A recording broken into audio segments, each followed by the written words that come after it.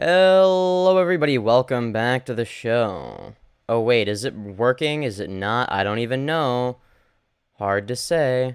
Oh, there we go. Yes, it seems to be working. So, yes, today we're going to be talking about, well, you probably guessed it from the title and the thumbnail, uh, none other than Illuminaughtii herself. Yes, everybody's favorite liar and manipulator. Oh boy, I'm so excited. Anyways, for those of you who are new here, I always try to include timestamps in the description below, so the video should be separated into chapters. So if you want to skip around, just get to the drama, get to the meat, get to the juice. You are more then well within your rights to do so. Wow, I'm very good at talking today, as you can see. Anyways, hello, Pancake Panic. Welcome to the stream. But yes, I always try to make sure that, because this is a podcast as well, that, it's entertaining no matter how much of it you watch. You can watch the entire thing, or you can just watch part of it. It's up to you. Hello, Alexander. Aw, thank you. I appreciate you saying I look stunning. Hello, Grizzly Bear 1996. Hello, Rendering 1898. Welcome to the stream. This is where the fun begins. So true, so true. Reminds me of reminds me of Anakin Skywalker, And yes, this is where the fun begins, because we have been talking about the Illuminaughtii drama. I personally refer to it as like the Illuminaughtii saga. That's what I call it, because that is basically what it is, right?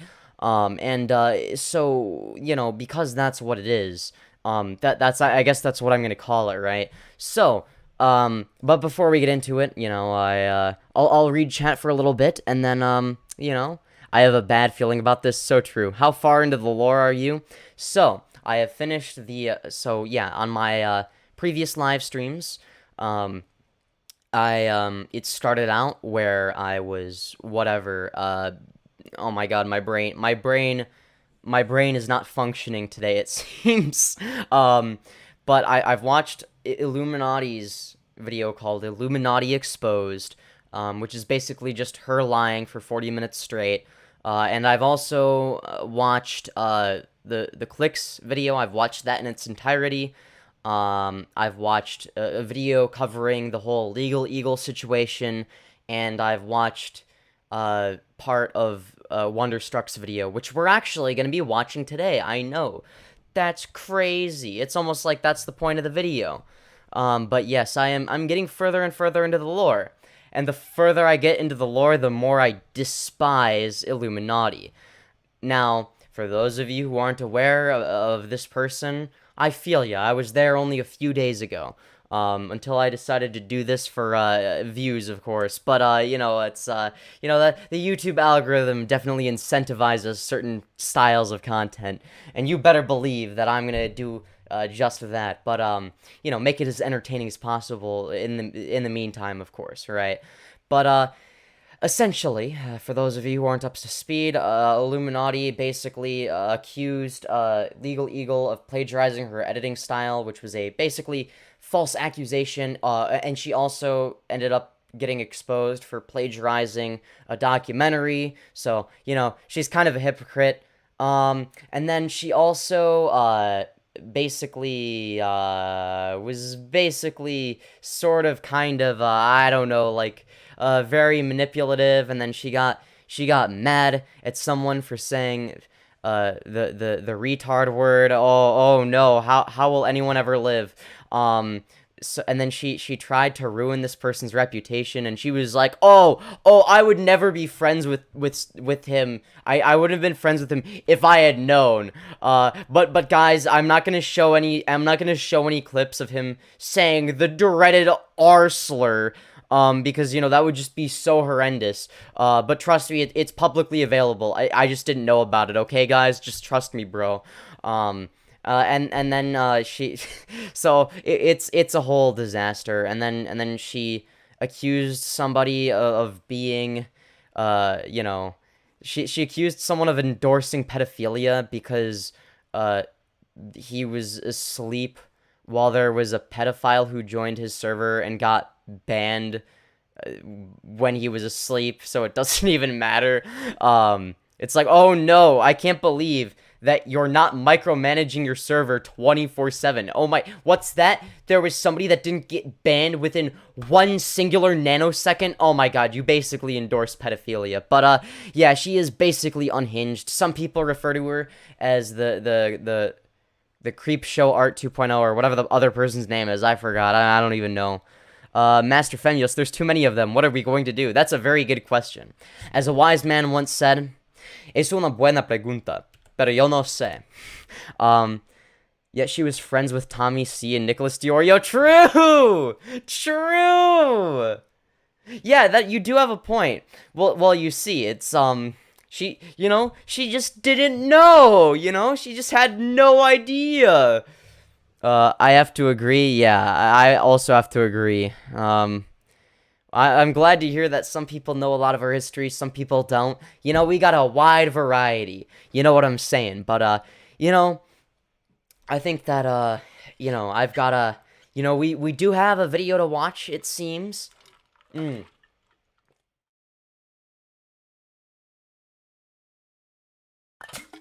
As well as water to drink.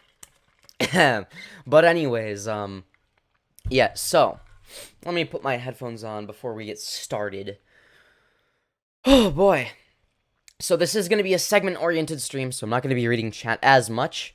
I mean, the goal is to make this, super, entertaining, even if you're not watching it live, of course. But it is also a live show. But also, you don't have to watch it live for it to be entertaining. That's how you get watch time. The YouTube algorithm loves it.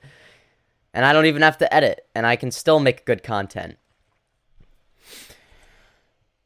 So, basically, there's a video called My Response to Iilluminaughtii Exposed featuring Oz Media. It's by Wonderstruck Guy. I've already watched part of it on my first stream I did on the situation, but then I realized that it would be better to watch the Clicks video instead, so that's what I did.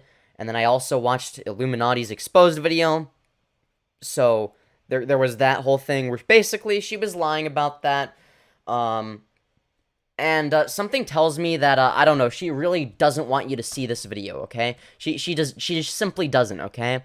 And, it's, well, it's basically, not a very good look for her, okay?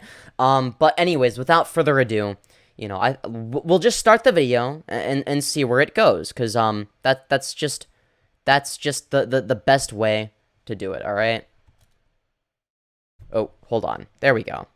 Support her. One specific issue she brought to the table in particular was late payments on behalf of the contracted talent of Sad Milk. As I have seen other milkmen and their bank statements, I'd like to focus on her allegations directed towards me in regards to delayed payments. Here is the precise quote referenced. And I also got stuck footing the bill too. What quickly transpired was that members either couldn't or wouldn't reimburse me for the editors. I'd like to state that this quote is both chronologically and directly false, and it paints me as a rather greedy and avoidant person, which is exactly what Illuminaughtii herself is like, by the way. Keep in mind that Illuminaughtii is everything that she accuses other people of being.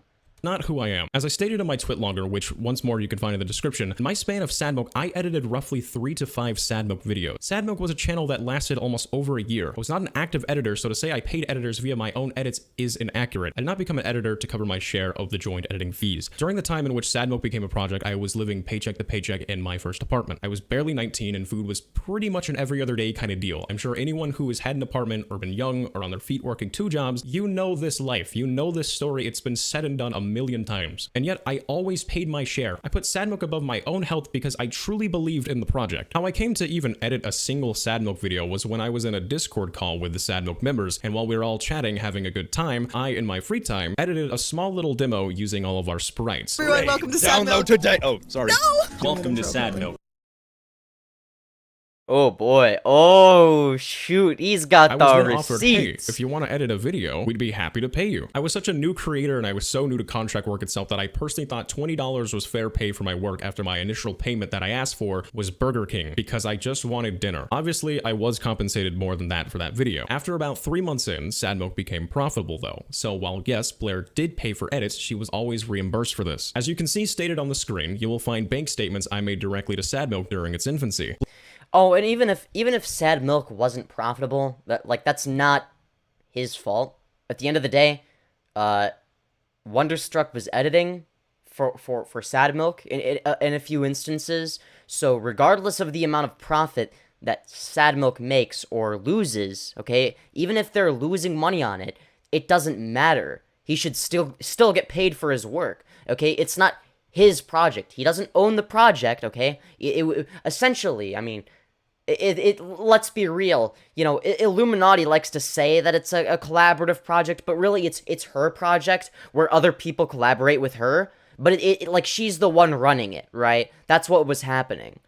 Blair's response to this and her closing thoughts on Sad Milk are quoted as the following. To all of the members of Sad Milk, I just want to say that I'm very sorry that I caused you stress throughout this project. I'd ask that you remember this quote as I believe, through my own biased lens, that this apology contradicts itself several times throughout this video. But with that, which I called her out for, I'm pretty sure. We wrap up the mention of Sad Milk and we now move on to the mention of me, Wonder.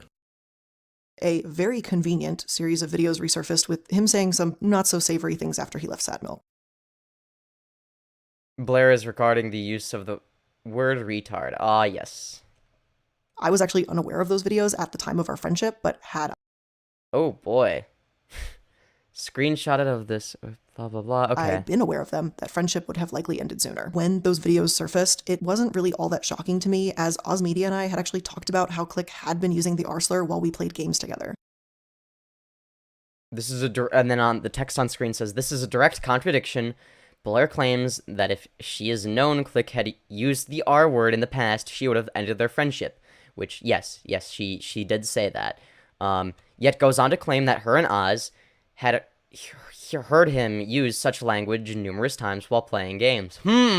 How interesting. It's almost like she isn't a very honest person. Yeah, no, she is so fucked.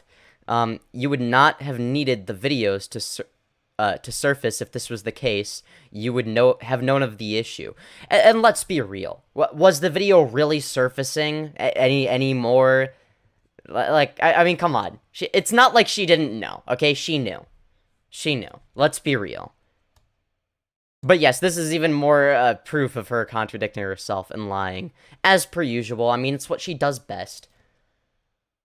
Blair using the R word. Oh boy!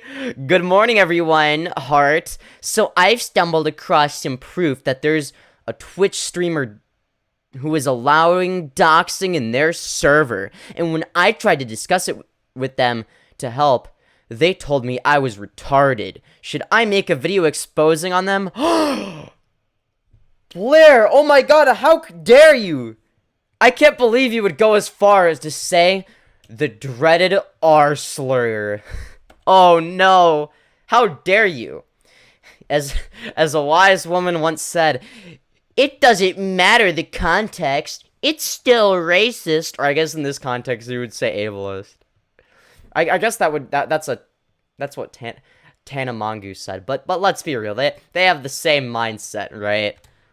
Now, I feel the best way to do this would be to start with some quotes, and I'll shed light on my thoughts on said quotes. A lot of it is fairly tricky since he hinges his accusations on anecdotal commentary. In responding to his baseless claims, I will provide baseless claims. Oh, that's priceless, isn't it? Evidence as necessary, as well as point out when things I mention are anecdotal. After hearing this part of the video, I'd like to know a few things. Yes, my original tweet thread was very anecdotal aside from the photo of the living conditions, which as it's almost like when you describe your personal experience, it's anecdotal. How crazy.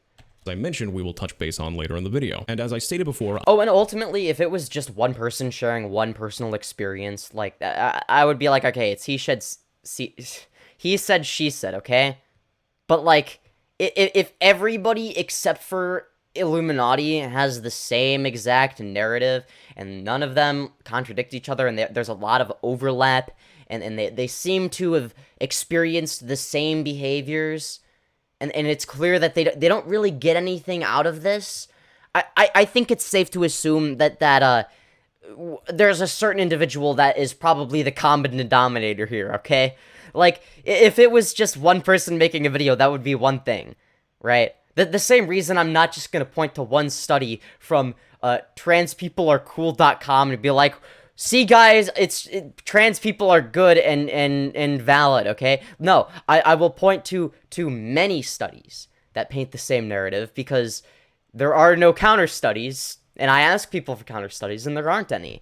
It's just people will occasionally, like, lie about the one Swedish study, and that's it. So, you know, it's a similar concept, really.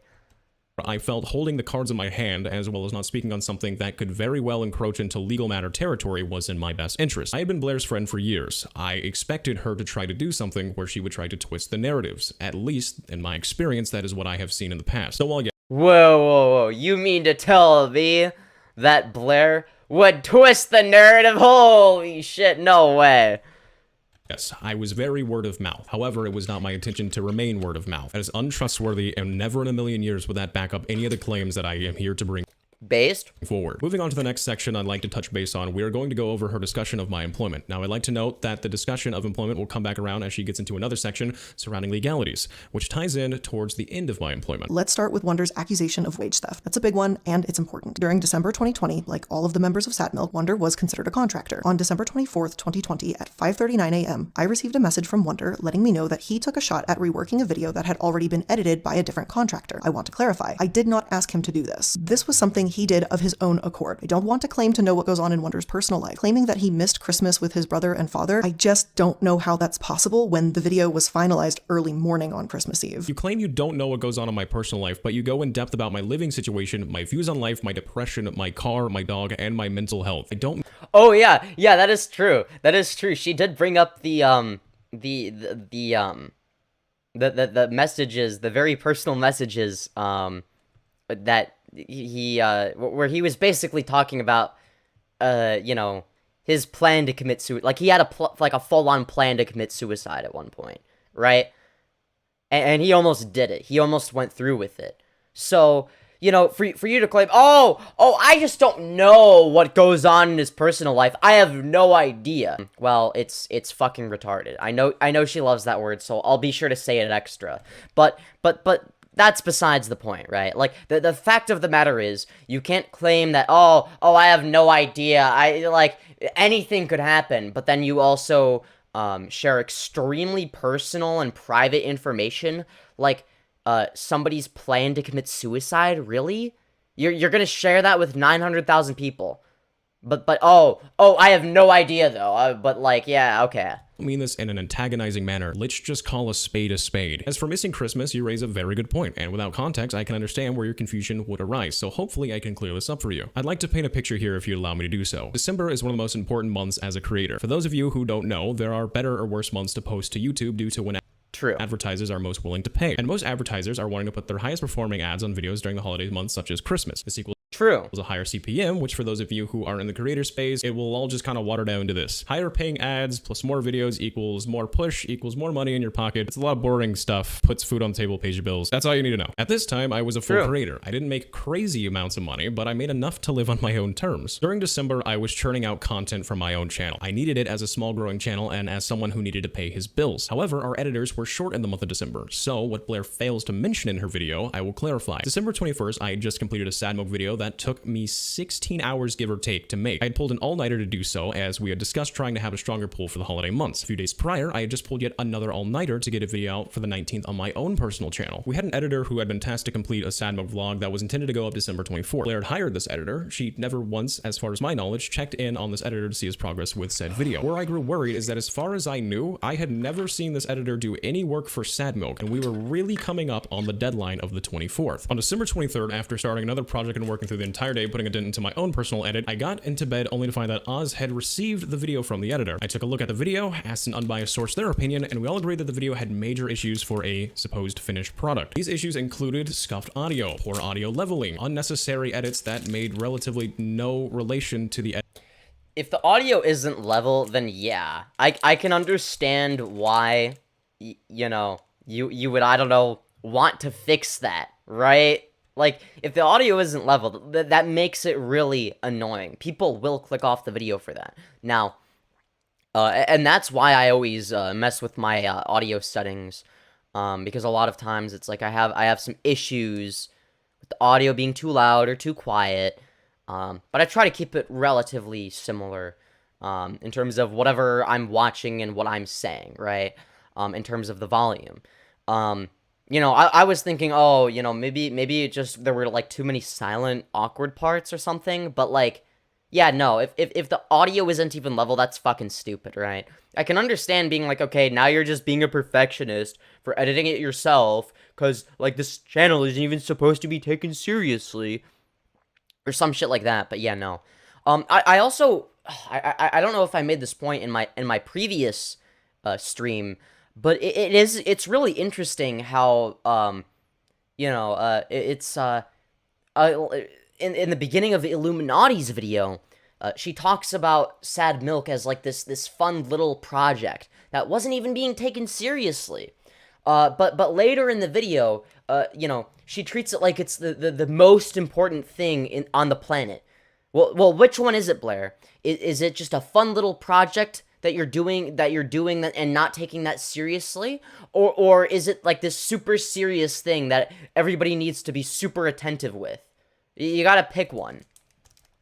Edit itself, followed by long periods of dead air for an increased watch time push. I do not mean this as an insult. It resembled a home movie gone bad rather than a fleshed out project for a channel that had almost 200,000 subscribers. I knew this was a severe problem for two reasons. First, the deadline for the upload was the following morning. Second, this video was expensive and intended since November to be a Christmas Eve video. The video in reference was a Sad Milk gingerbread house building competition where we all flew out to Colorado. Blair purchased a large amount of items for said video, such as microphones, gingerbread houses, and Santa hats, all that material you need to make a gingerbread house. I'd like to add that Blair intended to use these expenses as a tax write-off, so it wasn't a total loss.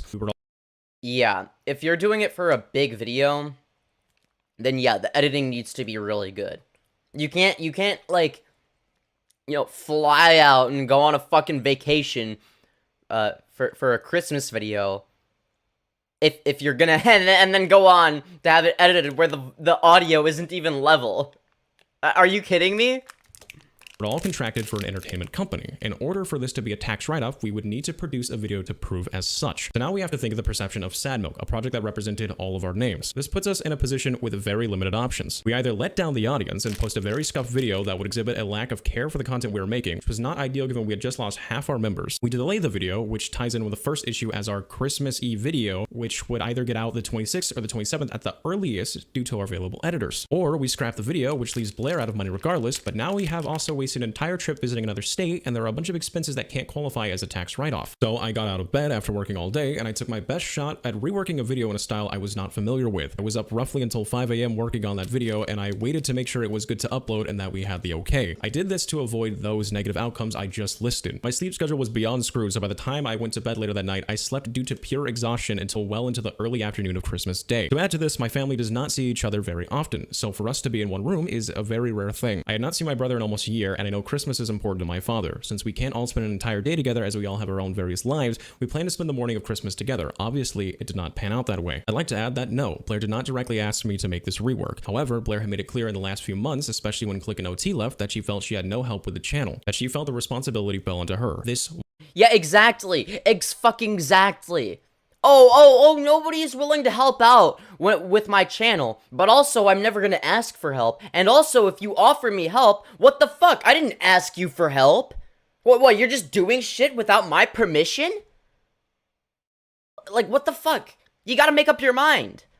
was me helping her. Not just her, but a project I dearly cared about. I'd like to now focus on my pay. I said I was not paid until half a month after. This, I will admit, was anecdotal mostly. Blair said I was paid on a bi-weekly Sad Milk basis. At this time, Sad Milk was making money, just not a whole lot of it after editorial expenses. So typically I could see a check for 80 to 140 every month. As for editing, I had negotiated $500 per edit as Oz helped me realize my worth as an editor, and as for compensation for— Whoa, okay, fair enough. $500 is a lot, but fuck, maybe I need to do some editing work. me not being a full-time editor. I'd like to add that in part of what I agreed for edits, I think I should edit part-time. I would do additional sprite movement, motion, and scene creation. This was painstaking to do, but this was also a quality result I would bring to the table of this channel while also working on my own channel. The editor we— That's not too far off from my editing style, all the movements and stuff. Like, wait, let's look at that again. as Oz helped me realize my worth as an editor, and as for compensation for me not being a full-time editor. I'd like to add that in part of what I agreed for edits, I would do additional sprite Okay, yeah. movement, motion, and scene creation. This was painstaking to do, but this was also a quality result I would bring to the table of this channel while also working on my own I could do that. Now, I'm not saying that to discredit him, by the way. This would take forever to do. Like, it's a long, tedious process. I'm not downplaying that. But I could make a little bit of money if I edit for people's videos part-time while working on my own channel, and which would be my main focus, of course. Channel. The editor we hired to the vlog, to my knowledge, was to be paid $200 for their edit. However, since I reworked the video last minute, I was to be compensated with $100, which I believe was fair pay. So I'd like for us to view the following bank statements, two in particular, one on January 29th, 2021 for $125, and another on February 29th, 2021 for $600. Now, I tried to dig deeper, but this just says a transaction from a bank occurred. I'd like to state that at first, I believed I was receiving SadMilk payments via PayPal, so I tried to find an old email. Since I was making a fair amount of money, I would usually just let money stack into my PayPal and I would take it all out at once. And you can see right here that this is what a statement like that would look like in my bank account. At this time, I worked full-time, so my only income was from Google AdSense, Twitch, and SadMilk. While it has been a long time, if I remember correctly, these payments would numerically and chronologically line up with SadMilk and editor payments. It is the only possible source of this income that makes sense, which then shows me for the month of January, I actually only received one SadMilk payment if that's the case. And it also distinctly shows that I was in fact paid separately as both SadMilk talent and an editorial talent. I'd like to note that these payments are over the course of 1 to 2 months, not a month and a half. At the beginning of January, you can see I was paid $100 from this income source. That would make sense given half of the $200 video would, yes, be $100. However, if you look at the month of December, I did not receive one payment from SadMilk. So I would assume unless SadMilk just did very poorly that month and we made absolutely zero income, as I did not manage these channels' finances, this payment would be the SadMilk payment for December. And if it was for fixing the video, why was I clearly paid the $600 here followed by the prior regular SadMilk bank statement, $500 being for the original video I did, and $100 being for the video I corrected? I had someone else take a look at the calendar, and if these payments were bi-weekly and I had a pay period beginning on the 1st, my pay period should have seen payments starting from the 1st, followed by the 15th, the 29th, which is correct, but we were missing a pay period, the 12th, then the 26th, but I was paid on the 19th. You can argue that SadMilk was performing bad financially, which resulted in delayed or no payments by this time, as we had not uploaded since December, and views did in fact dwindle. But that begs the question, if the payment of $600 is an editor payment, which I'd argue is because SadMilk itself and its contractors never saw an amount that large in its history, why am I being paid for it not half a month late, but almost 2 months late? Yeah, every other week. Yeah, totally. Yeah, she totally was paying every other week, guys. Oh my god. I mean, that is what she said in her video. Yep. At the end of the day, it's just another example of her being stupid and not realizing how easy it is to refute all of her dumb fuck claims where she's obviously lying. I wish I could say more, but like, it's like, what am I supposed to say? Like, yup, those numbers do in fact exist. Only other theory is that these payments were in a source such as PayPal where I could allow the funds to store up then deposit. However, it would still be delayed and show I was paid separately as an editor and contracted talent for SadMilk. During this Damn. time, he would often tell both Oz Media and myself how living in Austin, Texas was a nightmare for him. I mean, it probably is, let's be real. It's Texas, okay? Seriously. Who the fuck would genuinely, like, willingly choose to live in Texas? I'm sorry. I just, you know. I mean, SpongeBob had the right idea, right? You know, SpongeBob and Patrick, they both shitting on Texas was very warranted. He would often complain about his roommates being terrible people, his friends being mostly terrible people and unmotivated to do well in life, and how his car was always breaking down and how his channel was not going in the direction he wanted. And then he talked about that last bit of family that he had moving away and he was essentially alone. I won't speak on behalf of Oz, but I know I was moved by Wonder stories. So I'd like to clarify here. Yes, I didn't like living where I lived. I live, as Blair stated, in Austin, Texas. And I don't mean to be humorous here, given the severity of this video, but it's like, man, the people who live here hate living here. It's just like a thing. Like, I'm gonna maybe go get some groceries today. You gotta wait like 5 hours in line. Oh boy. Yeah.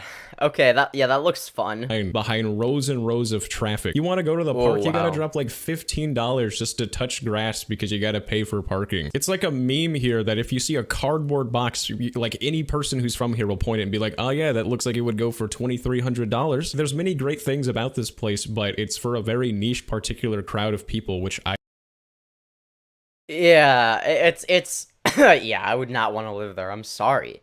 I can see I can see why you wouldn't want to live there. I'm sorry. That there's just it just doesn't seem like a pleasant place to live.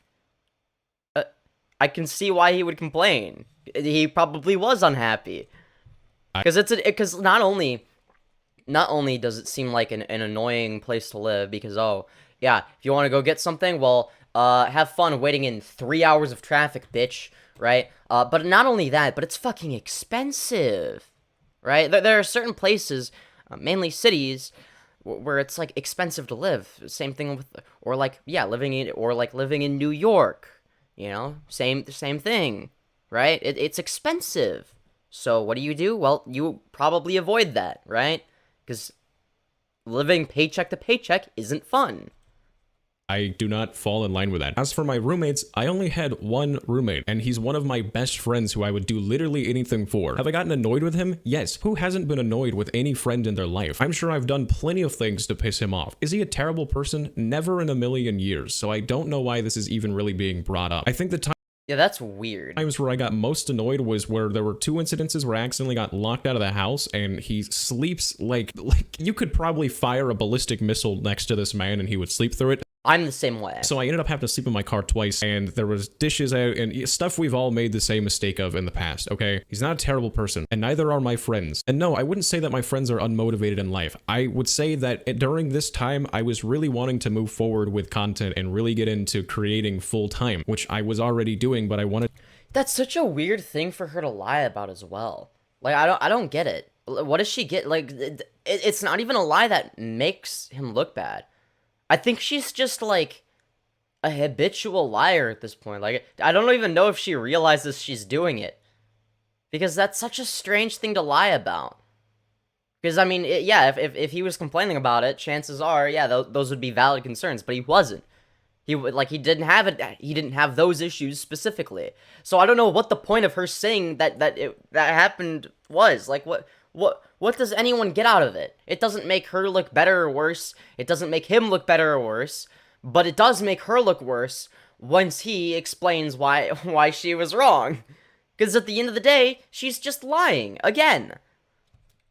to take it a step further. I wanted this to be my life. And my friends, obviously, because everyone Same, honestly, same. And it's easier said than done. Actually, no, it's about equal. has different goals and dreams, to not share this sentiment. It wasn't that they were unmotivated, it's that I just was losing that connection of, hey, y'all don't really get what I'm doing, I don't really get what you're doing, and it sucks, but that Well, yeah, people drift away over time. That doesn't mean that either party involved or, is bad or doing something wrong. It's just people go different routes in life. And that's okay. There's nothing wrong with that. And honestly, that's something that can be emotionally taxing for a little bit, because when you start drifting away from somebody, but it's like it's better if you just let it happen because you're going separate ways.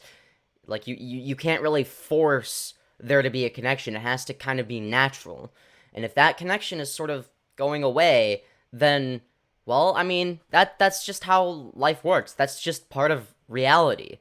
Of course, Iilluminaughtii wouldn't know this because she is completely detached from reality. But that's, I mean... That's just how friends are, you know? You're not gonna relate forever with every single thing you and your friends do. As for... Yeah, but Iilluminaughtii doesn't have friends. She does have friends, but really, those are just her business assets. My car was not breaking down constantly. I had a 2011 sedan. The only thing I didn't like about it was that somebody rear-ended the back and it looked like it was dented in. It looked... See, this is what I don't understand. Why would anyone ever lie about this? These are details you could have chosen to not get wrong. Why would you I just don't understand. Why would anyone ever want to lie about this? It doesn't even really change the narrative all that much. That's such a weird thing to lie about. Like someone took a massive fist to the back of the car. I have never had one maintenance issue on that car. In fact, my brother still owns the car to this day. My channel was actually going in a really good direction. At this time, I was starting to pull a lot of steady views, but the narrative behind the closed doors and sad milk was that we should all be moving away towards Reddit content and getting into video essay type content like... I mean, to be fair, on sad milk, Reddit content is fucking awful. So I agree with the switch there, because I hate Reddit videos. That being said, that's a weird thing to lie about. I guess the reason Blair is doing it is I think it does sort of make sense now that I'm thinking about it. you know, because then if she's painting, you know, oh, you're in this, oh, you were in this really awful situation, and I helped you, you poor piece of shit. I was your friend, and I helped you. And that, because that's her mindset, that's why she lied about it, right? It is so that she can continue painting that sort of narrative, right? You know, if it wasn't for me, you'd basically be living on the streets. Like Blair. It was a very known thing behind closed doors where we would insult and belittle anyone who still did Reddit, while Oz and I actually were still doing Reddit. So it... To be fair, Look, I don't blame people for insulting Reddit videos, okay? I'm sorry, that is the laziest form of content. However, I will also say that they were not in a position to belittle people for making Reddit content either, because they were doing it not that long ago.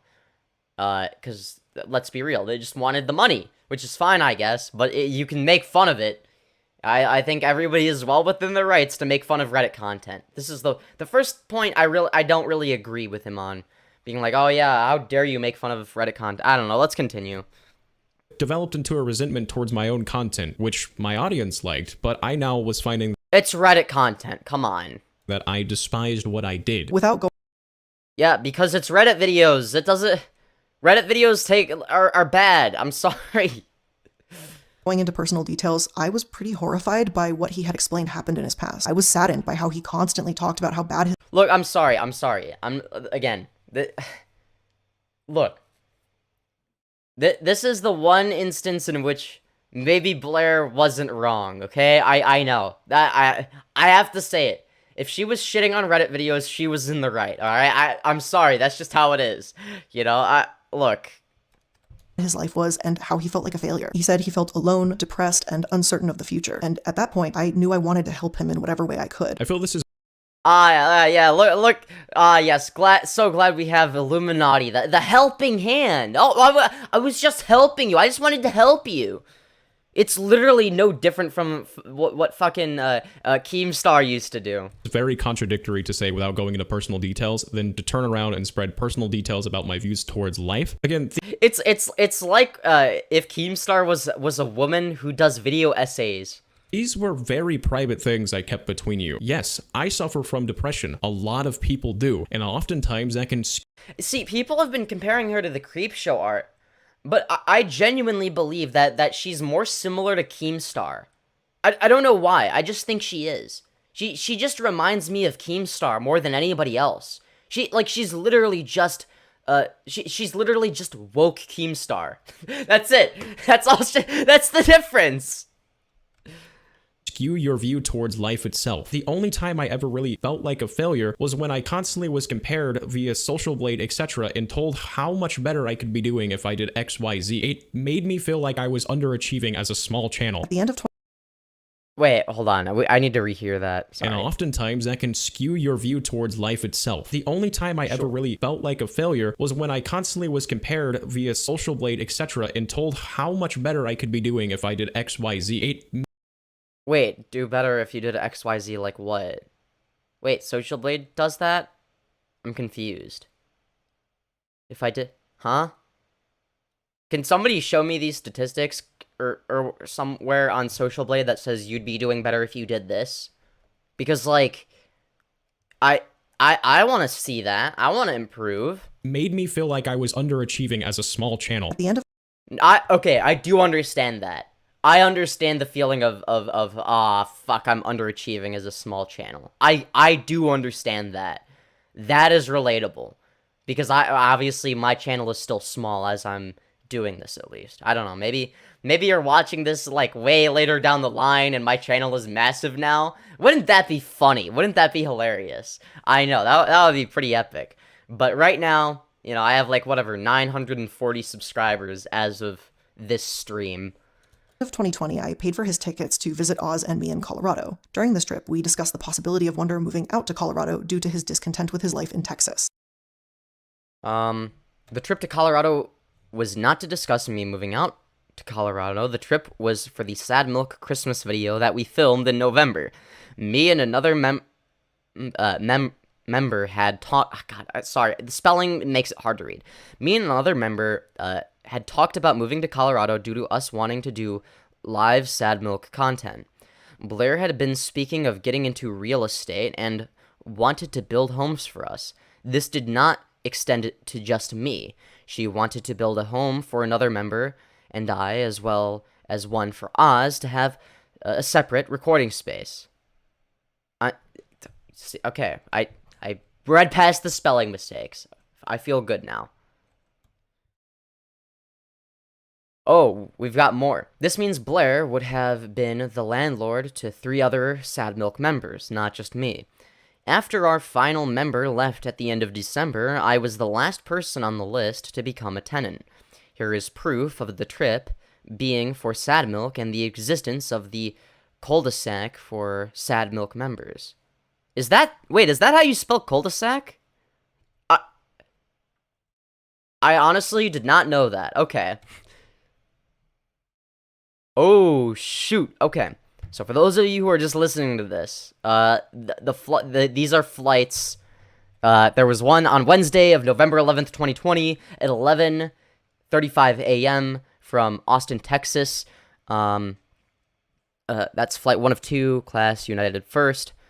Wednesday, November 11th, 2020, and then 12:45 p.m.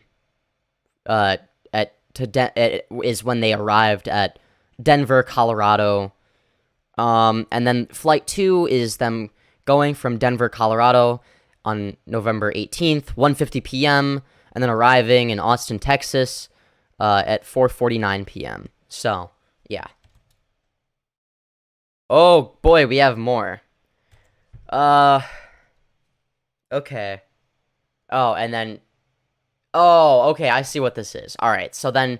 There's at 1:41 p.m., November 14th, so between these 2 flights, is when they were filming the Christmas video, which you can see, because they're tweeting about it by saying we are up to something, and then basically a picture of the shopping cart from the Christmas video. Observe home plans and decide, blah, blah, blah, on December 20th of 2020, since the cul-de-sac is out. Okay. Interesting. Oz Media and I had just moved into his newly purchased home in April 2021, and he decided to welcome Wonder into his house. Unless Oz Media was doing so without my understanding, Wonder was not charged any rent, utilities, or internet for sharing our living space. Yes, we had actually discussed a payment plan for rent. What Blair leaves out, and what I find very perplexing as to why she left out in her video, is that the reason I didn't pay rent was because I was going to become Blair's tenant. Not once does she mention throughout this video that when I first had the discussion of moving to Colorado, it was because Blair wanted to get her hands into the real estate market and wanted to build a home, something she had discussed with other former Sad Milk members. It wasn't just me. Oh, damn. God damn. I made a reasonable first tenant. I was someone she knew, and I obviously made income, so kind of put 2 and 2 together. You can say this is a good deed on the surface, and it most certainly appears that way. I'll get into I don't think it is. I think it is the opposite of a good deed. I think it is a slimy, manipulative deed, if anything. how over time Blair would have controlled every aspect of my life, be it Ooh. I didn't even have to say it. transportation, income, and housing. I sincerely do not understand why the conception of this home was never presented in the video. It leaves out a massive gap of context. The Oh, I'm sure she just forgot to include it. Yeah, just by sheer accident. Just sheer coincidence, no malintent. home I was told would be finished by August and then I could stay the summer. And the last month before moving to Colorado, after finalizing my lease, I was informed that the home would be pushed back until December. It's made me highly uncomfortable, which you can see the dates in these private DMs between Oz and a friend of mine who will remain Oh, shoot. December. It's made me highly Alright, let's see. I know I said I was cool with it, but if I'm being real, I am somewhat uneasy about staying until December. I didn't want to say anything since I was worried I'd sound rude since you two have been nothing but generous to me. I am just worried that if I am in a place for 6 months that I'll be hella distracted. I'm such an independent person, so it'll feel weird to be downstairs in somebody else's house for so long. It's probably just something I need to work through. I do still want to move to Colorado. Just letting you know where my head is at. highly uncomfortable, which you So this is what Wonder said on May 1st, 2021. can see the dates in these private DMs between Oz and a friend of This post was to move during June. More on this later. Okay. I also just like miss feeling independent, and living rent-free for 6 months, which I did not sign up for, is making me feel like a burden and sick. I really feel I am losing touch with myself, and I am not sure who I am at the moment. Oof. Of mine who will remain anonymous. I have always been a very independent person. I have never had someone else pay my rent once in my life, and I have been living on my own since I was 18. To try to paint me as a freeloader when you also leave out that I was originally only supposed to stay until August, you were supposed to be my landlord, and that I only stayed 30 days in Colorado feels like a contorted attack on who I am as a person. While Damn. I was in their home, if I didn't know how to help, I would oftentimes clean their home. I wanted to help Blair with her recording space as she felt stressed in her little office. I wanted to buy us plants to liven the place up. I tried at every possible turn to earn my keep. And when I felt alienated, I tried to actively find an apartment in Colorado Springs to give them both the space, as I felt horrible, seemingly never being able to help in any way at all. It was beyond unfair. I made every effort to not be a burden, as it is quite frankly one of my biggest fears in my entire life. I honestly felt that. Oz, y'all know me as Oz Media. Now, during the month of June, I stayed with you, Oz, and Blair. During this time, did Blair provide work to me as an editor? If this wasn't the case, did you ever witness me personally trying to assist Blair in anything else? Like, yeah, I mean, you weren't provided work for like a majority of the time that you were actually employed. I think we were also working on like Thinkology at the time, but like nothing really came out of that besides a couple recordings, and you ended up not really wanting to pursue that. So there wasn't like any work that she had actually given you part of the company. You were kind of just literally being paid to like stand around. I might be Okay, honestly, lucky. Okay, you know what? Fuck. I would actually want to do that. I'm not gonna lie. Getting paid to do nothing, that's pretty sick. wrong on this, but you actively did try to like assist her with her like the candle shop that she was just starting up, and I mean she didn't like that, but you were actively trying to seek out and find work, so it's not like you were just like freeloading off of it. You, from my memory, you were trying to actually. Yeah, I feel, well, yeah, obviously that's her fault, right? Like, for not, like, if you're not gonna give your employees any work, then it's not their fault that you're not getting much out of it, right? Earn your keep. Blair proceeds to go on an explanation as to how well her channel was doing and that she felt grateful to be in a position to help someone she cared deeply about. On June 7th, Yeah, I'm sure she cares very deeply about other people that aren't her. 2021, I was hired by Blair starting at $50,000 a year, as she stated, which was a number that seemed rather life-changing to me. At face value, I'm sure anyone who saw this viewed me as someone who had to cut a few clips together and everything was happily ever after. That is what I personally expected. However, I will explain that this was not the case regarding my employment, as I was soon to find out. During his employment, he never took advantage of any of the benefits that were made available to him. The reason I did not use any of these benefits was because I was employed for roughly 60 days. I had just moved to another state. I barely even knew the roads and where to even go to eat. I wasn't focused on doctor visits, the dentist, and unless I turned 85 years old, I can't really use my 401k. The only thing Yeah, okay, that's a fair point. that I can think of was the groceries that the LSA covers, but as I stated before, I'm a rather independent person, so I didn't need Blair to particularly buy me groceries. I also find it unnecessary that she goes out of her way to explain the volunteer reimbursement program she has. If I didn't use any of the benefits, why is it necessary to go into detail about them? Was I expected to, in the middle of moving to a new state for the first time since I was 7, volunteer at a soup kitchen to pass the time? The content Yeah, obviously, that's the first thing you do. for Wonder to edit was dependent on me being able to live stream. During this time, I unfortunately only had 2 streams for him to work on, which one Imagine only having 2 streams. Well, I have more streams on the Illuminaughtii situation now, if you include this one, than 2. So, I mean, I've been streaming 3 days in a row, right? So, yeah, I don't know. Sounds like a skill issue, not gonna lie. Wonder would have been able to produce about 4 videos from. Wonder did not meet the deadlines for either stream. Despite this, I kept him on payroll, I continued his pay, even though no work had ever been completed. Yeah, because you didn't give him any work, you dumb piece of shit. Although there was only a minuscule amount of work for Wonder to do, he still Yeah, exactly. There was only a minuscule amount of work for Wonder to do. You admitted it yourself. Holy shit. managed to act up within company spaces. He made Act up how?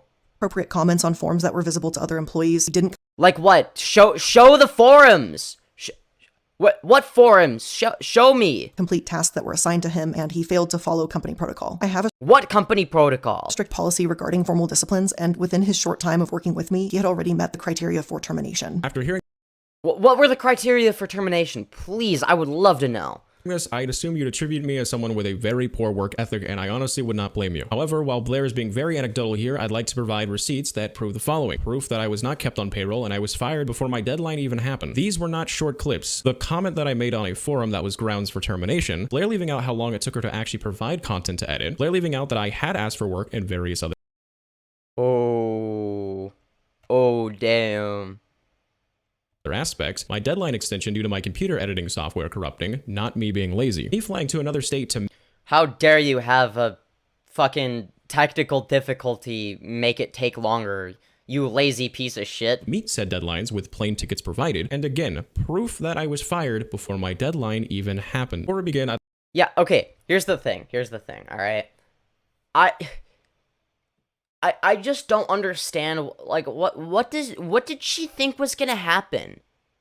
When she was lying about this dude? What was going through her head exactly? How did she really think that she was gonna be able to get away with it? I mean, obviously, she doesn't want you to know any of this information that this guy is providing because, well, it makes her look bad. That's why she didn't include it in her own video, despite that video being called Illuminaughtii Exposed. Surely you would want to, I don't know, expose all the information that needs to be shared, but no, of course not. It's better to just omit all information that makes her look bad or proves her own narrative wrong. Well, that's not entirely true. She was stupid enough to include screenshots of things that make her look bad and that prove her wrong. I'd like to state that I was informally fired on a phone call July 27th, and that I received my final severance Oh, dear. Wow, okay.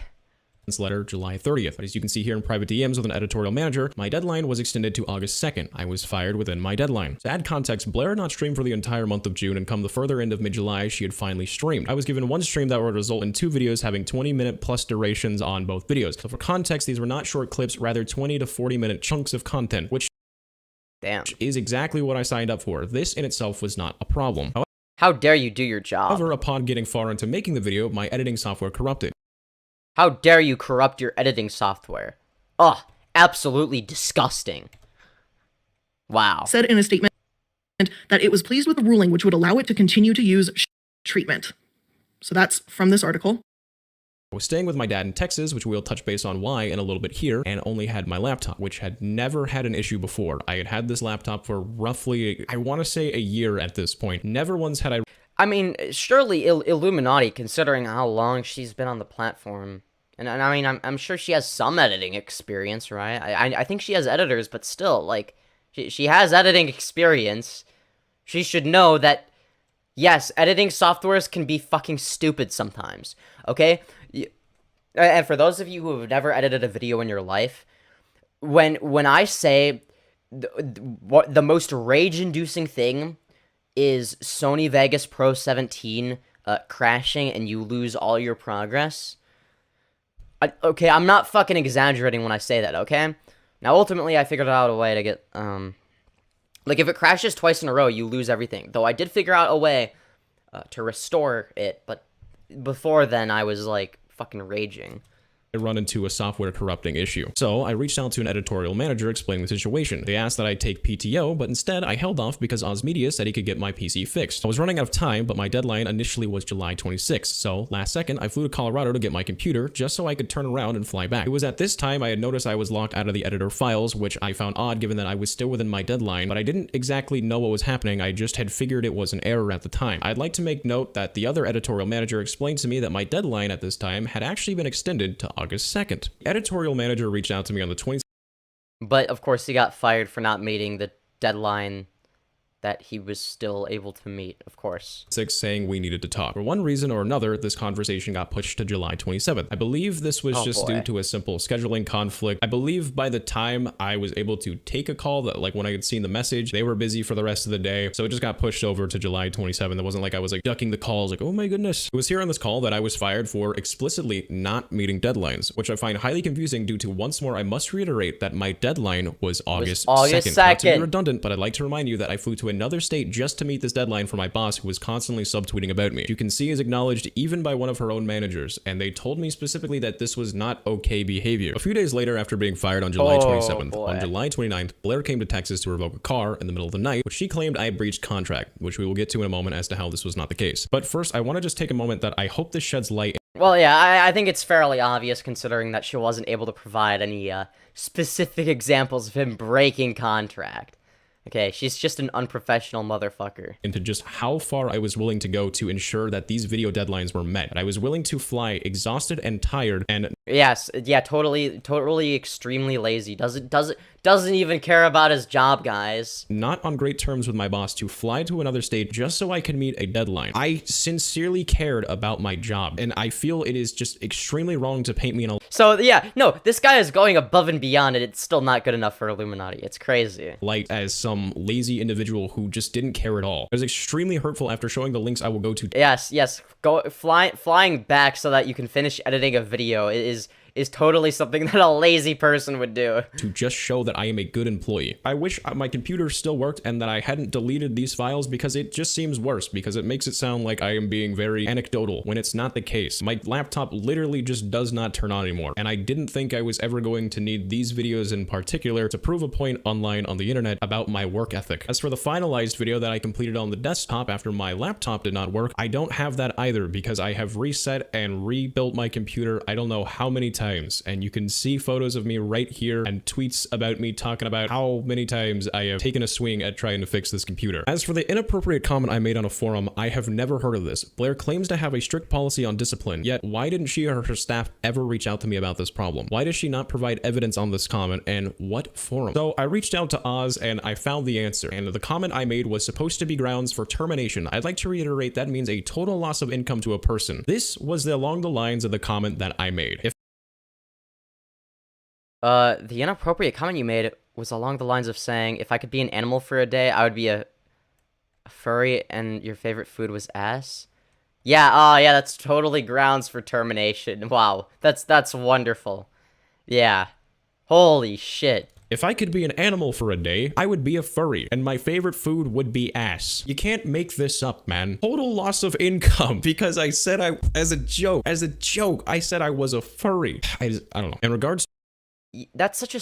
to my pay on the surface 50k a year. At the end of the day, it's just another example of Illuminati not understanding that jokes are a thing that exists. Like, she is the most humorless, boring, miserable fucking person. Here sounds beyond generous for editing a channel. I'd agree. I was personally astounded. I moved my entire life to another state because of this number. I figured I could really make something of myself with this type of income. However, I'd like to go back where she mentions the benefits. Blair lists an array of many wonderful benefits that I could receive as an employee. I'd like you now to look at what I earned during each pay period here. Now, I'd like to reiterate, this is at face value. I'm more than willing to stand corrected if I'm wrong here with numbers. You can see here on my screen that the amount of money I made during each pay period was $1,434.24. I made this twice during my employment with Blair. If we do the math on that, we can divide this number by 2 to see how much I made on a weekly basis. $717.12. Say roughly there's 4.25 weeks in a month, $3,047.76 per month. Okay, well that leaves a big question. Where's the rest of the money? So I did some more math. Let's say that everything had gone according to plan and the house Blair built was done in August like it was intended to be. I believe the range for the rent was $1,500 at the time, so around $300-ish for utilities. Now throw in a car that I have to pay Blair for the next 2 years. $588 a month plus $125 for insurance. Now let's add in say $100 a month in gas due to it being a car that relies on premium gas. So after all this is said and done, my take home before food, clothes, leisure would look more like this every month. A grand total of roughly $434.76. However, given that the house wasn't built, this wasn't the case and I was making about $1,000 take home. Well, maybe that isn't so bad. I do in fact have a car, I have a house, and I have a job. However, the one scary thing when you put all that on a spectrum is they are all provided by one singular individual, Blair. She had a... Yeah, that is... yeah. I would not want someone like this motherfucker to have that much control in my life. That is a major red flag. Holy shit. Hand in every single aspect of my life. And at any moment she could take it away when she felt, which is exactly what happened. Where I could be wrong about the pay itself is where I received my final... But yeah, no, she's totally not controlling, guys. I'll check at the end of the month for $1,570.60. I was told this was my bi-weekly final pay, which makes sense. But when I signed a severance letter, I also received $1,570. So this was either severance pay or this was the allocated amount I would have made via the LSA every month if that was how that operated. Even reading this aloud, I am still highly confused as to how this payment structure works as it was never properly explained to me. But even if that were the case, it doesn't change that in order to keep a roof over my head, food on my table, and my dog's bowl and transportation, I had to be walking on eggshells 24/7 due to someone's unpredictable and erratic behavior. True. Yeah, no, she is one of those people where you have to walk on eggshells 24/7. But even if you walk on eggshells, she's still gonna lose her shit, because, heaven forbid you say the word retard 14 years ago in a Minecraft Let's Play. You know, that's, oh no, wouldn't want to associate with that, even though I've said the word retarded many times. Behavior. There is not, nor will there ever be a price you can pay me to where I will put up with being a verbal punching bag. It will never happen as long as I live. So if I'm wrong, sure, I would have made some money. Probably net over $1,000 a month, which again isn't bad. But if my numbers are right, I'd be sitting at $717.12, give or take. Times that by 52 weeks in a year, roughly $37,290. Yeah, what happened to the other $13,000? Oh, I guess it just magically disappeared. $24 a year, as I've stated, give or take. So I tried to dig a little deeper into this LSA Blair mentioned. Once more, I'd like to add that I am not entirely versed in legal speak, so I read through the LSA Blair provided in her video, and here is what I could personally gather. Each month, I was given a company allowance of $300. If I did not use this money, I would not be allocated these funds, which again, I'd like to note is stated to be entirely optional. If I purchased an item and submitted a receipt, I would be reimbursed this allowance, and if I bought something without the full allowance, I would be allocated, I believe, an additional $100. The smaller payments would appear on my paycheck within 30 days, but larger ones could take upwards of 3 months. But where I have a hard time understanding these numbers is if I... I think... Alright, I think we're gonna, you know, skip some parts of this, okay? We're gonna skip the rest of that. Dollars. I'd like to bring up once more that the reason I didn't complete tasks was not because of me, but because Blair never provided work until mid to late July. And when I worked, I went above and beyond to ensure it was completed. And again, I was fired within my deadline. I hope this adds some context that was missing from the video. But moving on to our next section, let's speak on legalities. They proceed as such. Blair touches on the subject of a BMW she purchased for me due to my old car dying and wanting to help a friend out. I'd like to clarify I did the helping hand. Again, this is the Keemstar strat. Not ask Blair to do this. In fact, I insisted on our first call the exact opposite. I am not a luxurious person. I like nice things like cozy homes, but the most expensive car I have ever owned was a $5,000 Miata, and that was a surprise gift from my dad after my first car got stolen. I do not desire expensive things, as that just personally is not who I am. Also, as a person who I get that. does not like when people buy me things, I was extremely uncomfortable with someone making such a large payment towards a vehicle. Okay, to be fair though, I would be fine with that. I'd be like, fuck it, you know. Thanks for the vehicle. I very much appreciate it. On my behalf. But in Blair's words, she had the money and insisted that I get the car. After a few more discussions, she eased me into the idea that this car was a good move and would really change my life. That on the surface seems fine. Never saw the paperwork on the car. I never did any of the work to obtain the car. The most I did was go into a call with Oz and Blair where I got to choose seat colors. I had no idea of the process or what I was really genuinely getting myself into, which... I mean, alright. I don't see how you could argue that I did. I was 21 at the time. I can't think of a single 21-year-old that I know that has gone out and filed paperwork for a $50,000 to $60,000 car. I did not know what I was doing. However, Blair would oftentimes tell me that she herself had enough money to retire at any given moment. While she was I wish I could relate. a very successful businesswoman, and from the surface, that did seem true. Blair even had a few BMWs of her own, as well as Oz at the time, so I trusted my friends who seemed to have it all, and I trusted the process, which, again, I found out was a very bad mistake. The car itself was delayed, I believe, by 2 weeks, so when it finally arrived, I was pretty happy. I felt like I was beginning life like my friends. Oh cool, I actually have a new functioning phone, so I can actually do fun video stuff! However, things in the house were growing fairly grim. I was in therapy at the time and trying to do what I could to help out and also stay out of the way. I felt my brain start to shut down. I could barely function as it was. Okay, okay, a lot of people don't really understand the barely functioning thing, but as someone who's, you know, experienced severe depression and anxiety, that is a legitimate thing, and you basically can't function. It's a lot worse than you would think. It's not good. Just drive out in my free time to this little trail. I guess you could just call it a private spot, not really because it's in the public, but it was a little nice cliffside, and I would just hang out there because I didn't have any work at home and I just was not wanted around. I explained my situation to my therapist. It was interesting. He wasn't wanted around. Okay. Well, we'll have to keep that in mind. If that's a cognitive distortion or if that's the way Illuminaughtii deliberately made him feel. I'm guessing it's the latter, but it's hard to say. Was a pretty similar message I sent to my friend in private. I miss feeling independent, and living rent-free for 6 months, which I did not sign up for, is making me feel like a burden and sick. I really feel like I'm losing touch with myself, and I'm not sure who I am at the moment. I think that this is a cognitive distortion, but I don't know if he came to that conclusion on his own, or if Blair kind of instilled that in him. I feel like that specific thing was a cognitive distortion that he has for himself, but I could be wrong on that.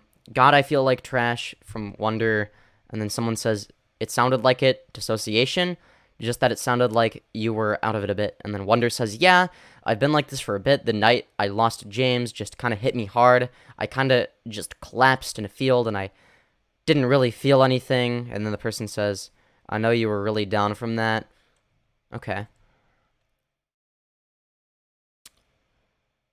And then Wonder says, and it's just like Oz and Blair have lots of stress on their plate, and I feel just like I am in the way, and I can't tell if they are talking about me when I'm out of the room. Okay, yeah, that is a, yeah. And Blair was telling Oz that if I don't change my location on Twitter, that commentary channels could pinpoint our location from Twitter and raid the house with police and confiscate her guns. I get the location thing, I changed it, but that's the second time I have been used to fuel insecurities. Fuel which insecurities? I don't understand that. I think, okay, to be fair, telling him to change the location on Twitter is a legitimate thing. That's a legitimate concern. So I can understand why she would be very, on top of that. I could understand her wanting control over that. But and then here's a tweet where Blair says, I'm having a late start to the day to find dog shit on my staircase and smeared in my basement, but Casper has been in my room with me all night. And then somebody whose name is blurred is saying, on Discord with a screenshot of that, saying, Christ almighty, yeah, time to get the fuck out. That ain't cool. And she's your boss. She shouldn't be doing that for all the reasons. Okay. And then, and being told I'm taking advantage of them when I've literally asked them nonstop for tasks to do, so it doesn't seem like I'm freeloading or just getting paid. I think they are going through a lot, but I can't be used as a stress scapegoat. They need their own space. I need mine. Okay. And then he says, and then Wonder says, I also try to go out of my way to not bother them, and I was looking for apartments today so they could have their own space. When I got told, it felt like I was taking advantage of them. Damn. Wait, oh, so he was being told that.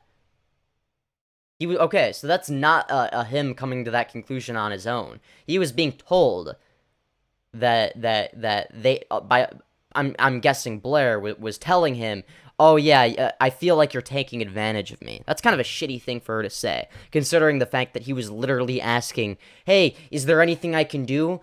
Feel free to, I don't know, give me more work. But no, she didn't give him any work, so there was nothing for him to do. And there was nothing he really could do other than, I guess, work on his own YouTube channel. So I don't see what it's kind of it's like a shitty thing. It's like getting mad at someone because they're not doing anything for you as your employee because you didn't give them any tasks to complete. That's kind of weird. Is he supposed to create tasks for himself and read your mind and know exactly what you want? I told my therapist at this point that I hadn't felt real in a while, which anyone who has suffered with dissociation and dissociative episodes can all but relate to. I also reiterated how everything was starting to feel rather pointless, and I did. July 15th, 2023, renter will own the vehicle free and clear with no lien, loan, or titling issues. Okay. Okay. So Blair is renting it to, okay. Wait. Alright, wait, hold on. I wanna figure out if there's anything that seems Like, it stands out as kind of a sussy in this agreement or whatever, right? Owner will be listed on the casualty insurance. Interesting. Renter will be responsible for... Okay. Will maintain... Okay. Okay, I don't know. This doesn't seem too bad, but I could be a complete idiot.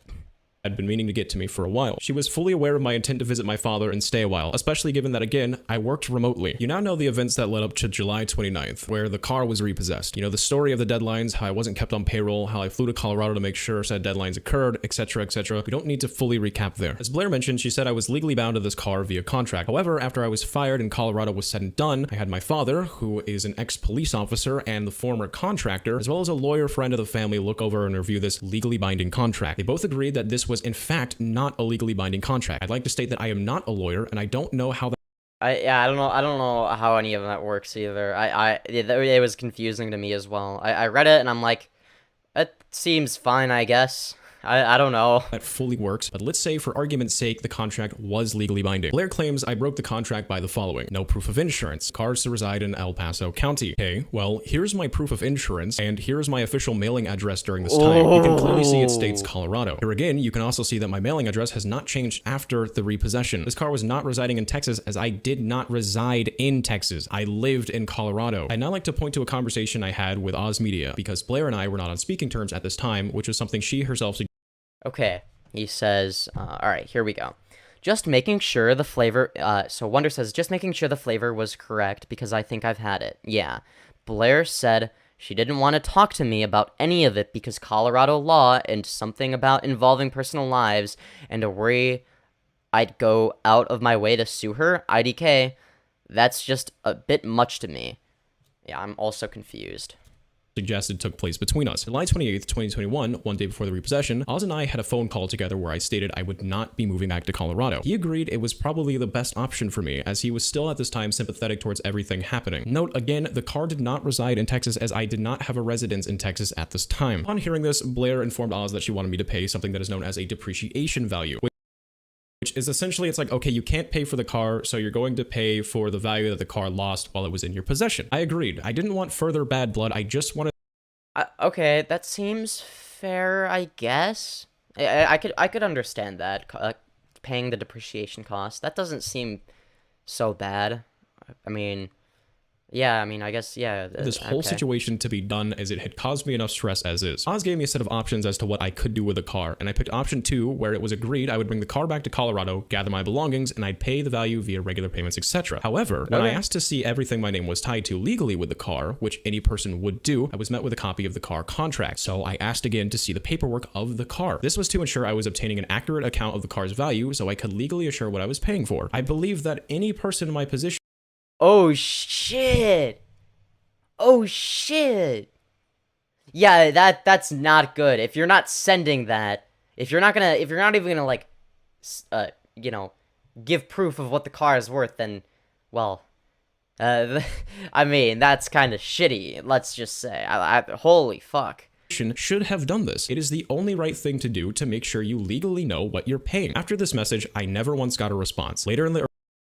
Wait, if that document or contract or whatever wasn't legally binding, that would mean that technically speaking, Blair would still own the car, right? So she would have owned it even after the supposedly he had finished paying rent or whatever. So she would still have some amount of control over that, right?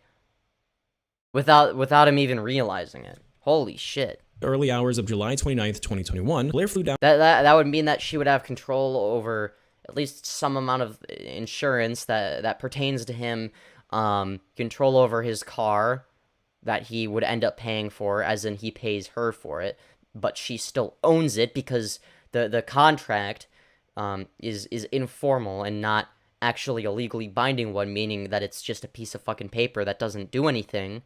So, what? Wow, holy shit.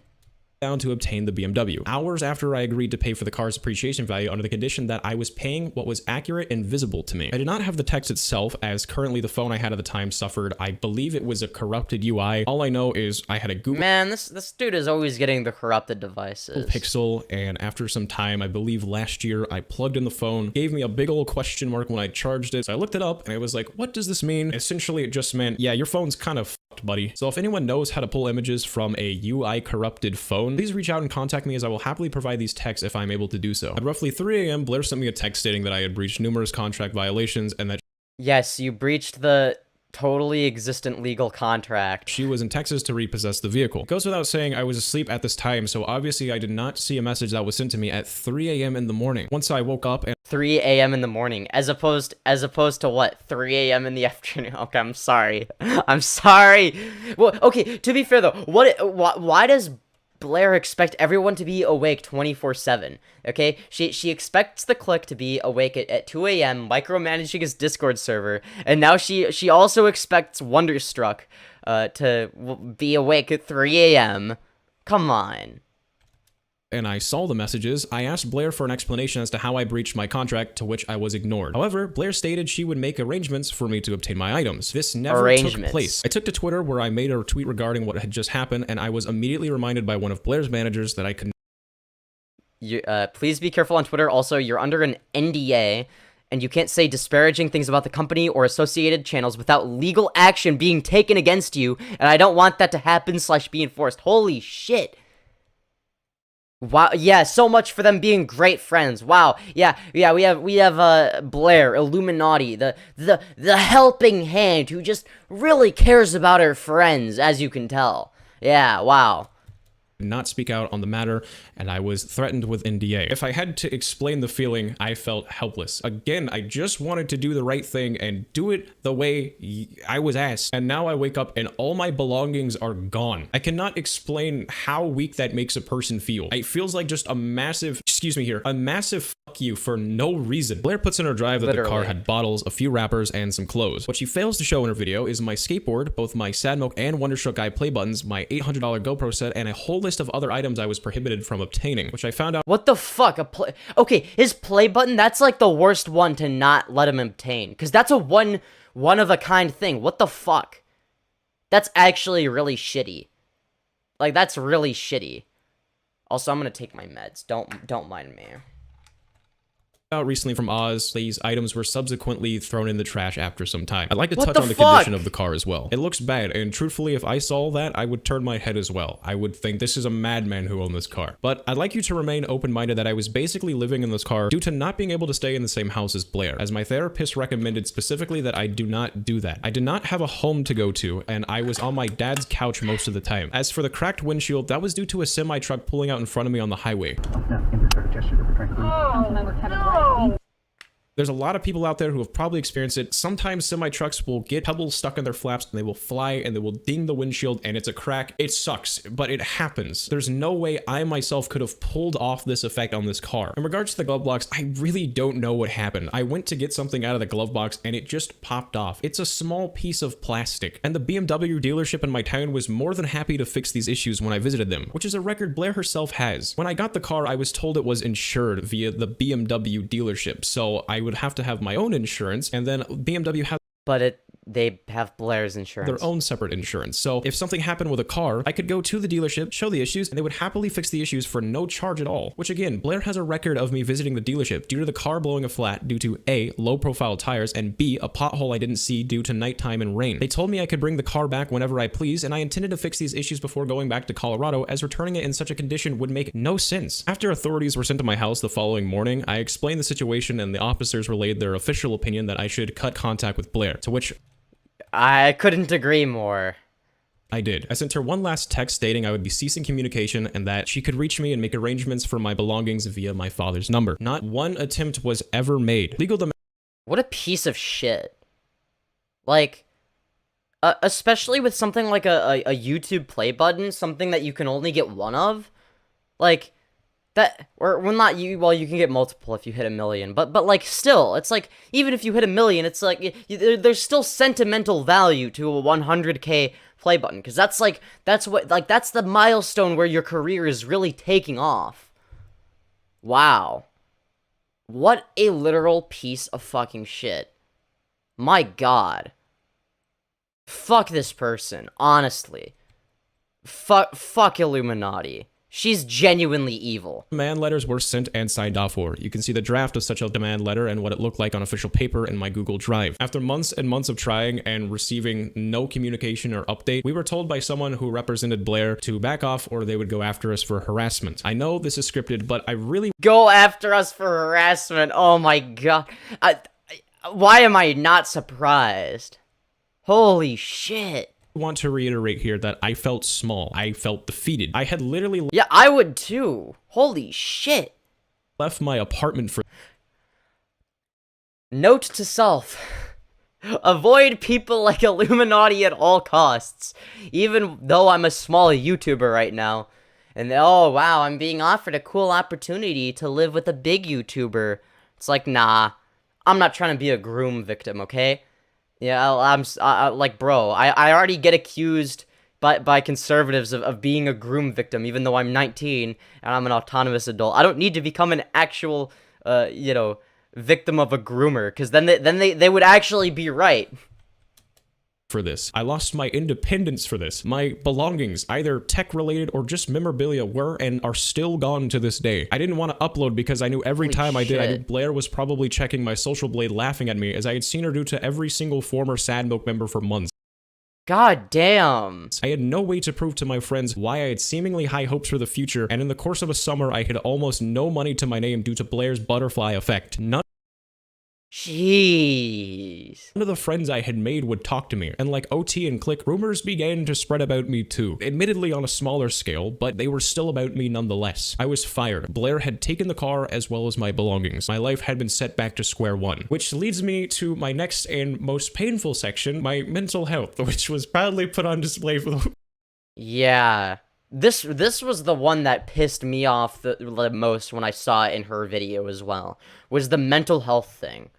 Holy shit, like, I don't know why she thought it was a good idea to do that. Did she think she was gonna look good when she did that?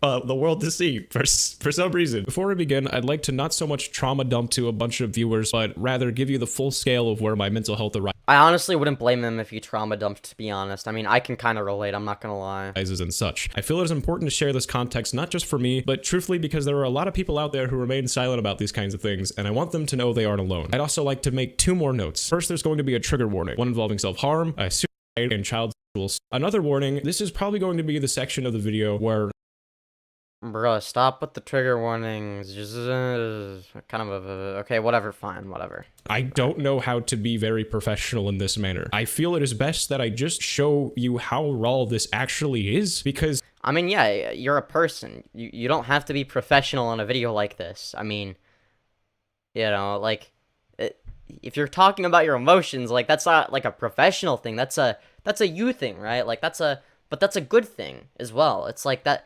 Like, that's good. You should talk about your emotions. Like, that's the healthy thing to do. is trying to paint it in any other light just doesn't show the extent of how painful this actually is. Now, when I first saw Blair speaking upon my mental health, admittedly, I shut down. I was rightfully broken and disgusted that so many people could see the insight into my mental health. So Yeah, if you haven't shared that yourself, that is a really fucking awful, like, that's one of those things where, like, when you're going through that, because I've gone through shit like that as well, and I've personally, come to terms with the fact that, oh, hey, I don't know, I think that I might actually be mentally fucking ill, okay, but even when I, am in the correct headspace where I'm like, okay, I'm gonna share this, right, it's like, it's still a difficult thing to do. The reason I do it is because I know it's the healthy thing to do, is to share your emotions and whatnot. And even if that means sharing your whatever, like some really dark shit about yourself, right? I personally see value in that. What I don't see value in is other people sharing that information against your will when you're not ready to share that information. That benefits nobody. Something very private and a lot of times met with shame. There were so many things I wanted to say when I saw that. So many nasty and vile words of venom I wanted to throw out into the void. Hey, believe me, if I was in that position, I would.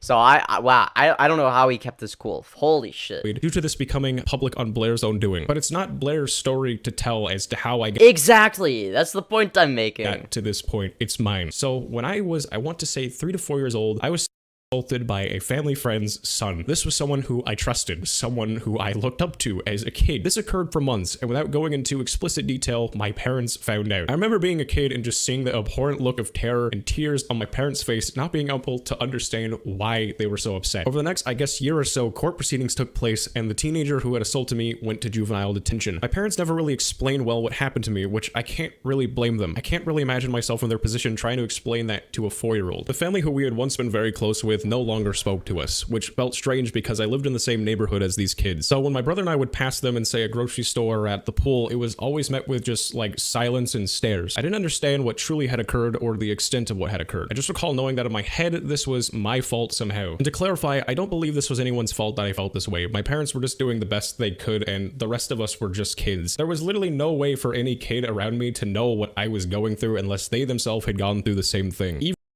Yeah, it's like if you don't even know yourself, if you don't even understand your own experience, because it's like, yeah, like, how does your head even process a situation like that, especially if you're a child? Fucking adults struggle with coming to terms with the fact that they get raped, let alone, like, a literal child.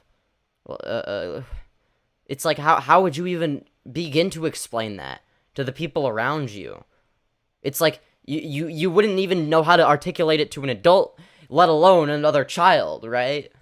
Even I myself at the time didn't know what was happening. Why am I telling you this seemingly dark and unrelated set of information? Because I feel it's important to the story in its whole as to show the context of where this began. My mom suffers from chronic OCD. The brain can develop OCD due to an early childhood trauma. This is known as post-traumatic OCD. But at the same time, I was also predisposed due to my mother. OCD has many forms, and it's sometimes hard to understand if you aren't suffering from it yourself. But in my specific case, OCD worked as such. I knew I had something bad happen to me. However, I didn't have a way to get a direct answer as a child. I just knew my reality was filled with a lot of questions and no real way to kind of answer said questions. This is where my brain started to fill in the blanks, as I guess you could say. It started setting me up with situations where I did have control over my surroundings. This could include an intrusive thought regarding, oh, if you don't write a sentence 15 times correctly, your parents will leave you. And if I ignored such an intrusive thought, it didn't go away. It persisted over and over, causing me extreme stress until I did the action, therefore validating it and giving me an answer.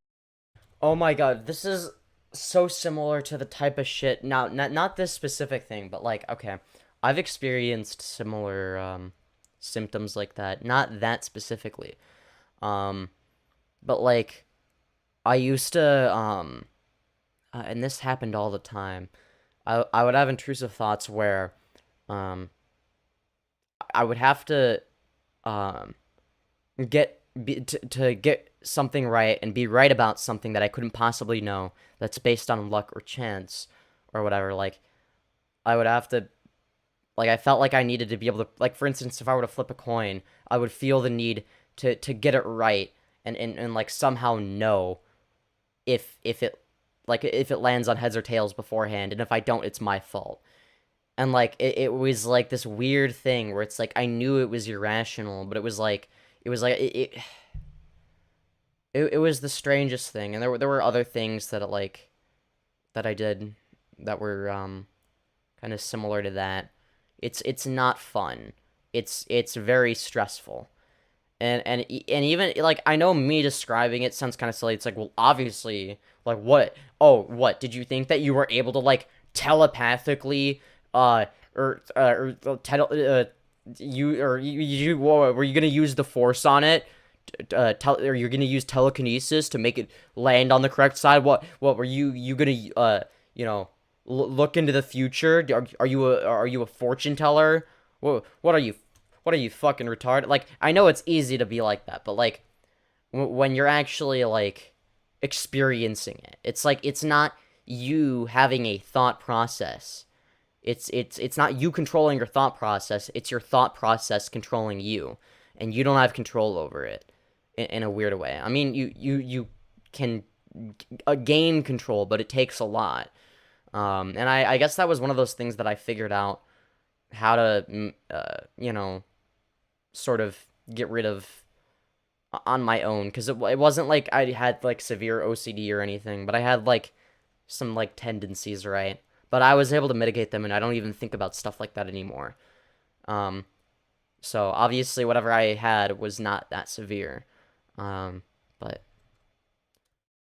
answer somehow in my head. But yeah, based on what he's describing, it sounds like a version of what I experienced that's like 100 times worse. Like, if you feel the need to write 15 sentences correctly or some shit, whatever he said, like, that's beyond anything I ever experienced.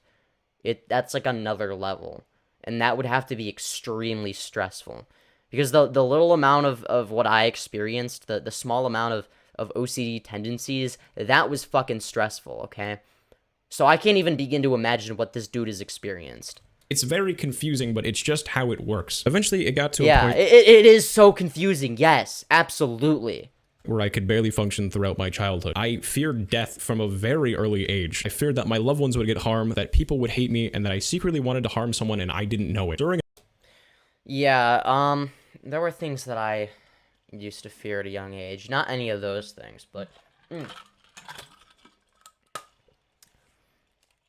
the concept of being conscious after death is something that's always been kind of existentially terrifying to me. The whole concept of, I don't believe that, like, it's likely that, there's, like, a heaven or a hell. But it's like, okay, what if your consciousness, like, continues to exist after the fact? Then what? It's like, well, like, what do you experience after death? Do you experience anything after death? I would rather, not experience anything than experience something negative, or be conscious indefinitely if it's not a pleasant experience, right? But I can't know that, But I admit that I don't know that, and I've come to terms with the fact that I don't know. And what I do know, however, even though I'm uncertain about what happens after I die, I know that, what happens before I die is sort of within my control, at least in some areas of life, right? So there are things I can and can't control, so why not focus on what I do have control over, what I can do, and what I can learn to do, right? I can't, learn what happens after I die unless I die. In which case I might not even learn, because if I literally just am not conscious anymore, I don't even get to find out, right? I don't get to find out because I don't consciously know afterwards if I'm not conscious, right? So I would never know within the span of time in which I am conscious.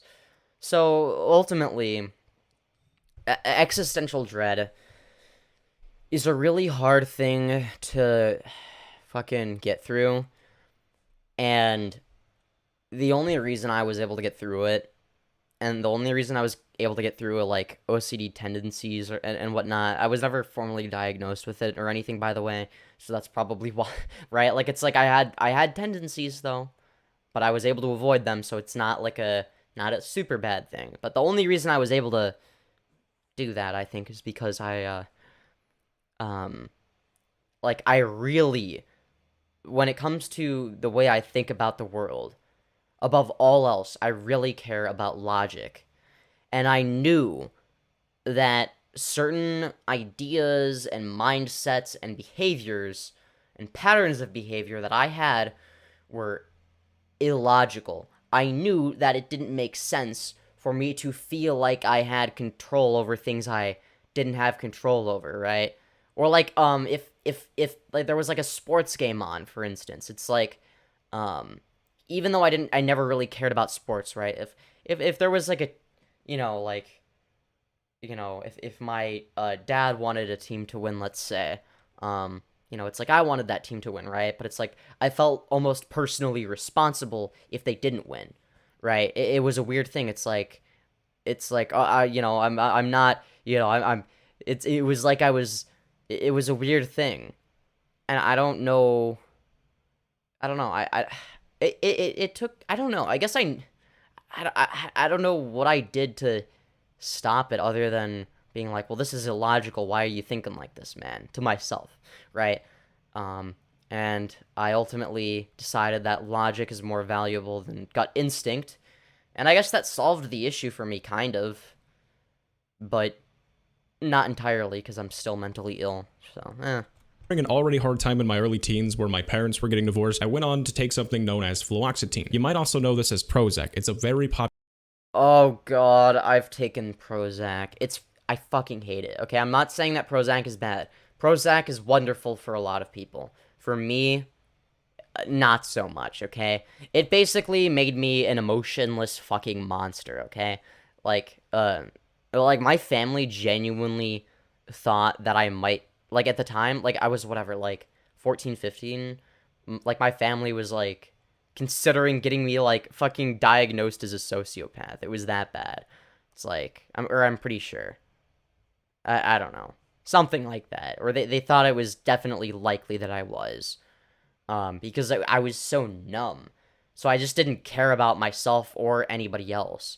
But I cared about myself to an extent, but no, like, I just didn't care about other people at that point. And I had before, but, and part of that is, okay, well, if you're a teenager, you don't give a shit about anyone, right? You're selfish, right? That's a teenager thing, but it was like an unusual level. So be careful with antidepressants, okay? If you're noticing that you become numb, even if it means that you don't have as much depression, it's not necessarily a good thing. But like, I was still there, right? I was still in there, like, somewhere hidden, because I ultimately made the decision to get off of it.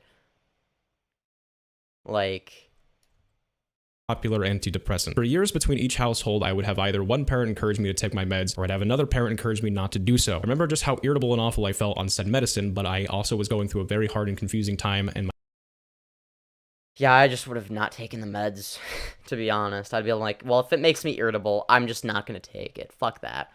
I would unironically cold turkey it if it was, like, actively making me way more irritable. I'd be like, you know what, fuck this. I have gone cold turkey a few times on purpose, just so that I feel funny. Not with that med specifically, but with the antidepressant I take now, which is called desvenlafaxine, or Pristiq. I guess it would be more commonly known as, because, yeah, desvenlafaxine's a lot of syllables, so most people don't call it that. I do, because that's what it says on the bottle, or whatever. Whatever. my life as a teenager in a new city who was But, like, that's one of those things that you should never do, right? But it's like, But, like, if you're depressed, it's like, but I would feel funny. And you know what? That's better than feeling the way I currently do, right? It's like, oh, at least it's a distraction. Don't do it, though. I don't do it anymore. But was also going through a divorce. Like, needless to say, it was excuse my French here, a shitstorm of mental, whatever you want to call it. So when I was 16, I decided to quit cold turkey, which is a massive no-no. Dude, oh, that is so relatable, though. It's so relatable. What? Like, I've done it multiple times. I don't, like, even though it's objectively a terrible idea, it's like, you just can't help yourself sometimes, I swear. It was hell at first, and it was not fun by any means, but it was better than the way you were feeling before, I'm guessing. Or at least different, so it seemed better, because it couldn't possibly get worse, right? I understand that feeling. After a few years, I really started to notice my symptoms had become manageable. This isn't to say you should stop taking your meds by any means. I just couldn't afford my meds, and my father at the time didn't think they were in my best interest. Yeah, just don't cold turkey it. Just, like, if you want to stop taking your meds, just, like, you know, like, cut them in half, okay? Start by taking, like, or like 3/4 or half. But, I mean, talk to your psychiatrist about it first, obviously, if you can. But let's say they're not available for, like, another 2 months, and you really want to get off your meds, okay? You know, like, start, you know, whatever, like, you know, grab a kitchen knife, you know, split them, or, like, I would recommend starting with, okay, take 3/4 of a pill every day instead of an entire pill every day, right? And for a week. Then the next week, take half a pill every day. Then the next week, take a quarter, or, like, half a pill every other day, or whatever, right? Like, that, something that's like manageable, and obviously be really careful if you ever do that, right? But never, and I'm okay, look, I mean never cold turkey, okay? Do not do it. It's unsafe, all right? Now, have and I've always known that. Did I follow my own advice? Hell no. But that's because whatever. But don't do it, okay? Don't be like me, okay? It's not pleasant either. You feel like you're gonna throw up sometimes, you know? It's not like you feel like you're gonna throw up, but it's like, it's this awful feeling, okay? It's an awful feeling. You feel really physically ill if you do it, okay? You just don't do it. It's not worth it. You won't feel better if you cold turkey. Even if it's interesting at first, even if it's a distraction, it's no different from distracting yourself by like cutting yourself or anything like that, other than, I guess it would be less permanent than cutting yourself, right? Because that would leave scars. But still, don't do it. It's just as unhealthy, I'd say. Because that was like me mentally cutting myself, right? Oh, let me put myself in pain so that I don't have to think about stuff. You know? So I just personally would try to combat most of these things myself. I really hate bringing this up, but it feels like a cop-out on my part, but it's the turn of events that ended up taking place as to why this ties in to where we are at. About halfway through the pandemic, I was working from home. It was during this time that Sad Milk fell apart, and I hopped onto the bandwagon of witch hunting my former colleagues and friends. Something I am ashamed I ever even took. Nah, you were based. It's good that you did that, because, like, I mean, like, if somebody's gonna, like, fucking throw away your play button that they stole from you, like, come on. That's a fucking terrible thing to do. Alright? Iilluminaughtii deserves every fucking ounce of shit she gets. And much, much more. Place in to begin with. Oz and Blair lived together for many months, so they both had each other during this time. Particularly post-December, it would just be me by myself in a room alone. I saw my roommate, who, again, I mentioned is one of my closest friends, but at the time, he had a job as well, and it just was more or less short conversation of, hey, how's your day going? And that really was my social interaction for weeks at a time. Aside relatable. from that, I would just be in my room constantly editing. It was incredibly relatable. That is, oh my god, this hits way too close to. Okay, what is it with, okay, are YouTubers just mentally ill, just in general? I feel like you have to be mentally ill to be a YouTuber. Like, or you have to have at least been mentally ill in the past. Unless you're Mr. Beast. I don't know. For some reason, I feel like Mr. Beast was never mentally ill, but I could be wrong. He for all I know, he could have had severe depression. It wouldn't surprise me if he did have severe depression at one point. I don't know too much about him. And again, I'm not gonna, label him as anything. I'm not gonna be like, oh yeah, he had or didn't have this mental illness. I don't know the dude personally. You would have to know him personally, right? But what I do know is he seems like a really cool guy. You know, he's like an inspiration for a lot of people, myself included. here in this environment that my OCD started creeping in slowly until it grew into a full-on sprint. At this time, Blair had already offered me the job, but I was still debating if I wanted to go to Colorado. So I sat on it and I thought really hard. Thought about my dog and how I'd always wanted to provide a home for him. Thought about the pain of leaving my loved ones and my friends of almost 10 years. But I also thought about my future for the first time in a very long time. I felt that. Yeah, not thinking about your future, just being like, well, I'm gonna work a miserable job, probably, maybe. I'll just think about it later. I'm not gonna, do any like actual like work that I want to. I'm not gonna invest my time in YouTube because I would never be able to do that professionally. I would be an idiot for just trying to do that. Or whatever. And at the end of the day, it's like, okay, but I want this to happen. And it's never gonna happen, period, if I don't do anything to make it happen. Now, I can't be certain that it works out, but I can, it's better to be uncertain than certain that it won't work out, right? So it's like, at least, if nothing else, I put forth a shit ton of effort to make it happen. And if I fail, I fail, but at least I had fun along the way, right? And made a little bit of money, right?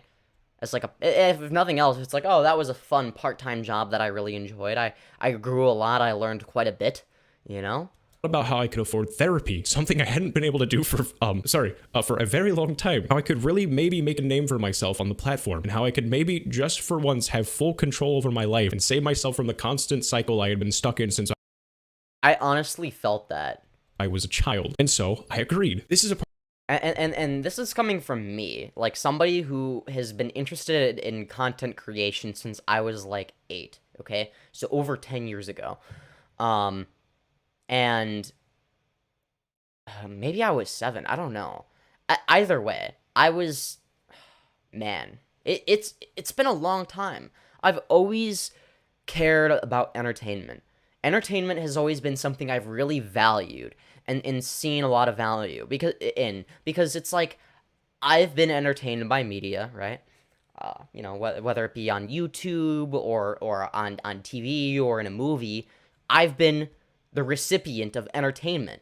And when I saw that, I wanted to provide those same emotions for other people. I wanted to be in the spotlight. I knew from a very young age I wanted to entertain people. I wanted to be a comedian. I wanted to be funny and entertaining and be somebody that people would look up to. And, you know, it's like, but the world around you kind of discourages it, because it's like, well, good luck becoming an actor. That's like what every dumb little kid says, you idiot. You're gonna, like, do something that, normal and boring, like every adult, and it's like, okay. But then ultimately, it's like, okay, once I turned 18, I'm like, well, shit, I don't feel any differently. It's like, I still want to do something fun, right? It's like, okay, I'm not suddenly, thrilled by the idea of being bored for the rest of my life. Are you fucking kidding me? Now, maybe I'm just immature or something, but I don't think so. I don't think that that's what it is. I think it's just my autistic brain doesn't really like certain things that most people would be fine with, right? It's like, ooh, I don't know about that one, Chief, right? And it's like, well, what the fuck is wrong with you? Like, everybody else does this, and it's like, oh, well, yeah, but, like, come on, I don't want to do that. That seems like shit. I don't know. Or maybe everybody hates their job. I don't know. I really hope not. That's a depressing world to live in. I'd like to think that people generally have a passion for what they do, but that's not entirely realistic, right? part where it's gonna really suck if you get uncomfortable really easily. I took the job. I went back on my meds. I said goodbye to my friends. I shared tears with people who had been family to me. I'm just gonna blur this out, man. I said goodbye to my dearest friends who I did everything with. I said goodbye to my home. I knew I was doing the right thing, and everyone with either open words of encouragement or painful goodbyes in private. So fucking hard to read, man. Okay, and you can tell that he's being genuine here.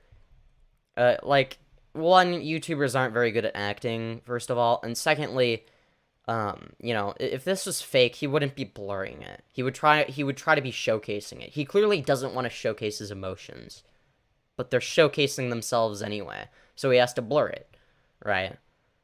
That's how you can tell this is authentic. Now, I'm not saying that this means if you're a YouTuber watching this, that you should go on to you know, when you do your fake YouTuber apology, you blur the crying, but make crying noises. I'm not saying that you get to get away with that. But what I am saying is, in this situation, you can tell it's authentic, okay? They all held the same sentiment to me. They were proud of me. For the first time in my life, I felt I knew my purpose. Oh, fuck, okay. I'm not gonna cry, okay, guys? I swear. I felt I was more than a burden. I felt like I was someone who mattered. I felt more than my trauma or my past or my OCD. I felt like I was just me. Then upon moving, if you've watched the video up to this point, you already know everything that's taken place. So when Blair took the car, I knew I had nothing left but a few clothes on my back, and everyone would soon find out that the person they were so proud of just 2 months prior was back at home and broke. And for me, Oh my god, and okay. No, I'm not gonna cry, okay? I'm getting emotional, though. I'm getting very emotional, I will say. Holy shit. I did not think it was going to be this emotional. I thought it was going to be me getting mad at the stupid shit that Iilluminaughtii has said and done, but holy fuck. I couldn't really handle that. I had tried so hard to show every effort that I cared, that I wanted to do a good job, that I wanted to succeed, and it ended up with me having nothing. I truly was a failure now, and nobody could say anything else because I couldn't speak publicly or I'd be threatened with legal action. By this point, my mental health was in a full collapse. Everything was dark, and I felt I had nowhere to go, and that every exit just led to more pain. So while my dad was away, I sat at his kitchen counter, thinking, reviewing my options, whatever that even means, and I chose that I wanted to. So, as Blair showed, I started to look for a key to a Now, I'm not religious by any means. I don't have anything against anyone who is, but sometimes things just work in really weird ways. I got a call from my therapist as I was in the closet looking for a key. I had entirely forgotten that we had scheduled an appointment that day. It wasn't really on my mind. Nothing was really on my mind. I just wanted to stop fucking hurting. I answered and she asked me how my day was going. And I told her, oh, not much. I just want to end my life. And again, I don't mean to laugh, but she said, well, how about we just... That's kind of relatable. And it's like, well, actually, I don't know. To be fair, I wouldn't even go as far as to share that much. I'd be like, oh, I'm doing just dandy, you know? Oh, I'm fine. You know, like I'm fine. Like I usually go for the classic. I'm fine. I'm doing pretty okay, I guess. It's like because if you give a neutral position, you're not like, oh, it's not necessarily that I'm doing well, but I'm not doing too bad, right? It's like, okay. And it's like, oh yeah, I'm doing okay, and then it's like you're sitting there internally thinking, I want to fucking die, right? But it's like you don't want other people to know that, right? Just don't do that and talk, which was just like, it was so crazy. It's just like, I can't even imagine. I mean, like, I guess they're a therapist, they deal with that, but I can't imagine what it's like. How's your Tuesday afternoon going? Oh, you know. But I listened and we did talk. I walked out into my dad's bedroom and I just cried on the phone for about an hour. And throughout it, I'll never forget what she told me. She said, you feared for the worst. You fought your whole life trying to avoid the worst possible outcome. And now the worst possible outcome has happened. And you're alive. You know, I'm like, I'm still standing here, man. I personally had never thought of it like that. I truly didn't. So after our calls, I was still in a living hell, but the idea had more or less left my mind. And so, yeah. Yeah, that's really that's an interesting way to think about it, right? It's like, yeah, maybe I did kind of fail at something. Maybe I fucked up in some way, but like I'm still here. I still have so many years ahead of me. I can still make this right. I can still make it as a content creator, right? There's something beautiful about that, right? It's like, and seeing this is inspiring to me, even though it's like really sad and emotional. It's like also inspiring because it's like, here is somebody who has experienced like all of like my worst fears, right? The fear of, whatever, losing everything, the fear of, for me even, as a small content creator, the fear of not making it as a as a YouTuber, right? The fear of making it, but then having it get taken away from you. Like, his play button literally being stolen and then thrown away is, like, the perfect representation of the whole situation. It's very symbolic, I'd say. It's, wow. And, that's one of those things where, I just, man, it's like, yeah, like, having, like, okay, oh, yeah, it's like the fear of, like, being super ambitious and then everything just goes wrong. And this is an example of that. This is an example of what I would be afraid of, right? And, like, he's still here. How many subscribers does he have? I mean, he has 110k subs. I don't know how fast his channel is growing. I mean, we can look. I'll open it in a new tab. Right? I mean, if we look and see, oh shoot, okay, so so this was the, oh, so he hadn't posted in a year before then. Holy shit. Damn. So he had really... Okay. He had really, like, stopped posting. Holy fuck. He must have been really depressed. Unless he, Oh, he has a second channel. Does he just post shorts, or 2 weeks ago, 3 weeks, 1 month? Oh, okay, so he has been posting some videos on his second channel. That's good. Keep himself busy. Yeah, I was gonna say, if he hadn't been posting for a year, that's like, that would have been really concerning. I'm like, oh, fuck. That's really bad. Because it seems like this person is, the kind of person who, would be, well, he would have to like be like in the worst mental state to give up on something like this. He seems like, I don't know. He seems like he wouldn't give up on the YouTube thing unless there's like unless he literally has zero hope. Oh my god.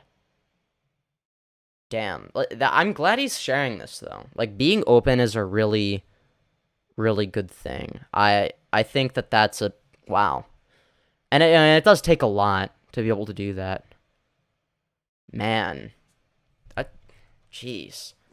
And it's like, and here he is, you know, doing everything on his own, right? Like, paying his own rent. Like, I don't even do that. I live with my fucking parents right now, right? It's funny because in terms of, like, you know, my aspirations, you know, me wanting to, you know, go to college as well, that's another thing I want to do, right? You know, I was going to college, and then, because I had a fucking mental health crisis, I took a medical withdrawal, and I felt like a fucking failure. I'm like, wow, holy shit, I'm a loser. It's like everybody else is going out to college, and I'm, you know, at home, and then going to, you know, a part-time hospitalization program, where, you know, to work on my mental health, you know, and it's funny, because, because I was, you know, doing the, whatever, the like, general, like, program for depression when I came back, because it was really fucking bad. I'm actually currently in an intensive outpatient program for anxiety and OCD, and yeah, it's exposure therapy is rough. I still haven't done that much of it, but man, it's something else. But it is necessary for me, I think. But again, mental health is important. So I can't just say, I mean, I can, but I shouldn't just be like, fuck, I'm a failure. I'm not doing the same thing as everyone else. It's like, and I understand that feeling of, oh, wow, yeah, I'm a burden. What am I contributing? Oh, okay, yeah, not much. And it's like, okay, but I intend on contributing when it's within my means, right? Yeah, I did send Blair that heated message because I was at the end of my rope. So when Blair claimed she sent authorities to my house for a wellness check, she didn't care about me. She put in her own Google Drive that I brought the mention of guns to the table and she was locking the cars away and was scared, leaving out that the weapon in reference was aimed towards me. I know I'm supposed to be professional here, but I believe that text alone only showed she cared about her narrative of herself being a Yeah, true. victim. And by showing text with her therapist, she's trying to claim the Good Samaritan card, which is very contradictory given the tones of the perceived messages that I saw. Also, something I'd like to note is that I wasn't there when Blair called 911 to send authorities to my home, but depending on her wording, it could have gone very wrong. To tell authorities there is a mentally unwell man with a weapon, that can go so very bad, so Yeah, clearly she really cares about her friends, guys. very fast. So yeah, after this long, very drawn out explanation of my mental health, yes, I did send Blair that heated message because I was indeed heated. It wasn't a bluff. I had nothing to gain from this. I was at the end of what I could handle as a person. So to share this sensitive moment with the world, I don't understand what the end goal is with it. I think the end goal is to just be like, you know, to do this whole thing and where she can be like, oh, well, we were friends. I was just trying to help you, you dumb piece of shit. It's this horrible practice she has, where she'll insult someone, while putting herself on a pedestal. So she'll paint herself as the helping hand, Illuminati, the helping hand. Oh, I was just trying to help you. We were friends. You disgusting poor piece of shit. I was just helping you. Now we're on to a bit of a lighter topic because anytime I think of my dog, it brings a massive smile to my face. I love this dog with all of my heart. As we start to near the end of this video, I believe I'm sorry, I love dogs. we have only 2 subjects after this. I wanted to touch on the claims made about my dog James, and how I cared for this handsome individual. I love this guy, look at him. Blair for some reason brings up an entirely unrelated matter involving my dog James and I. She paints me to be a dismissive, uncaring father to a starving, aggressive, abused dog. This dog right here. This dog who's scared of fucking leaves. So allow me to shed some light. I adopted James back in 2019 from a small shelter in Central Texas. I remember seeing his cage and the information on it said class clown, so naturally I had to say hello to this guy. Within the first 10 minutes minutes of meeting James, I immediately knew that this guy was going to be my best friend. He was sweet, he was gentle, he was social, but he's very shy. Another fact about James was he was the dog that the staff would use at the shelter to introduce other dogs to see if they were friendly or not, due to James' naturally calm nature. When I moved to Colorado, I did bring dog food. It was just about half a bag though. James's brand of dog food is also specific to a store in Texas known as HEB, so I had to find him a new specific kind of dog food as he had a sensitive stomach and switching his dog food would result in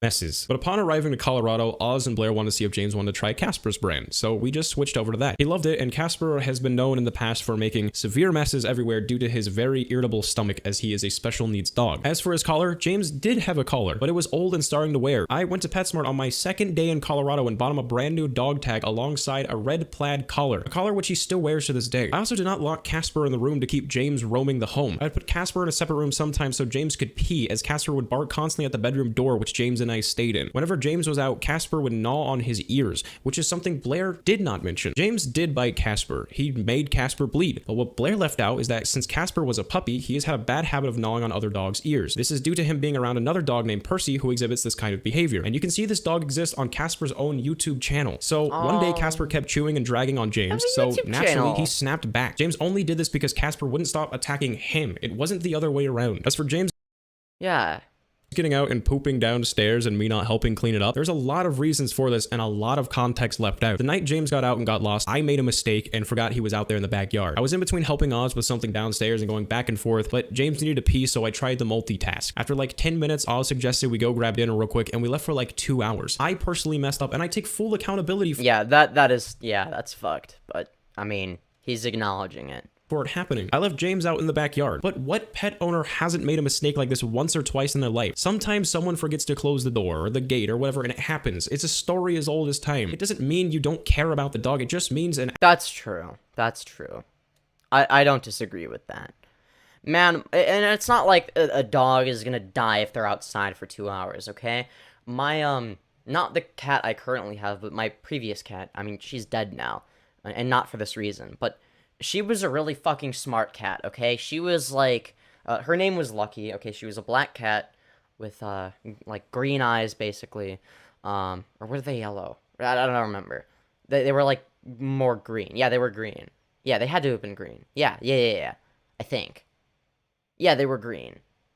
Fuck, I have terrible memory, it seems. I loved that animal, though. But she was really smart. She knew how to open cabinets, and she knew how to open the sliding door if it was unlocked. It's like a sliding glass door, right? And there's like this little thingy at the bottom that she would, use as like her own little doorknob with her paw so she could slide the door open.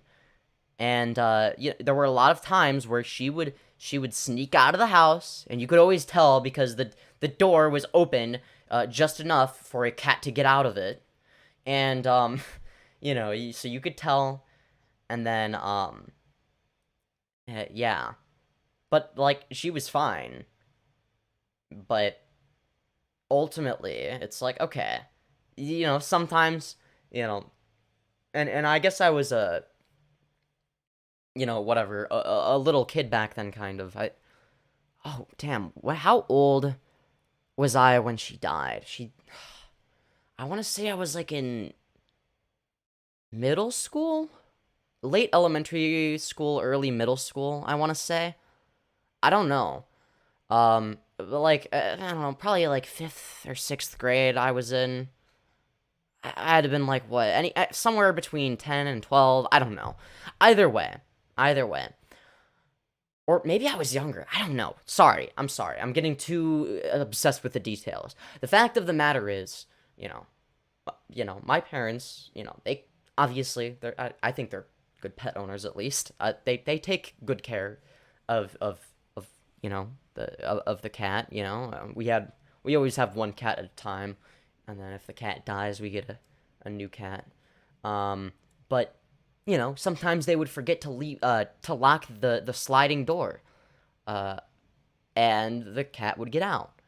That doesn't mean that they're bad people or that they don't care about the cat. It's literally just, oh, I forgot to lock the door. And if you're multitasking, that's absolutely going to happen at some point. And ultimately, it's like, okay, You know, like, okay, it's better if you don't make that mistake, obviously. But if you make that mistake once, come on. Now, obviously, locking a door is a lot different from closing a door, right? It's like, okay, locking a door, it might be hard to remember if it's like, okay, but, like, I'm still inside, but, like, okay, I'm gonna go outside, but then I'm gonna go back inside, and then, I don't know. But you get the point. Accident happened. What Blair again also doesn't mention is that the backyard had a large patio area that Casper would take naps in, and sometimes James when they all chilled out together. The backyard was also fenced in. Blair leaves out that the way James got out was because a fence wire broke loose, undoing some of the fencing along a post, allowing a small entryway into the neighborhood. Had this not come undone, James would be sitting on the dog beds waiting, which again, James being outside is my fault, but the fence failing is just human error. Blair talks. I agree, it's not his fault that the fence was designed really shittily. To be fair, though, I mean, obviously he fucked up, right? Regardless of whether the fence was good or not. He shouldn't have left the dog outside.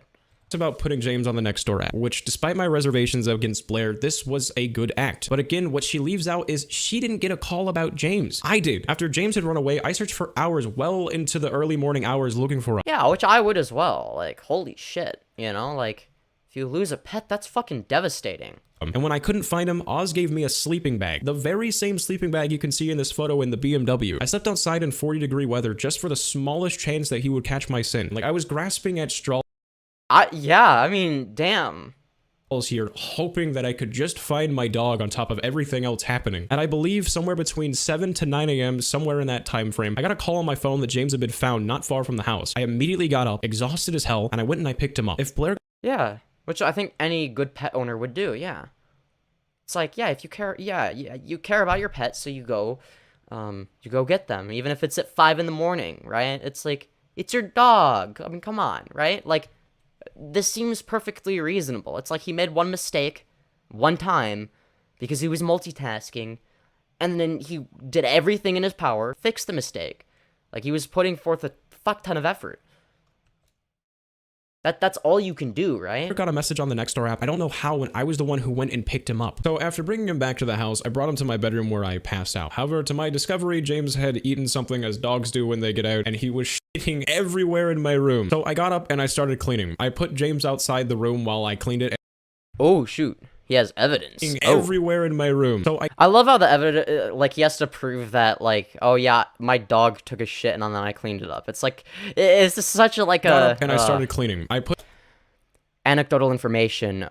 Yes, I never moderated them. I would let Jar... What does that mean? Wrong. You were cleaning the dog shit. You just didn't know it traveled downstairs. So, okay, yeah. There we go. That was Oz Media on... April 30th, 2023. That's my fucking birthday. Holy shit. Wow. God damn. Anyways, I'm sorry. Was outside the room while I cleaned it, and after Alright, and then here is unrelated, but you can see my Progressive Insurance snapshot app was running. Wait. Oh shoot, okay. Oh, now I see it now. Alright. Alright, that makes sense. Okay.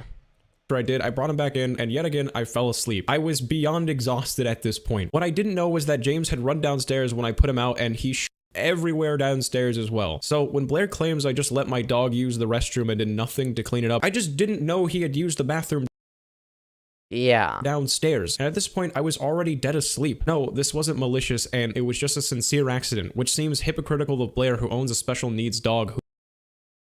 Yeah, if you own a special needs dog, you should be able to understand that it's a lot of work. I mean, fuck. I mean, damn. And then here's what Iilluminaughtii said to him. This goes way beyond sad milk. I care about you, man, and I can't even say how sorry I am for all of this. This is pretty much as bad as things could get. James being sick breaks my heart. Casper is sick all the time, and there is nothing more stressful than your best friend being sick and not being able to even talk to you to tell you how to help. Nothing feels okay anymore. Nothing. Yeah, so she does get it, but only when it's convenient for her to understand. You know, she only understands when it's convenient for a narrative, right? But as soon as it's inconvenient for the narrative, she no longer understands. who suffered worse for way longer. Blair claims that I did not assist with a mess located in the lower level of your home, as well as a staircase leading to said lower level of the home. What was your experience with the situation as the owner of this home? Oh boy. Like, no shade to you and, like, of course, but like no one like recounts the situation properly, because you weren't sleeping. I'm surprised that you even made that mention. You were actually like very well awake and already cleaned the mess up when we had actually got upstairs. What had happened was, woke up that morning, came out from the basement, and there was like, a trail of dog mess is the best way to put it, kind of like just. Oh, so he before he went to sleep, the dog took a shit in his room. He cleaned it up. Then he went to sleep. Then after that, the dog left a fucking mess like outside of the room. I think that's what it seems like.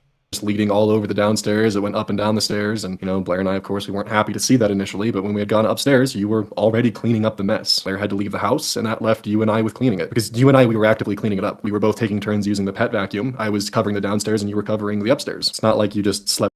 Oh, wait, okay, now this is confusing me, because now there's different stories being told. Okay, now this is confusing. I don't like this. Through it either.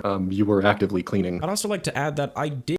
To be fair though, if you were staying up till 5 in the morning or 4 in the morning, whenever it was, looking for your dog, which is exhausting by the way, I'm sure.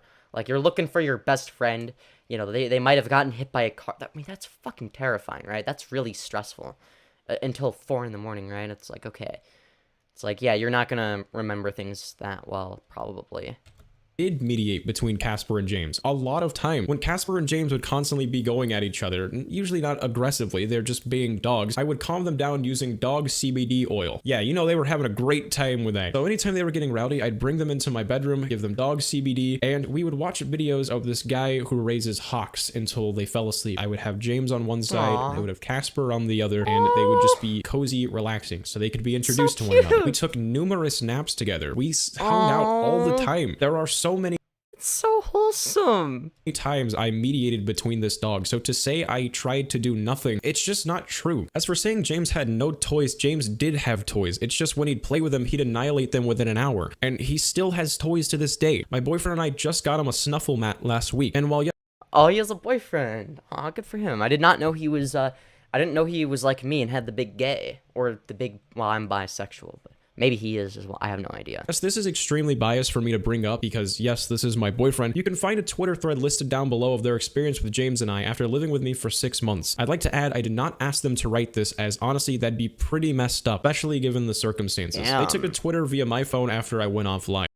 Yeah, I mean, I could pause it and read all of them, but like, it's basically just saying the same thing that's already been said. It's basically just talking about how much he loves the dog. But aside from that, here are some images of me and the big guy. Yep, he looks absolutely miserable, doesn't he? Alright, at last we have reached the last discussion of this video, and this is probably I want to see more of the dog videos. just gonna go by rather quickly. When I took to Twitter in my initial thread, I posted a photo that shows the disaster of a room. When Blair saw this, she had a pretty convincing switch around for this image. He claimed I went into a room that was being used for storage after they moved into their home, and that I was told to not go into this room ever, yet here I was clear as day posting a photo to Twitter of a clearly off-limits room that I used to embarrass Oz and Blair, and that shows my clear lack of respect towards others and their privacy. This was a room that we told you we were using to move, and we let you know it was Aw, man, he forgot to dislike the Illuminaughtii video. Damn. off limits to you. That photo alone shows your consistent Unless he's in incognito, I don't know.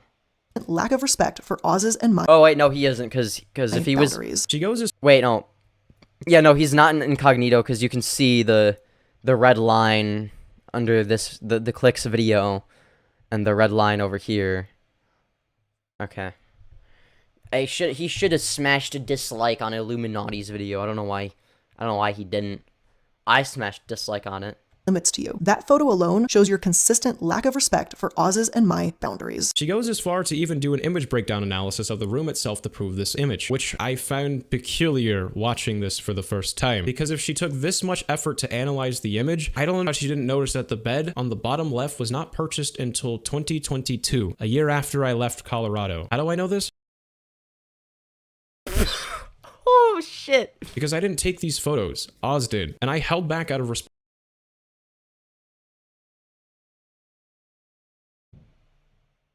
Damn. respect for my friend. If you look here, you will see that I actually never set foot in that room. These are the living conditions of Oz Media's home after Blair moved back in. Conditions he was embarrassed by. She just fucking lives like that, and I'm so fucking disgusted and embarrassed by it, and she tells people I'm the messy one.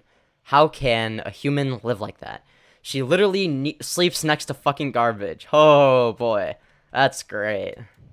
Boxes, trash. Oh god, oh man. I mean, I'm not like the most organized human being on the planet, okay? But like, I'm not this fucking bad. Oh my god. My room looks like it's like fucking brand new, clean, nothing in it compared to this. Holy fuck. To be fair, I'm not a messy person, but I'm not an organized person either. Like it's like I don't know if I would call it organized chaos or functionally disorganized. Maybe, I don't know. It's like functional, right? It's like, okay, occasionally I might have clothes on the floor, all of which are clean. I never have dirty clothes on the floor anymore. It's only clean clothes if I'm too lazy to, put my laundry away. That's like the worst my room will ever be, is there's clean clothes on the floor. Right? And obviously, it's not perfect. I always have like a bunch of fucking stuff on my dresser, but okay, whatever. Like, who cares? Right? That's like fairly normal, right? It's not like this, right? Trash, cups of mold. Also, oh my, cups of mold. Holy wait, we gotta see his that. home after Blair moved back in. Conditions he was embarrassed by. Boxes, trash, cups. What the fuck?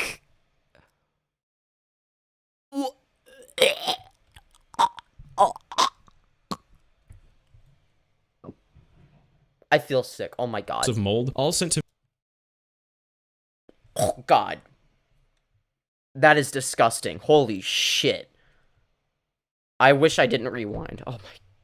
Oh god, that's gonna keep me up at night. That's for fucking sure. Oh man. That is rough. That's bad. To me again 2 years after I left Colorado. And this is my proof that once more, I never set foot in that room, nor did I have malicious intent when I lived. I mean, who would even willingly choose to step foot in that room, right? Like, I can't imagine. There. Blair embarrassed Oz, not me. In the video. Yeah, I would be fucking embarrassed too if there were moldy Burger King cups. Like, the worst I've ever done is like, what? Like, I used to sometimes have like 3 or 4 like empty Gatorade bottles on my dresser. Like, that's the I think the worst it ever got to was like there might have been 15, but there was never anything moldy laying around. Like, I didn't like keep mold or anything that like fucking smelled bad, right? And eventually I ended up recycling the empty bottles, and I don't really do that anymore. I'm more good about not doing that than I used to be. Oh man. Video, I touch on an image I shared to Twitter involving the living conditions of your home while Blair was an active tenant. She claims these conditions were due to her being in the process of a move, and that I took these images with intent to embarrass the both of you. Would you be, in your own words, willing to shed light on these claims? This is tricky to talk about, just because like that was like the condition of living with Blair. Like that. Damn. How does a human being live like that? Especially, like, I would think that Illuminaughtii would be, like, the opposite. Like, based on her personality, right? Like, she's, like, she seems like the kind of person, because she's, like, a control freak, that she would also be a perfectionist, and that she would also be the kind of person where if there's, like, one single molecule of dirt, she, like, has a meltdown. That's what I thought she would be like. But no, she's just a fucking pig. Like, goddamn. That's always how it has been. No matter how many times cleaning was attempted, it always ended up becoming that level of mess. There was no cleaning in that house. It was always holy shit. A disaster. No matter how many times attempts were made, it would take less than a week or two. It's like, I said this in my last live stream, but like, I feel like, I don't think I could say anything negative about Blair that wouldn't be true. And, I said that half jokingly, right? But I'm not even, there's no irony there anymore. Like, it's like, if there's something bad that is possible for her to do, she's done it, basically, right? I mean, I'm not gonna accuse her of, like, raping children, But I wouldn't put it past her either. for things to remessify. Okay, well, that was obviously a joke, but you get the point. I even remember on my 22nd birthday, I had asked, like, hey, can we please get, like, the kitchen and living room cleaned up so we actually have, like, a space to exist? And that was, like, my birthday present for that year, was cleaning the kitchen and the living room. Yeah, you know it's bad if your birthday present is clean up your own fucking mess. I cannot imagine. Okay, like, okay, yeah, obviously, I currently live with my parents, right? And, I don't ask much of them, they don't ask much of me, whatever, they have me, like, clean the kitchen after dinner, right? Which I'm more than willing to do. It's like, yeah, you're giving me a place to stay, right? Like, obviously, there's gonna be some shit I gotta do, right? And, they're gonna make me, pay some amount of rent when I have the means to do so, right? But I think starting sometime this summer. But the fact of the matter is, when like if I just can't imagine like making that a birthday gift, right? It's like, oh yeah, oh, happy birthday, Mom. I cleaned up my own fucking mess. Like, could you imagine? Could you imagine? Unironically, that's not a. Oh God. Room. Just because the house was always a mess. Yeah, some of it was mine as well, but the thing was there was never a home for it. Right now the house is actually house is pretty clean right now. I can show. I mean, yeah. Well, if Blair's not living there, then that would explain why, right? Pictures of that, but oh man, yeah. The before and after Blair was there. It was there was no clean. It was always. Yep. That's the Blair effect, Always like that. It wasn't just one room. It was. Oh my God. Yeah, no, she was just unpacking, guys, I swear. Every room. And I remember when I was messaging you. Yeah, you see, you see every room was the unpacking room. She just unpacked in every single room, There was just a level of frustration. At the end of the day, it's just another example of her lying through her teeth, as per usual. I mean, are we really surprised at this point? Of course not. Because it felt like no matter how often I would actually clean and do stuff, it just always... She would make another mess. Like remessified. There was no cleaning. It just felt useless, and she would never help with cleaning. It was always... Jesus. Yeah, no, literally every single room is the fucking unpacking room. Holy shit. Always me. I was always the one breaking down all 800 of her Amazon boxes. I was always the one... Jeez. I've been bad with keeping boxes around before, but, like, not like that. Come on. In addition to all the other shit. Doing anything cleaning-wise. It just felt like I was there to clean up her mess. I'd also... Jeez, she's like an entitled little kid. Holy fuck. Like to note that you didn't ask me to post those photos, and I, on my own accord, took to Twitter. So you can confirm that I never once was in there or took that photo. Well, I guess you can't confirm that I wasn't in that room, but can you confirm that I was not the person who took this photo? For starters, the mess that I took the photo of wasn't even the same mess that existed in that room when you lived there. It was a very different mess. Just with everything that happened, the mess, it did get cleaned up, then it remessified. So, like, that wasn't even the same mess. It was me who took that photo because I was trying to both, for my sanity, catalog what the house looked like before I started cleaning, as well as just for my sake, just like have proof that this was the case. Which leads me to my final Yeah, I don't blame him. discussion. Oz and I used to be fairly close before Colorado. After the events that took place, we had officially turned against each other, and I didn't understand why he and Blair did what they did. Because for 2 years, well, it's because Blair is literally evil. I believed it was both of their doing as to why I went through what I did. I never thought I would hear about Colorado and that what happened would ever be rectified. However, one morning as I was getting ready for work, I received this message from Oz Media in the early hours of Damn, okay. Oz Media says, I'm sorry for everything, a year and a half too late, I know. I'm next apparently, and I'm sorry. Just for everything, man, I should have seen it. I should have seen the fucking writing on the wall. But I ignored it in hopes that I was wrong. I saw you unblocked me. I hope deep down that you knew this might happen and gave me a door to open. I might be wrong, but please, I fucked up. If you would ever listen to me and hear me out, I would thank the world. I was an idiot, man. Blair played me, and I fucking fell for it. Yep.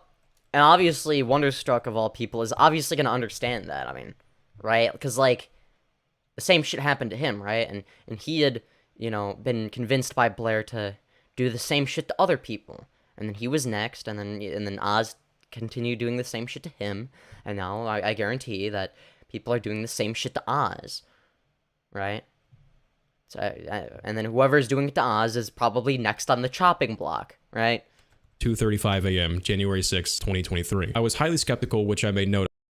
All right, and then Wonderstruck responds by saying, "Hey Oz, I appreciate you reaching out.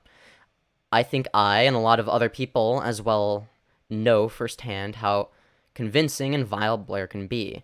I'm sending this to let you know that I'm not ignoring this message. I hope you can understand the sheer intensity of you reaching out, and I need time to think of a clear, level-headed response. Be well, I'll get back to you soon." Okay, that seems nice. But I listened, and as we began to talk once again, we started to connect the dots and find so much context that had been left out between us. And this is a really common thing with abuse victims, by the way, where like the abuser will turn them against each other, or the abuser will turn their current victim against their previous victim, so that they hate each other. This is exactly what my ex did with me and her previous ex. So I was whatever dating this bitch.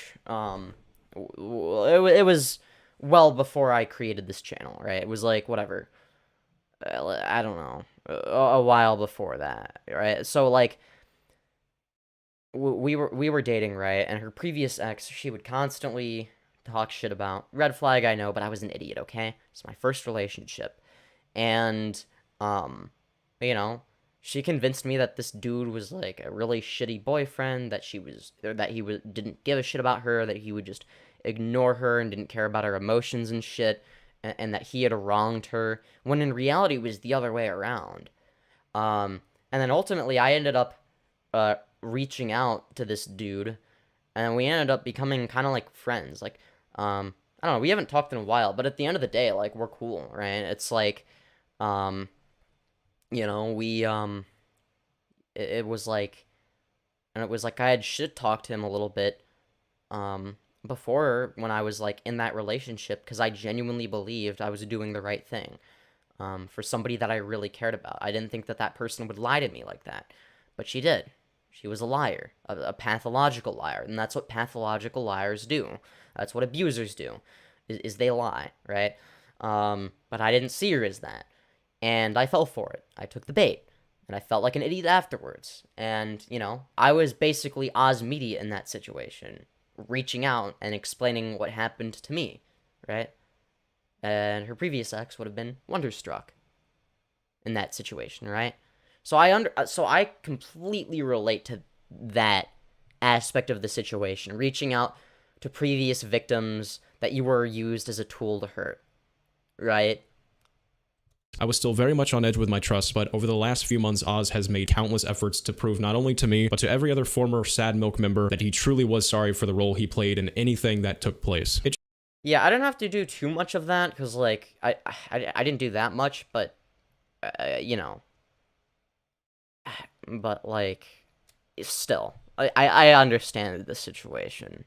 I've experienced something similar, at least in terms of Oz Media reaching out to people after the fact, after he had wronged people and felt really bad about it, and I ended up apologizing to the dude as well. I'm like, I'm sorry. I should have listened to you. I should have heard your warning, and I shouldn't have, like, been shitting on you for it, right? He was literally trying to help me out, right, by being like, yo, like, that, that this person is, kind of, well, not the best person. I'm like, you're just jealous. It shows a tremendous amount of strength, and Oz will always have my respect as a person for what he has done. I don't blame him for his role. He was in an abusive situation and had every reason to fear Blair. Yeah, no, I felt that. Feared her too for a very long time. For over a year, I watched one of my best friends. Yeah, like, and in my abusive relationship, I also related to the, the thing about feeling like you have to walk on eggshells. It's like, if I didn't, like, but, like, even when I did walk on eggshells, which obviously I felt the need to do, it was like, I still couldn't predict what would happen. Would she, like, ignore me and pretend like I didn't exist? Would she, like, actually continue showing me affection? Would she, you know, be nice to me that day? Would she be mean to me that day? Like, I had no idea, right? All I could do was walk on eggshells to decrease the chances of her being horrible to me. Slowly wither and question everything and his work ethic for his beloved channel fade away. After everything came out, I now understand why this was the case. So to watch tears flow from Blair for 3 minutes after knowing what will always remain behind closed doors between those two, it personally sickens me. At the end of Yeah. Blair's video, she has what appears to be a heartfelt cry regarding your friendship. This I think it's a fake cry, to be honest. I don't know for sure.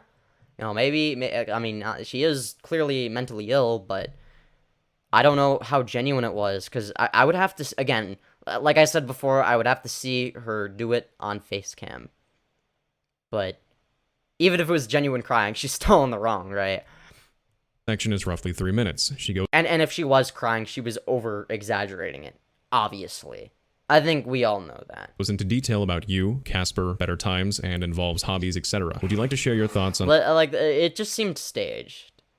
Like, I don't know. It's like what would you do if you were trying to, like, fake cry, not visually, but in terms of audio? You would probably sniffle a few times and have a really shaky voice and talk like this, and that's how she was talking. So, I'm just saying. what you felt or thought when you first saw this?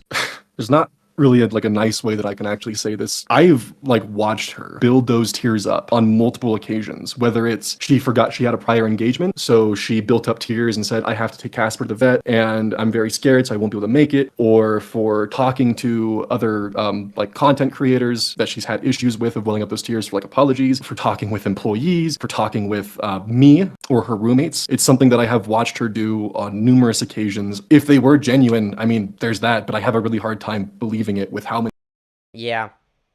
I called it. I knew it was fake. times I've actually seen her. I didn't know. I was giving her the benefit of the doubt and being like, okay, maybe it's real. But I'm not gonna lie, I didn't think it was real. But I don't want to jump the gun, but this kind of confirms it for me.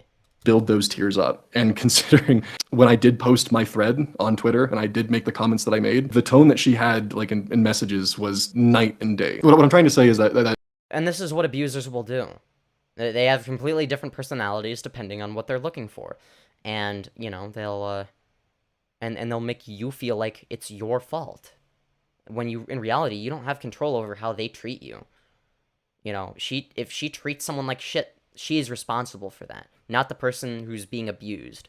the tone that she had in the end of her video was not the tone that she had with me behind the scenes. The Of course not. She's a liar. She's a pathological liar, and that's what liars do. I'm not surprised. tone that she had with me behind the scenes was very much accusing. A few vague threats were thrown in there, which I don't want to go into details on because Sounds like something she would do. I just, for me personally, with how I see all this, I don't want to make a response video. This might hopefully be where my response If Keemstar and the Creepshow art had a child, it would be Iilluminaughtii. I'm sorry, that's just a fact. is within the confines of your response, just because I would like to keep this. I don't want to drag out Blair and I's personal life is the best way of putting it. I would rather try to keep that as like private as I mean, understandable, but also keep in mind that Blair decided to, I mean, she's made it clear that she really doesn't give a shit about privacy. I mean, considering the fact that, you know, I don't know, she blasted out publicly to 900,000 people her former friend's suicide plan.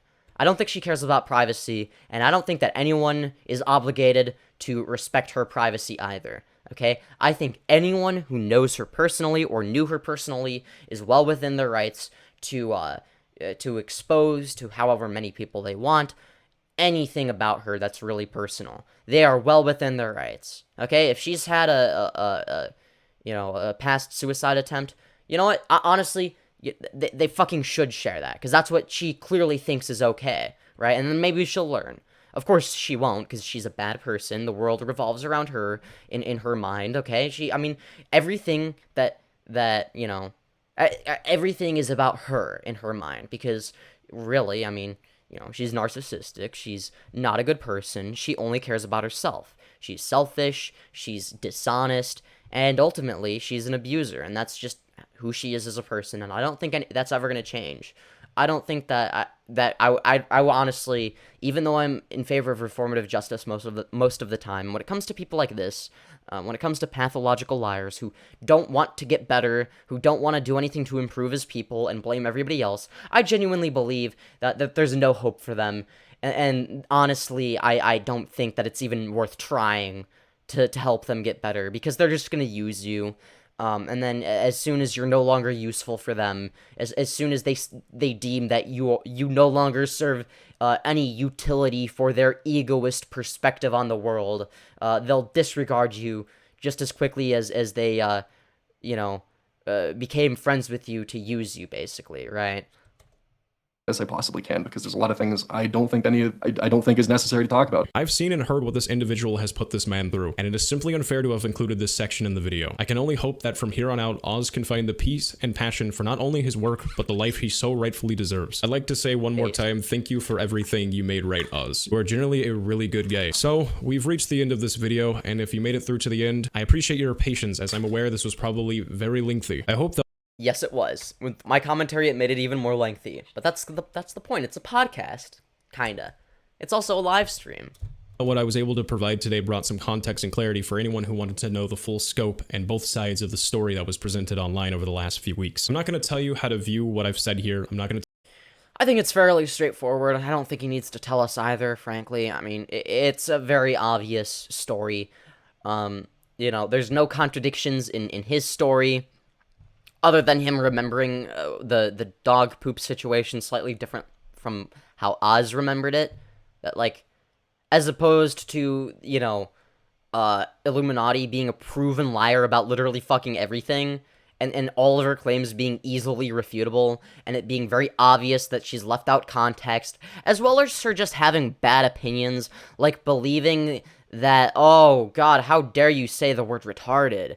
If I had known that, I wouldn't even be friends with you, even though I already knew about that and was friends with you. It's like, she's wrong on so many layers. How does she even do it? It's genuinely impressive how she's so good at being wrong about something, but not just wrong about something, but wrong on, like, 5 different layers. I just don't understand how she does it. It's genuinely baffling to me.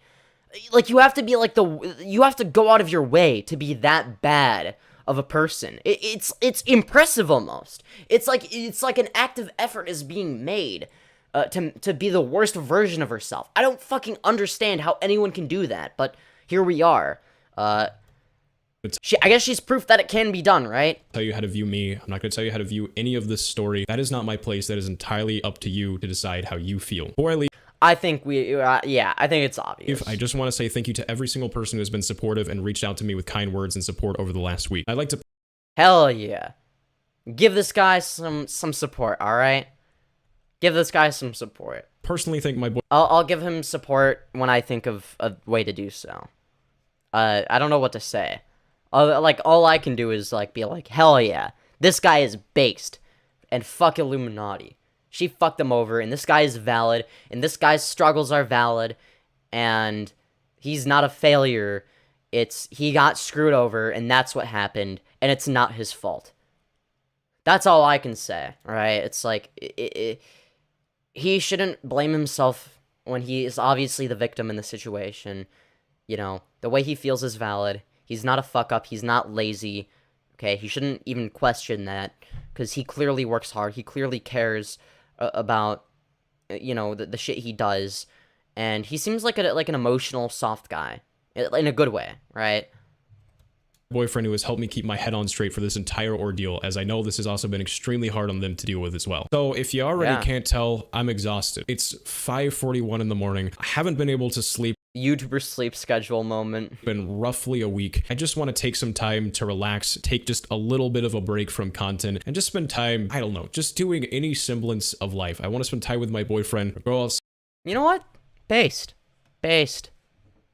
I mean, I've left a like on this video, if you haven't noticed. And, really good video from this guy. Man.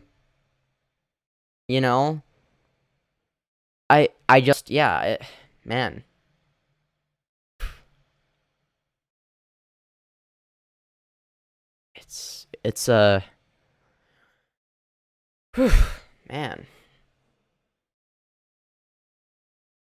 What an interesting fucking video. Alright. OzW, hell yeah. Ooh. Oh yeah.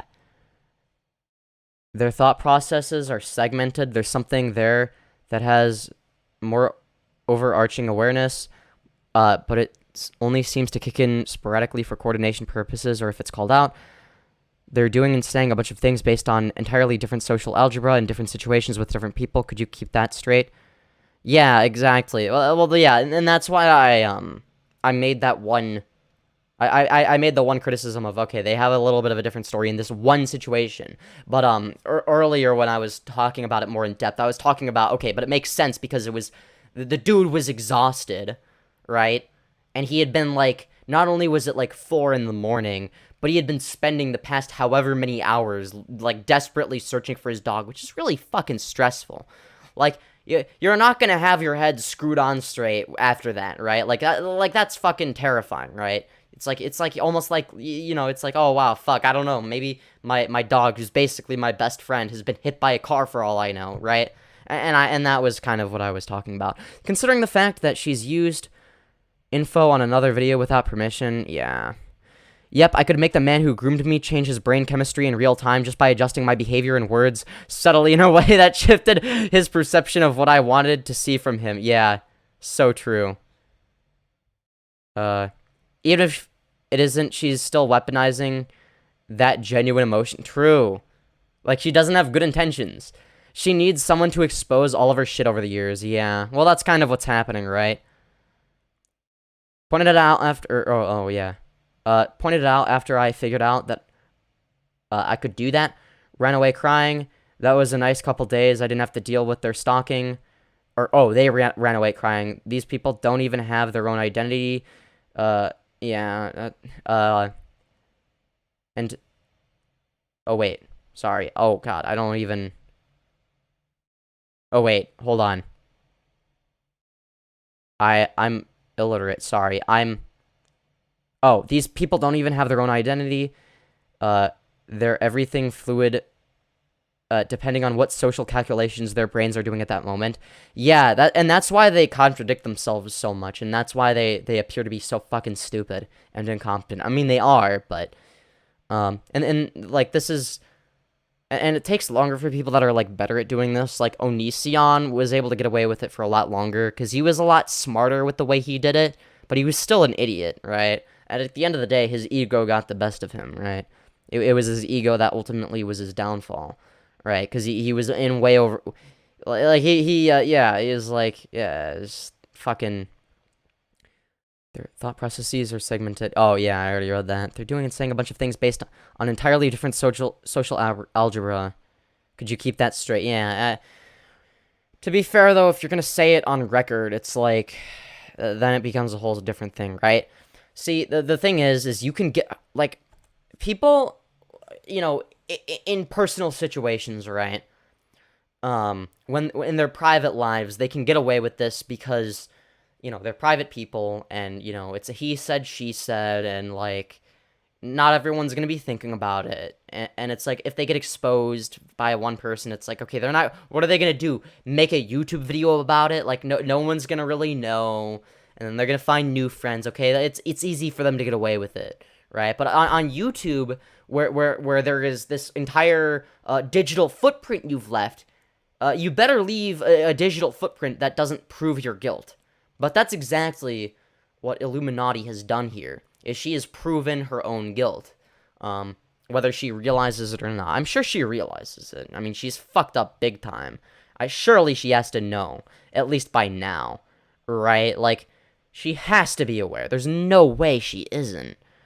And ultimately, fucking, yeah, you know, it's, oh God, no, I need to... Hold on. But ultimately, man, it's a weird world we live in, huh? It's a weird world we live in. But yeah, I totally understand, like, the whole, like, reason behind it, but they're still idiotic. It's like, I feel like it's more effort to be a manipulative piece of shit, and you don't get anything out of it at the end of the day. Like, you do short term, but long term you don't. You end up living a miserable life. Like, even if you have selfish intentions, you're gonna live a better life if you don't act on them and you just do what a good person would do, because then, at least then, people will consistently perceive you as a decent person. You don't have to lie to be perceived that way if you're just a decent person. It takes more effort to pretend to be a decent person and get away with it than the effort required to actually be a decent person. And that's what's so confusing about these people to me, especially due to her lack of a response after the videos. Yeah, exactly. And that's why I titled the video the way I did. The reason it's titled Iilluminaughtii doesn't want you to see this is, I mean, one, obviously part of it is it's a good title. We all know that, obviously. Hello, Megan H. But not only is it a good title, but she clearly doesn't want people to really think about this. She just wants to move on, you know? She wants to, like, sweep it under the rug and just hope that nobody notices, really. That's what she wants, right? But that's not what she's gonna get, and she should be called out for her bullshit, and, well, that's exactly what we're doing in this stream, right? Is calling her out on her bullshit. You're super pretty. I totally agree, though. Aw, thank you, Megan H. I appreciate that. That's really nice. I appreciate that. It would be smart for her to leave it at that one response. I hope she comes out with more shit that exposes her, though. Yeah. No, I agree. No, yeah, it would be dumb for her to, like, dig herself that grave. Is she gonna do it? I have no idea, frankly. I couldn't tell you. I don't know how she's gonna respond to this if she responds, but it seems like she's trying to sweep it under the rug.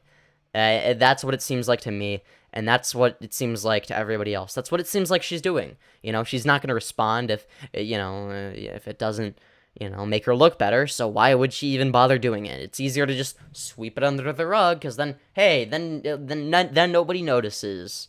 It's like, because she just has to hope that nobody. I don't know. Maybe she'll go the Onision route and continue with the fucking sock puppet accounts, the alternate accounts where she'll compliment herself and try to shit on other people that she doesn't like. But it's totally not her doing it. It's just it's just a fan. It's just a fan. But she got exposed for doing that, and she got exposed for faking having autism on one of those accounts too, which is a really shitty thing to do, And I'm not trying to morally grandstand and be like, oh, I'm super offended by that as someone with autism. But what I will say is that that's a shitty thing to do, because you are using it as a tool to get what you want. That's what I think is really shitty about it. It is using a genuine issue that people have as a tool to paint yourself in a positive light in a very dishonest way.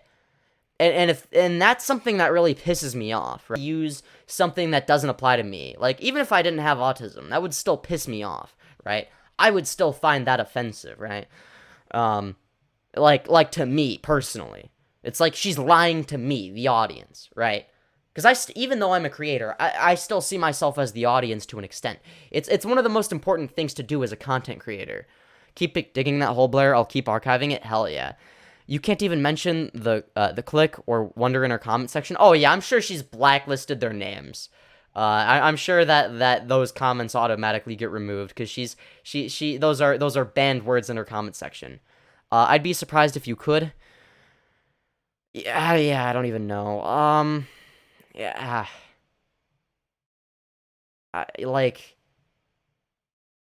It's just man. I don't even know what, if I woke up in her body tomorrow morning, I don't even know what the fuck I would do. I think I would just have to, go with it and just be like, yeah, I kind of, I would have to, if I woke up in her body, I think the first thing I would do would, apologize to all the fucking people that, she fucked over, right? I would apologize to, if I was her right now, I would apologize to my audience. I would apologize to the people I hurt. I would start cleaning my fucking room. Okay, I wouldn't live in a fucking mess. I'd probably exercise more. I'd probably fucking change my style of content. I'd probably, I don't know, I would do a lot of things differently, right? I'd be like, yeah, this was fucked up. I don't know why the fuck I did this, but hey, I'm different now, okay? You know, I'm working on my mental health. You know, I wouldn't. It's like what can you do if you wake up in the body of someone like Illuminati? Like, what would you even do? It's like she's gotten herself into so much shit. And it's like, obviously you can't be like, oh, well, I'm a different person. It's like, okay, no one's gonna fucking believe. It's like, okay, you're bullshitting. But at the same time, it's like, okay, you're mentally insane, right? It's like, no one would do that for a bullshit reason even. That's like okay, you're mentally ill, like really mentally ill. But maybe then it's like, oh, you're faking mental illness. I don't know. I don't even know what I would do. I've seen so many Doobie Smirts references in her comments. Yeah, I'm not surprised. Because that was her alt account that she used. She was like quote tweeting herself as if it was like a different person. Oh yeah, it's just a fan. It's not me on my alt. No, not at all. Oh man, Blair has too high of a social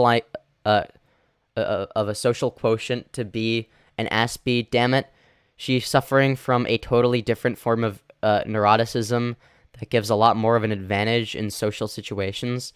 Yeah. No, I agree. It's interesting. Okay, to be fair though, like I have the big autism, right? But I think I do better in social situations, than Blair does, right? Even though I'm okay. Aside from me being bad at like, you know, approaching people like in one-on-one conversations, once I'm engaged in a conversation, you know, half joking, is it confirmed she made the Aspie shit up? Yes. Yeah. Yeah, well, she didn't even say that she had Asperger's.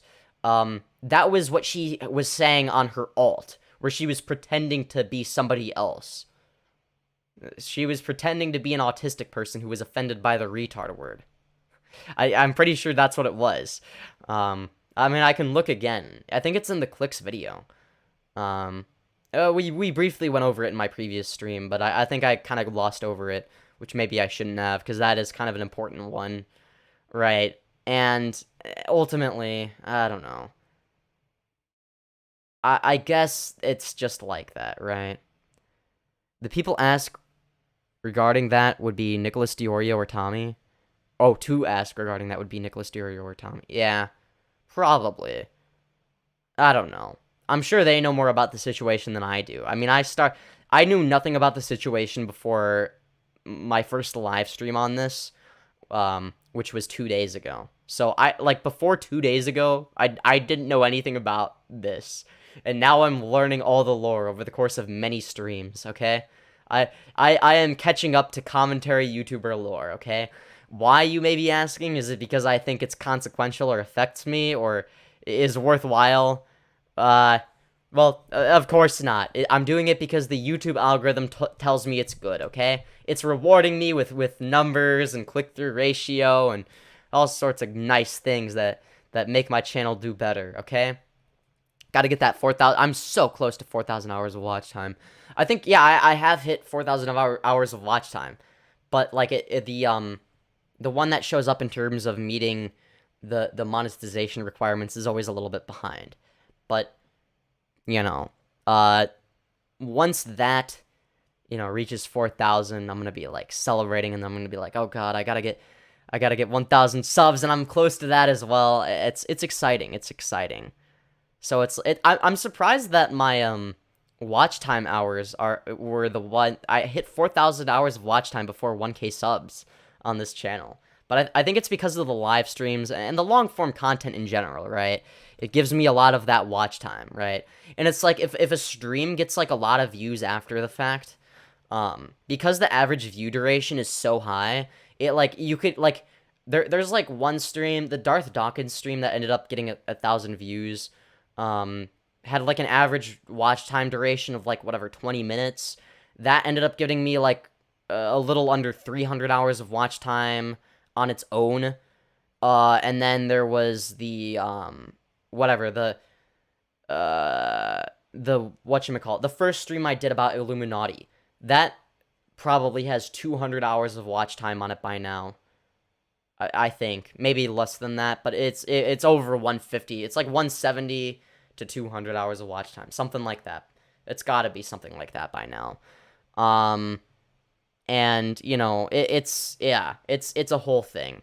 And I think that that stream, the first stream I did on the Iilluminaughtii situation, is what got me over that 4,000 hours of watch time threshold. Now I just need to wait for YouTube to update the thing. I've been following her her BS for about a year. Damn. Bowblax immediately called it out. Damn. Yeah, pretty retarded to try and use the stolen valor to do that shit positively, nanners. True. Honestly. It's funny because, like, I was never even close to 4,000 hours of watch time within the last 365 days whenever I was on my channel, my Lyrios channel, which has barely over 1,000 subs. You know, it's like the reverse. So I thought, oh, okay, I'm gonna get 1,000 subs and then 4,000 hours of watch time a little bit later. Or a lot later. Hello, welcome back, Pancake Panic. But yeah, that's, man. Oh. What a fucking mess. I've been following the bullshit side of her for about a year. That's when I started sussing her. Yeah. I can see why people wouldn't want to stick around for longer than 20 minutes. Darth Dawkins is something else. True. Well, okay. No, it's not that they're not sticking around for longer than 20 minutes. That's the average view duration. That means that some people click off after a minute and some people click off after 2 hours, right? Like, there's some variation there. Because some people really like watching long-form content, and that's really what boosts the average view duration. But then people that accidentally click on a video, or like, you know, aren't sure what the video is, and they're like, I actually don't care, and or they click on a different video that's in their suggested or whatever. Those are the people that drive it down the most, right? But it's a balance, right? Like, it counterbalances, and then there's people in the middle that will watch whatever 20 minutes, and getting over 20 minutes of average watch time is kind of it's more difficult than you would think, right? Like, unless it's like a really long stream. But like even then, it's like, because people's attention spans are so low, you have to be entertaining for such a long amount of time. And to get a high watch, like, getting a high percentage when it comes to view duration, like, even getting over, like, whatever, like, 20% is really, really difficult when it comes to your live streams or past live streams. That's so hard because it's hours and hours of content. It's like a lot of people just simply don't even have the time to watch that, right? And it's a really hard thing to do because I have to be entertaining 24/7, right? Or not 24/7, but like every second of the live stream has to be entertaining, because if I am not on top of it for 1 second of the live stream, if I'm just spacing out, those seconds might be used as like a reason for somebody to just not watch the rest of the live stream. Someone might be like, okay, I'm bored now, and then they click on a different video that they wanted to watch anyways, right? It's like, and that's why I always leave timestamps in the description below, right?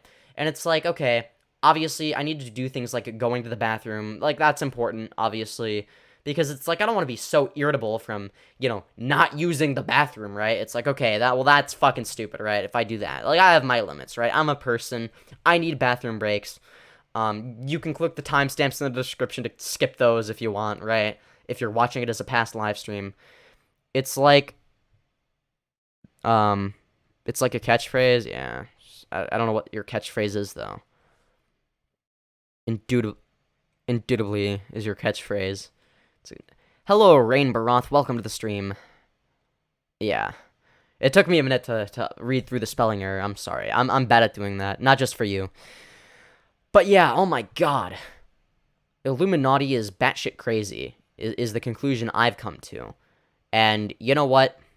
I think that's a good conclusion to come to. And, that being said, man,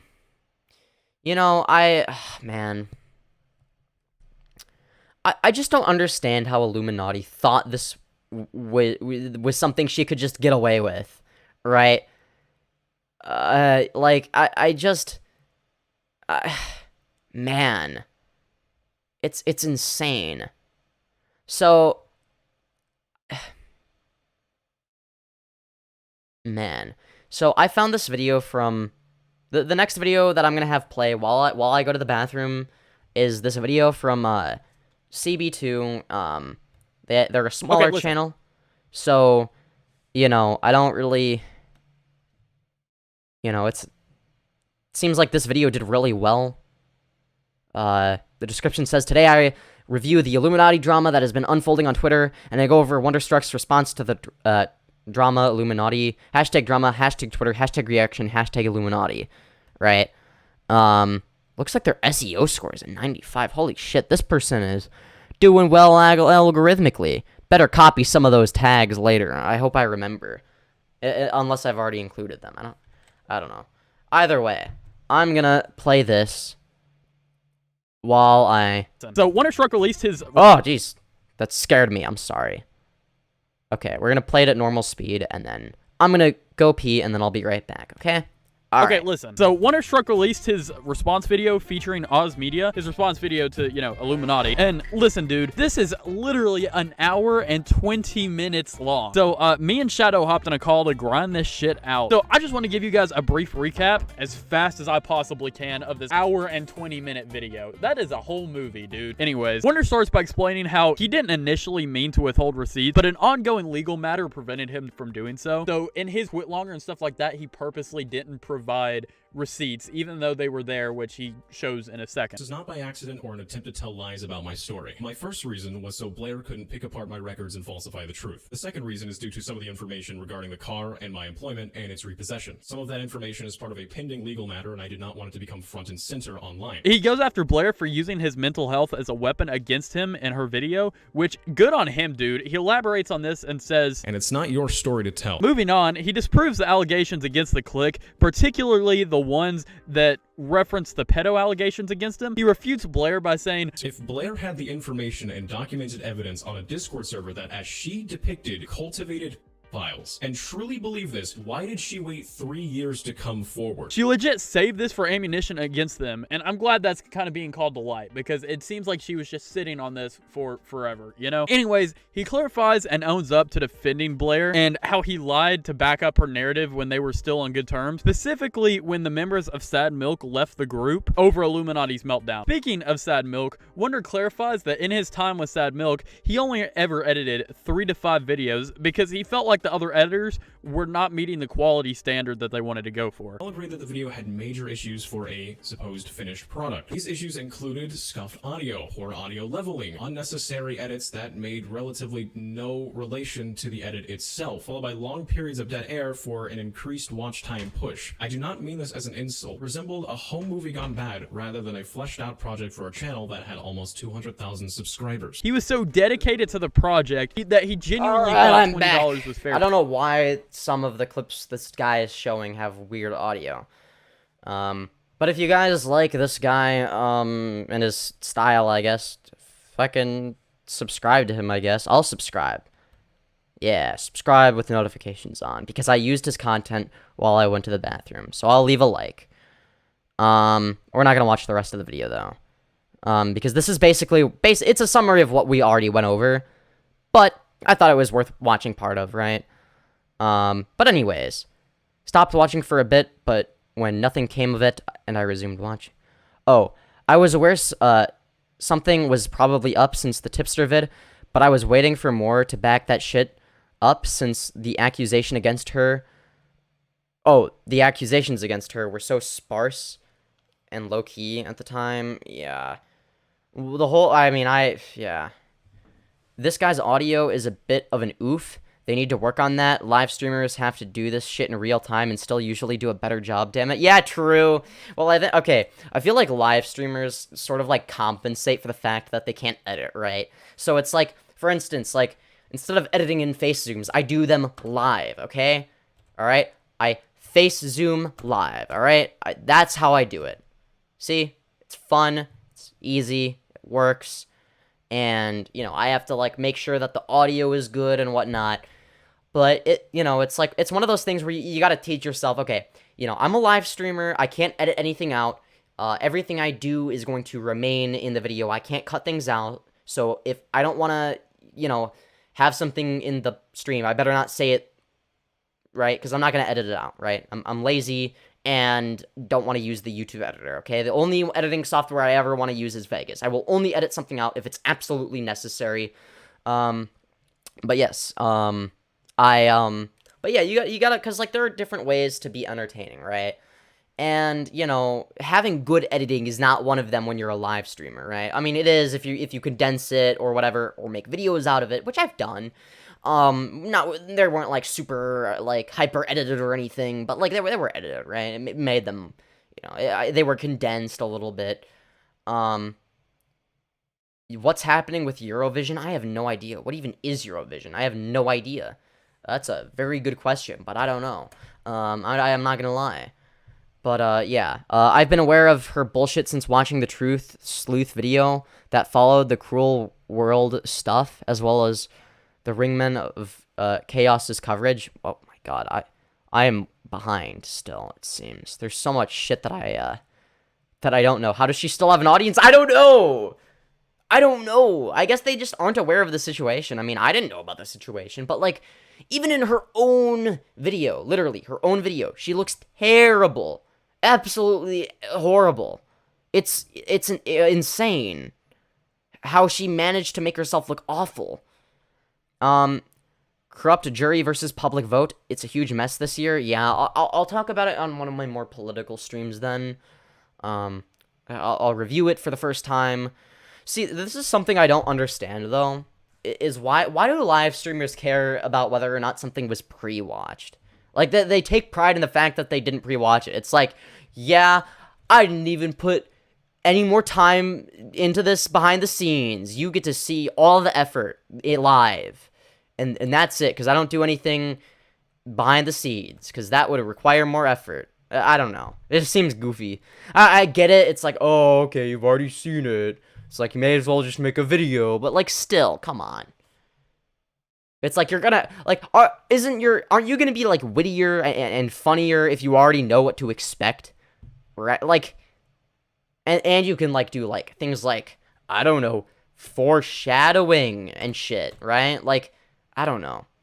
That sucks, going to the way of the Emmys. Yeah, I don't even know. What a world we live in, huh? So, I'm gonna take a small break from this whole Illuminaughtii drama, okay? I'm gonna fix my hair and then put my cat ears back on. I'm sorry. Look, that's just how God, I hate this fucking pimple. Holy shit, it's bothering the fuck out of me. It's like my skin will be fine, and then I'll just get this one. This is why I need to learn makeup. It's like my skin will be clear, and then I get this one. And I can't even cover it with my hair properly. Because my hair just, unless it's in my eye. And I don't want it to be in my eye either. Ugh, it makes me so mad. And it has to be on the side that's closer to the camera. It makes me angry. Streaming is a shit ton of work. Yeah, I agree. It's a shit ton of work, and obviously it's going to be a lot more difficult for the average person than for someone like me who just loves to ramble and talk and say a bunch of things, right? Like, I have fun doing this, but most people are absolutely horrified of public speaking. They don't like it very much, let's be real. But I love public speaking, okay? It is my passion. It is my dream to do it for a living, and you know what? That is a niche that most people cannot fulfill because they are terrified of it. I mean, they can, but they choose not to, let's be real, okay? They would rather, like, jump off a cliff. I love streaming. Yeah, a lot of people love it. But streaming and being entertaining are not one and the same, right? Like, you can stream, but, like, what you're streaming could just be, like, boring Fortnite gameplay, and, like, you're not gonna get any watch time, okay? It doesn't matter how fucking long it is, okay? Yeah, you might have one person that fucking watches it, and then nobody else, right? It's like, okay, right? You're not doing yourself any favors as a content creator, and you're not doing your audience any favors either, right? Like, come on. At the end of the day, like, you can't, streaming doesn't mean you're lazy, right? put a cute band-aid over it. I don't have any band-aids on me, and then I would have to leave and find a band-aid. And also, band-aids are so annoying to take off. They hurt when you take them off, right? But much as is the case with Candace Owens, I suspect if she really were to go full mask off, being a tea and drama channel would be her true calling. True. Yeah. Honestly. Yeah, there is no intersection between what she does and this kind of drama, besides the fact that she does some of the same shit as the abusive employers she calls out. Yeah. Honestly, yeah. You're not wrong. Man, what I do find interesting is that there's been I feel like an intersection, or like a bridge sort of forming. Not even being built, because I don't even think it's entirely deliberate. But there's like a bridge that's like forming between like the commentary community and like the political community. And don't get me wrong, they hate each other, but the commentary community hates itself, and the political community also kind of hates itself, but it's more like there are like two groups of lefties, right? There's two groups of leftists. There's the cool leftists like me and Hunter Avalone and Vosh. And then there's the cringe, disgusting loser leftists like DJ Mule and Bad Bunny, who are cringe and liars. But yeah. Whereas everybody in the commentary community, it's just like there's like 20 different groups of people there that are like known, and they all hate each other, right? It's more of a mess, right? Whereas you know, the self-hatred of the left is like a more formal or like organized self-hatred, right? It's like, okay, here's one side and here's the other side, and then that's it. And it's very clear most of the time. And then you have your centrists, of course, which everyone makes fun of. But like, that's, yeah, you get what I mean. But man, I just can't fathom being as stupid as Iilluminaughtii is. Another video I want to watch, is from, an underrated YouTuber, in my opinion. They give pretty good commentary, in general, in my opinion. So I thought, because they have actually a smaller audience than me, I'd watch one of their things on stream, especially because my Iilluminaughtii streams seem to do pretty well after the fact as well. So, oh wow, it looks like, yeah, they're already getting, it's been a day, and the view count on that is already more than their subscriber count. So clearly, this is a good topic to talk about. So let's read the description. No one ever reads the description, but I will. So it says, don't ever say it can't get much worse. It always can. Wonderstruck Guy reveals the most damning so far of the accusations in his video here. And then he, yeah, so there's a link to his video or whatever. And then, at this point, Iilluminaughtii seems committed to not responding to any of the accusations. She really thinks her smear video was enough to beat the allegations. Don't let her escape. Make her speak on this. Don't let her ever forget what she did to these people. If there is any takeaway from this situation, it's that you should never give up hope if you have been wronged. You have a voice, use it. So it's from, but yeah, the video is from, the video in question that we're going to be watching is from Fembro. It's 23 minutes long. I want to see what, you know, what commentary he has to offer. Or, wait, I think he, they pronouns? I don't know. Maybe, okay, wait, hold on. I'll see if it's in their, like, about section. I think they, like, use any and all pronouns. I can't keep track of pronouns, okay? I'm sorry. You know what? I'll just use whatever. Okay, you know what? Fuck it. All right, anyways. All right, we'll watch the video, all right? This guy's underrated. So, right off the bat, I watched Wonderstruck's response video last night. So, not all the information will be entirely fresh in my head, but dear fucking God, when you think it couldn't get worse, it just does. You better believe it does. Blair couldn't possibly be a bigger piece of shit than she is right now. She amazes me. She honestly amazes me. It is genuinely impressive, I must say. That whole story, that whole recollection, of Wonder's of what he went through. It's just she knowingly put him through turmoil. Yeah, I mean that's what bad people do. I mean that's what happens when you're a a habitual liar, right? You're a habitual liar. You're an abuser, manipulator, etc. Right? Like, okay, if somebody is a pathological liar who only cares about themselves and they have an egoist worldview, that's their philosophy, is egoism, right? Only caring about their self and their own well-being. This is what happens as a result of that. It's a fucking mess. They don't have any actual moral framework, and that's why they're very clearly hypocritical 24/7, because they don't actually care about anything outside of themselves and what benefits them. Knowingly. She knew of the shit that he was going through and still had the fucking gall to beat him like that. Yep. Now, obviously, she didn't literally beat him. At least she's got that going for her, you know? No, but she threw away his 100,000 subscriber play button, which is a really shitty thing to do. I mean that's obvious. Like, that's a really, like, that thing is, like, those things are really fucking special. You only get one for each big milestone. For 100K, a million. I don't know if you get one for 10 million. And then obviously there's 100 million. Like, you don't get that many. Right? And, like, each one is gonna be, like, one of a kind. Right? It's like, yeah, here's the one that has the name of my channel. And sure, maybe you can get multiple 100,000 subscriber play buttons if you have more than one channel, but still, it's like, there's sentimental value, right? And it's like, but she doesn't give a fuck about that.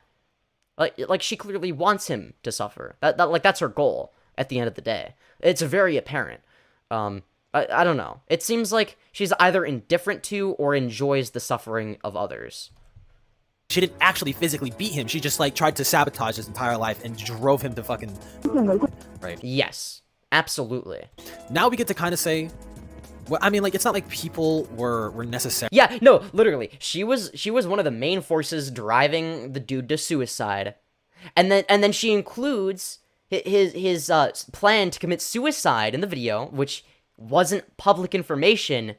And then she uses that to be like, oh, well, I was just trying to help you. I was just your friend. We were friends, and I was helping you. You disgusting, poor piece of shit. You know, your life was a complete mess, and I was just trying to help you get your shit together. Cunt. Like, that was her attitude. Again, I know I keep comparing her to Keemstar, but that's literally what this is. She's a worse version of Keemstar. At least Keemstar has, like, kind of mellowed the fuck out for the most part, it seems. Like, he seems like just mildly annoying. Like, he's tolerable now. Iilluminaughtii is not tolerable. That's the thing. Necessarily considerate of keeping that information private. I was, but now that he's open about it, right? Now that it's out there, it's out there. We're not just gonna pretend like it doesn't exist. In his video, I feel it is appropriate to comment on. Absolutely. Like, once it's been shown to 900,000 people, like, you may as well just call Blair out for being the one that released that information. It's public information now, but it shouldn't be in the first place, right? But it is now. So, based on the fact that it is, we may as well use it to call her out on her shit.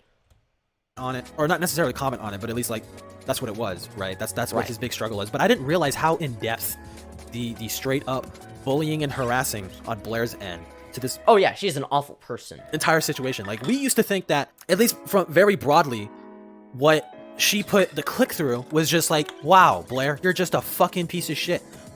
What she put Wonder through, is even worse. A monster. She's an actual fucking... No, yeah, she is evil. Monster. Like, ontologically evil, in my opinion. Like, just... Like, I know that, normally I'm against being like, oh, well, there's objective morality. But this is one of those rare instances where I'm like, okay.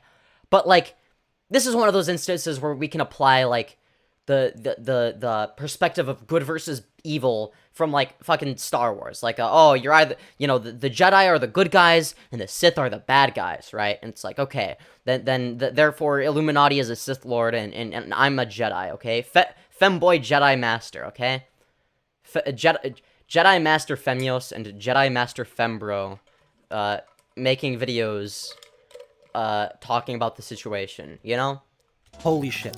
So, quick the situation involving Darth Iilluminaughtii.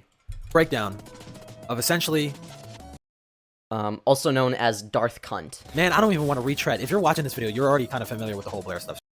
True. So I'll just keep you up to speed on it's essentially what Wonder described. So Wonder essentially Yeah, I guess this will just be a summary. set the groundwork of how this whole relationship started, how this whole thing started with Sad Milk, him getting involved, what his relation was, How he was basically lured in by the manipulator, right? like the whole paying stuff like that, the whole car stuff that was going on, that I didn't really explain in my second video about this whole drama. Essentially, Blair was convincing Wonder to set aside his independence. Yeah, and ultimately, even though he was reluctant, he ended up doing it. It's like, okay, fine, if you insist on, giving me this help. I mean, let's be real, we all know what her intentions actually were, okay? She didn't give a fuck about helping anybody. She just wanted control over the guy. A guy who normally would value his independence. This is, again, common abuse tactic from people that are manipulative and emotionally abusive. This is what they do. They'll find something that the person values, and they will take that away from them. So that, and the only way they can get that value back, at least according to the person that took that thing that they value, is through the person, because now they have control over that person, right? So it's like, okay, for instance,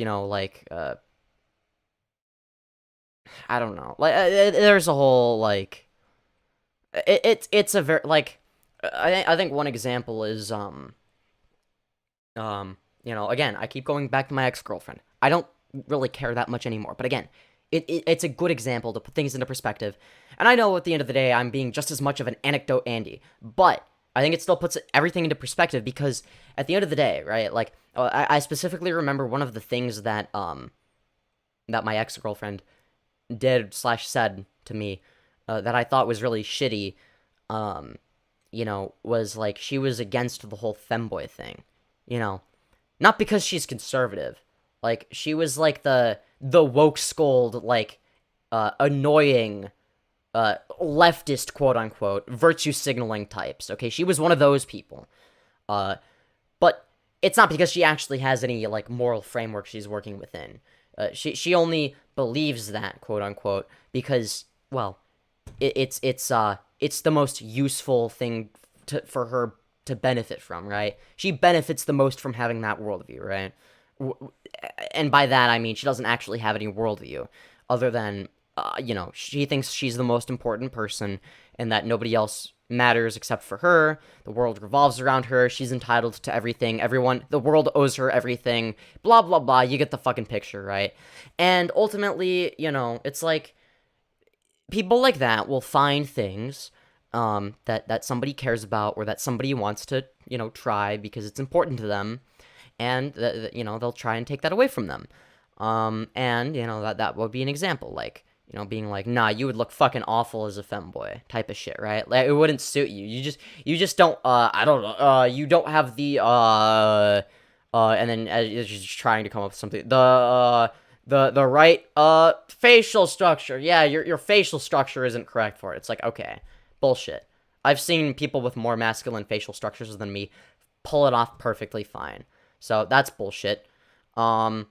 It was just a way of basically making me feel like shit about myself, right? And I'm sure, it's not like she didn't know anything about the LGBTQ plus community, okay? She was in the her entire friend group was queer, okay? That was her entire friend group. So it's not like she wasn't aware. She was perfectly aware. So in fact, it wouldn't surprise me if she knew there was a good possibility that I have some amount of gender dysphoria. So, just putting it out there, right? Again, this is what abusers will do. I know I'm rambling, but what they do is they'll take something that the person values and basically shit on it, or take it away from them, or not let them have it, or convince them not to pursue something they want to pursue, etc. Because they want that level of control over them, and that's one of the ways they do it.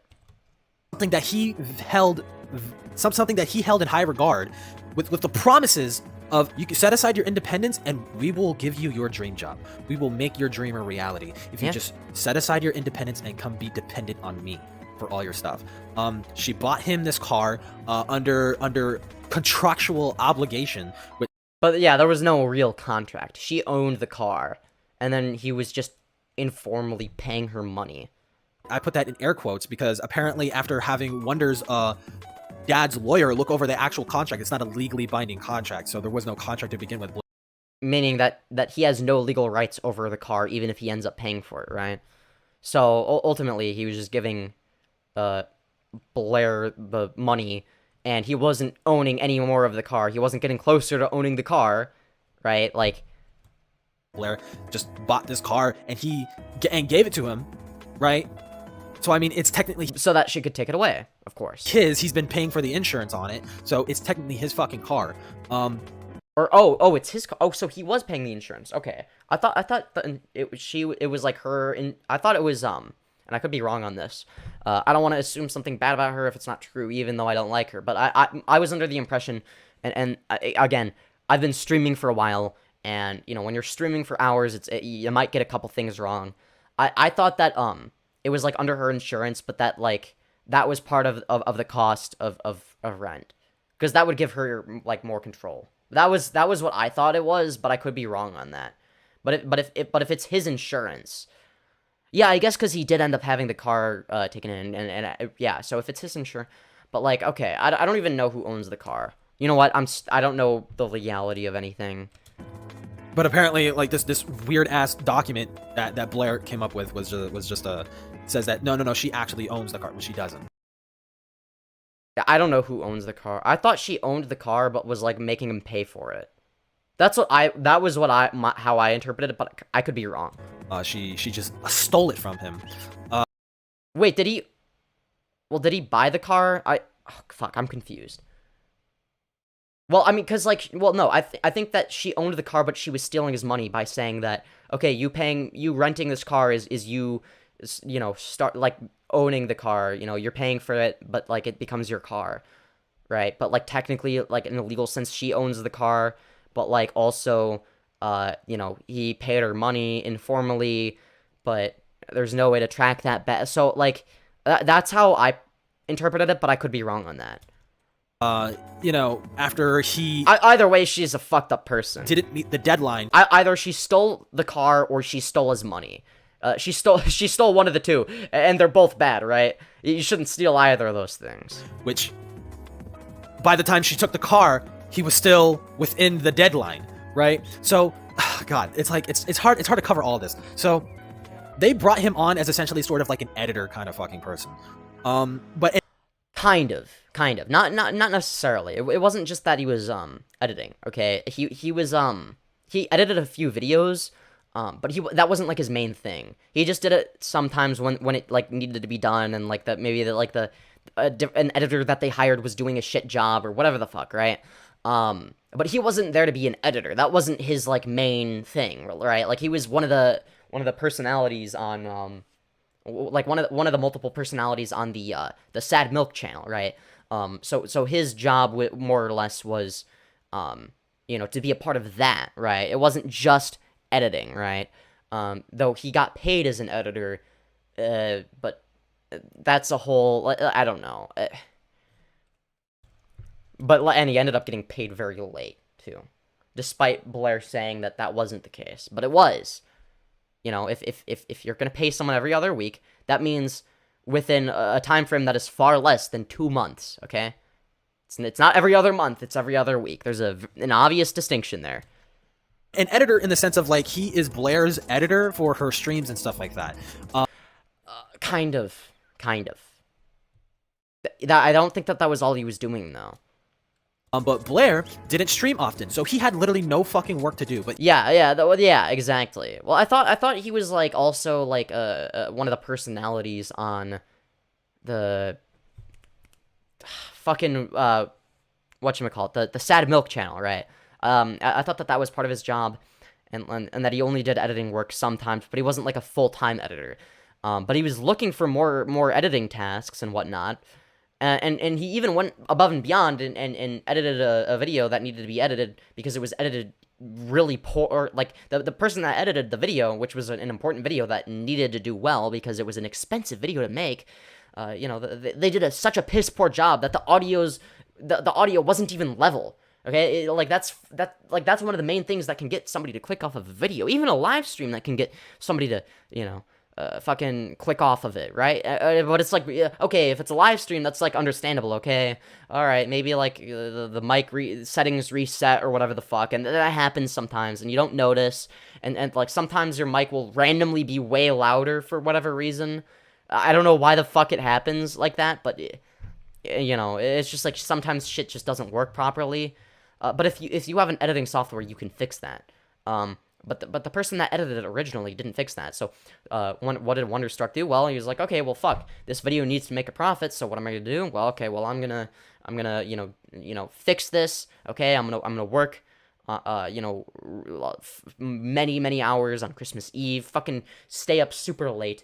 You know, even though it means that I have to sleep in for Christmas morning, which is really important to be awake for. You know, because I rarely see my family face to face. Blah blah blah. You get the point, right? And then Blair has the fucking audacity to say, well, I didn't ask you to edit, you piece of shit. I didn't fucking ask you. Did I ask you to edit? And it's like, okay, but you can't complain about somebody being lazy when you're not telling them, you're not giving them any tasks as your employee, and then when they give themselves tasks and benefit your channel, you get mad at them. Like, what the fuck? And you're like, oh, well, I didn't ask you. So it's like, okay, so clearly what you want from me is you don't want me to do anything until you ask me to. And then you know, if he does that, then she gets mad at him for not doing enough. It's a lose-lose.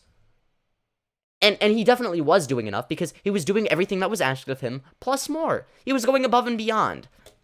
But he tried to make himself useful in that whole group and that whole dynamic of absolutely and stuff like that. He tried to make himself useful in that whole dynamic. And one of the big things that Wonder was trying to avoid doing was being a burden. Because Exactly. Completely and 100% understand that because I struggle with that too. I don't want to. Yep. Say what the why does everyone relate to that? I mean to be fair, I mean. Be a burden to people. I don't want to be necessarily a thorn in people's side. At least I don't want to be a thorn in the side of people that I like. But when it Yeah, exactly. I would be fine being a thorn in the side of Iilluminaughtii, though. Like, if me making this video, like, hurts her reputation a little bit, but it boosts my career, you better believe that is worthwhile. comes to that personal sort of relation, I completely get that. I completely get not wanting to be a burden. Absolutely. So he's trying to make himself useful, but in a way where he's not actually getting paid for the stuff that he's actually doing, right? Which is like the amount he gets paid has nothing to do with whether or not he's actually working. It's fucking stupid. essentially being a housemaid, cleaning Housemaid. I mean, to be fair, being a cat. I mean, if that was me, I mean, being a catboy maid. I mean, I can't say I would mind, but only because of the meme. Okay, I actually hate cleaning, but if it's for the meme, I'm willing to do it. Okay, kind of. But part of the meme is that catboy maids are really bad at cleaning, and that they're just they're just bad at it. And they don't actually clean, they just do whatever the fuck they want. So I guess I would have some leeway there, let's just say. And plus, obviously, Blair doesn't give a shit if the house is clean or whatever the fuck. I mean, we've seen the images of how much of a fucking pig and a slob she is. So, it is. up after Blair's shit, because if you didn't see the screenshots or you didn't see the pictures that Wonderstruck posted, Blair lives exactly the way she looks, like a fucking pig. Oh! Damn!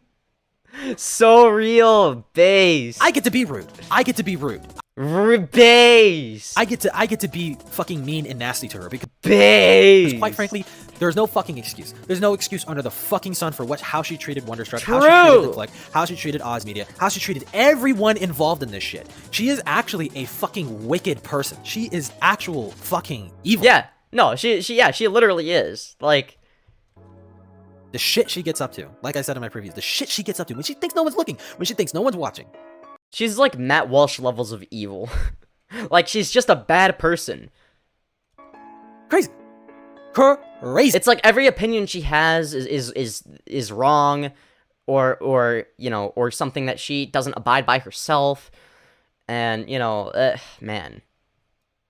I guess Matt Walsh, at least Matt Walsh is like consistent with like his wrong opinions. Like, don't get me wrong, he's evil in his own unique little way or whatever the fuck. But like, at least he's like internally kind of consistent, sort of. No, I mean, not really. But like, at least if he like says something, like, he's not gonna like. Okay, for the most part, he's not gonna, live the opposite as far as I'm concerned, right? Aside from like the whole like, oh, protect the children thing, when he also wants to marry a 16-year-old little girl. I mean, come on, that he wants to be able to do that. I wonder why. I'm sure he just has so many logical reasons, and it's definitely not what he personally wants for himself. Yeah. Easy. Holy fuck. Anyways, But he's not like wrong on as many layers as Illuminaughtii, right? But he's still a terrible person, but for different reasons, right? was unfortunately fired. Well, fortunately, unfortunately. I'd say at this point, fortunately. Because it means that he has some... Like, at some point, shit was gonna hit the fan, right? It's better sooner than later, right? And ultimately, I think he's gonna end up being fine. Okay, he's not dead. He never actually ended up committing suicide.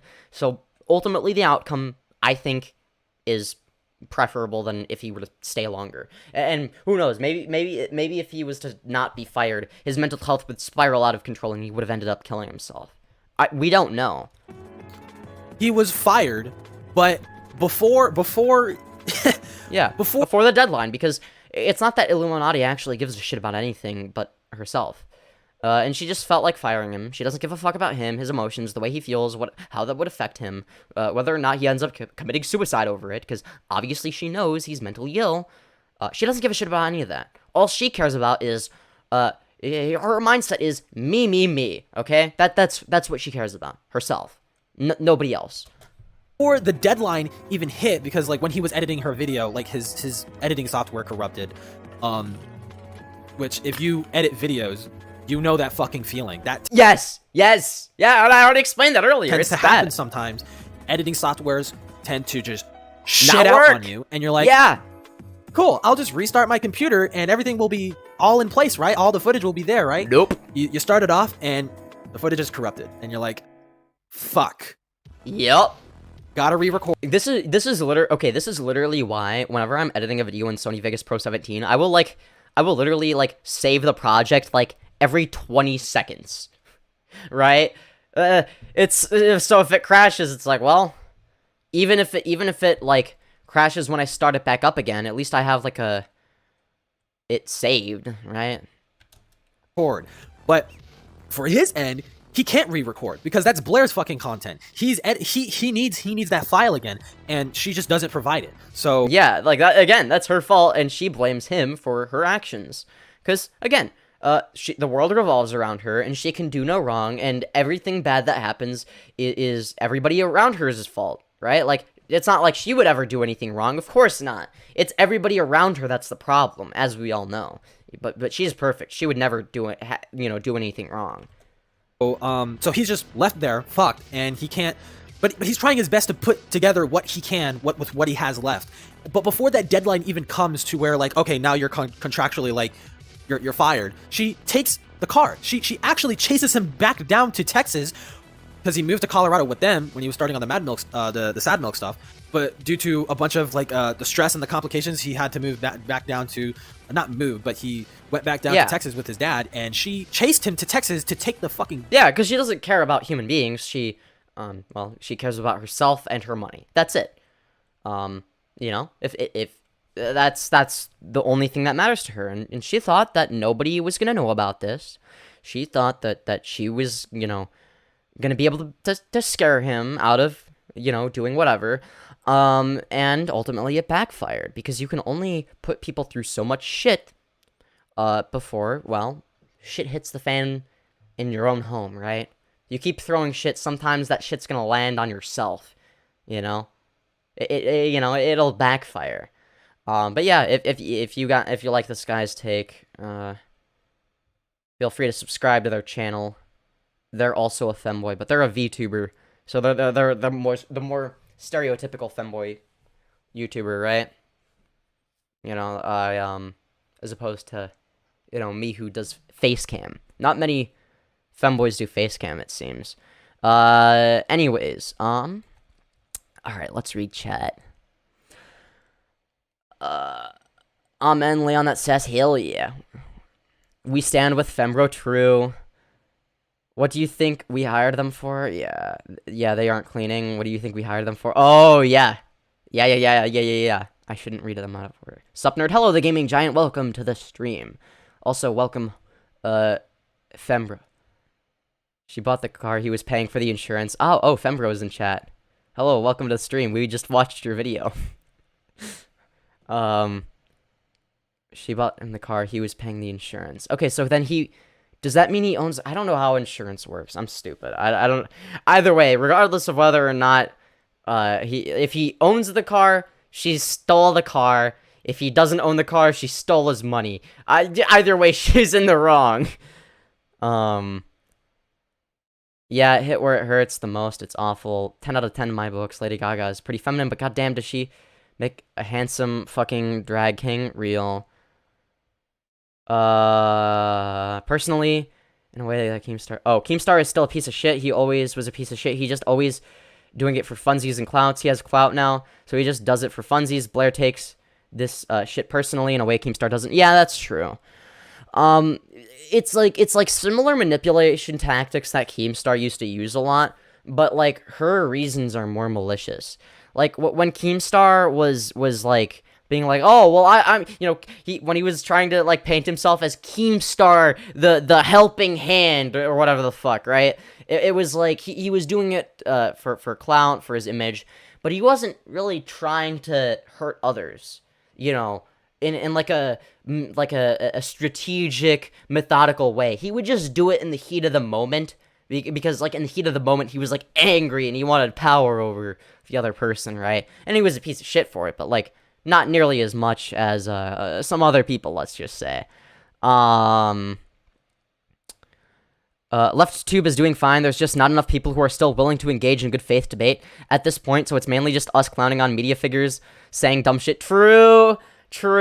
And I'm willing to get engaged in debates, but it's like, are people willing to engage in debates with me? Well, only sometimes. But I understand not wanting to debate 24/7. That's why not all of my streams are debate streams anymore, right? It's tiring. Him? Okay. I wasn't sure.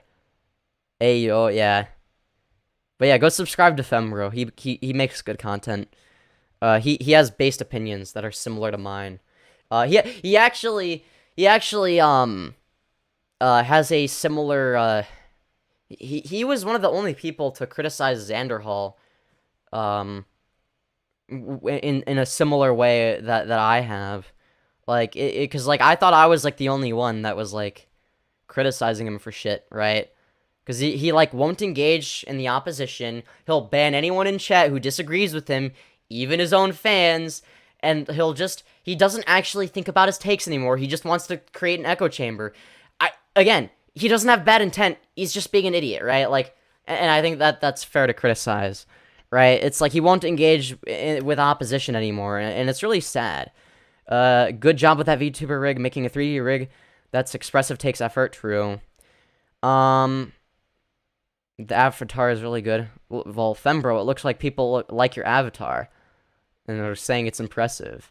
An uncaring monster is at least willing to be... Oh, an uncaring monster will at least be too lazy to fuck with you unless it tickles them at that moment. Yeah, that's true. Poly people, I still resent Lonerbox for ever making her seem like a reasonable debater in comparison during their trans genocide debate. Yeah. Honestly, fuck poly people and fuck anyone who supports that fucking bitch, piece of shit, pig, loser, whore, okay?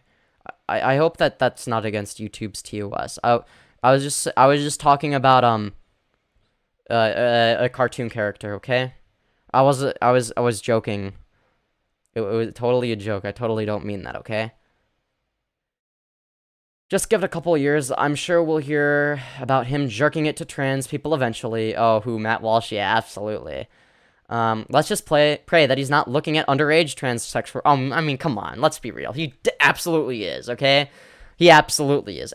Every conservative accusation is a confession, okay? That's just how it is. I don't make the rules. That's just how it, I just say it how it is, okay?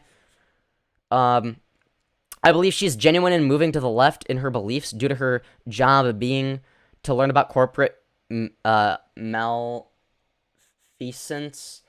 Even a self-centered former scam artist like Osmongold sees the reason in that. Yeah, I get that, but, like, I don't think she has any genuine beliefs. I mean, it's just easy to, like, virtue signal and morally grandstand. Like, it's not hard to be morally superior to corporations. And because she knows she doesn't actually have any morals, all she can do is look at somebody who, people that either don't have morals, or like, that not only don't have morals, but, like, are actively, like, harming society in like an objective and measurable way. So one, she can feel better about herself, and two, she can get affirmation from her audience, being like, oh, you're such, oh, it's so brave of you to speak up against these big scary corporations. It's like the Leafy thing, where it's like, no one, it's just no one else will speak up about this. I'm the only one who's speaking out against these things, right? If you, but I doubt her money is where her mouth is, and she clearly doesn't believe all this corporate, shit is, as bad as she claims if she's doing it herself. Well, yeah, exactly. She only talks about it because she wants to look morally superior rather than be morally superior, right? If you run into an asshole, that's unlucky. If you run into many assholes, it might actually be you. Yeah, that is her, literally. But man, oh, boy, it's just insane to me how anyone can in good faith still not absolutely despise this Illuminati motherfucker, right? How can anyone in good faith not realize she's a piece of shit, right? It's like you have to be like, I don't know, like stupid, or like a hyper mega contrarian, like more of a contrarian than Destiny, okay? Like, okay, look, I'm a little bit of a contrarian, okay? If someone tells me not to do something, I might, be more inclined to do it. That doesn't mean I'll do it, though. Destiny, abuse apologia because he's a contrarian, okay? That's what he does. But, like, this is a whole other, like, how would anyone, even Destiny wouldn't defend this for the sake of being contrarian, right? Like, like, this is just, like, she's unambiguously in the wrong. It's like judging the moral character of somebody in fucking Star Wars. It's like, okay, you have Luke Skywalker, who's unambiguously good, aka me, and you have, okay, only kidding, of course, kind of, sort of, maybe not, I don't know, I see myself as good, but that's my own subjective opinion. You don't have to take my word for it. You can judge my actions, right, and say whether or not I'm good. And then you have Illuminaughtii and Matt Walsh and people like that are unambiguously evil, right? Like, they're just evil, right? Yeah, Vosh, Hunter Avallone, and Dylan Burns are the only leftists I still fuck with doing debates. Yeah, true. And me, of course, obviously. And obviously. I mean, come on. Though I need to do more debates. I need to debate more often. It's just, I've been having so much fun with YouTube drama stuff. It's like, my debates, as fun as it is, I will do more of that because I know it's engaging with the audience, especially people that hate me. I'm taking advantage of dumb fuck conservatives that don't like me very much. But again, it gets tiring, and I needed a little break from debate, okay? I needed to do something a little bit more relaxing, okay? Talking about the trans genocide 24/7, even though it's important, I get it. It's really important. Trans rights matter, okay? I'm trans, I get it, okay? But and by that I mean I'm non-binary and I use any and all pronouns, but I'm also going to be an HRT femboy, okay? HRT femboys are based, okay? It's going to be me, all right? But at the end of the day, fucking whatchamacallit, where was I going with this? At the end of the day, I'm a person, I need breaks, okay? Every punk on this planet, we don't claim her. True, honestly. Like, I don't blame any, like, how, like, I just don't understand how anyone could, like, still, be friends with her, or, like, fucking view her content and be like, yeah, this is a really good person. This is the person I look up to. She's my role model, right? It's like, no, fuck that. She's an awful person. Demon Mama still debates people, just only in a very casual manner. Yeah, true. And she only does it, like, occasionally. She rarely debates people. She debated me one time on neo pronouns, because I asked her to.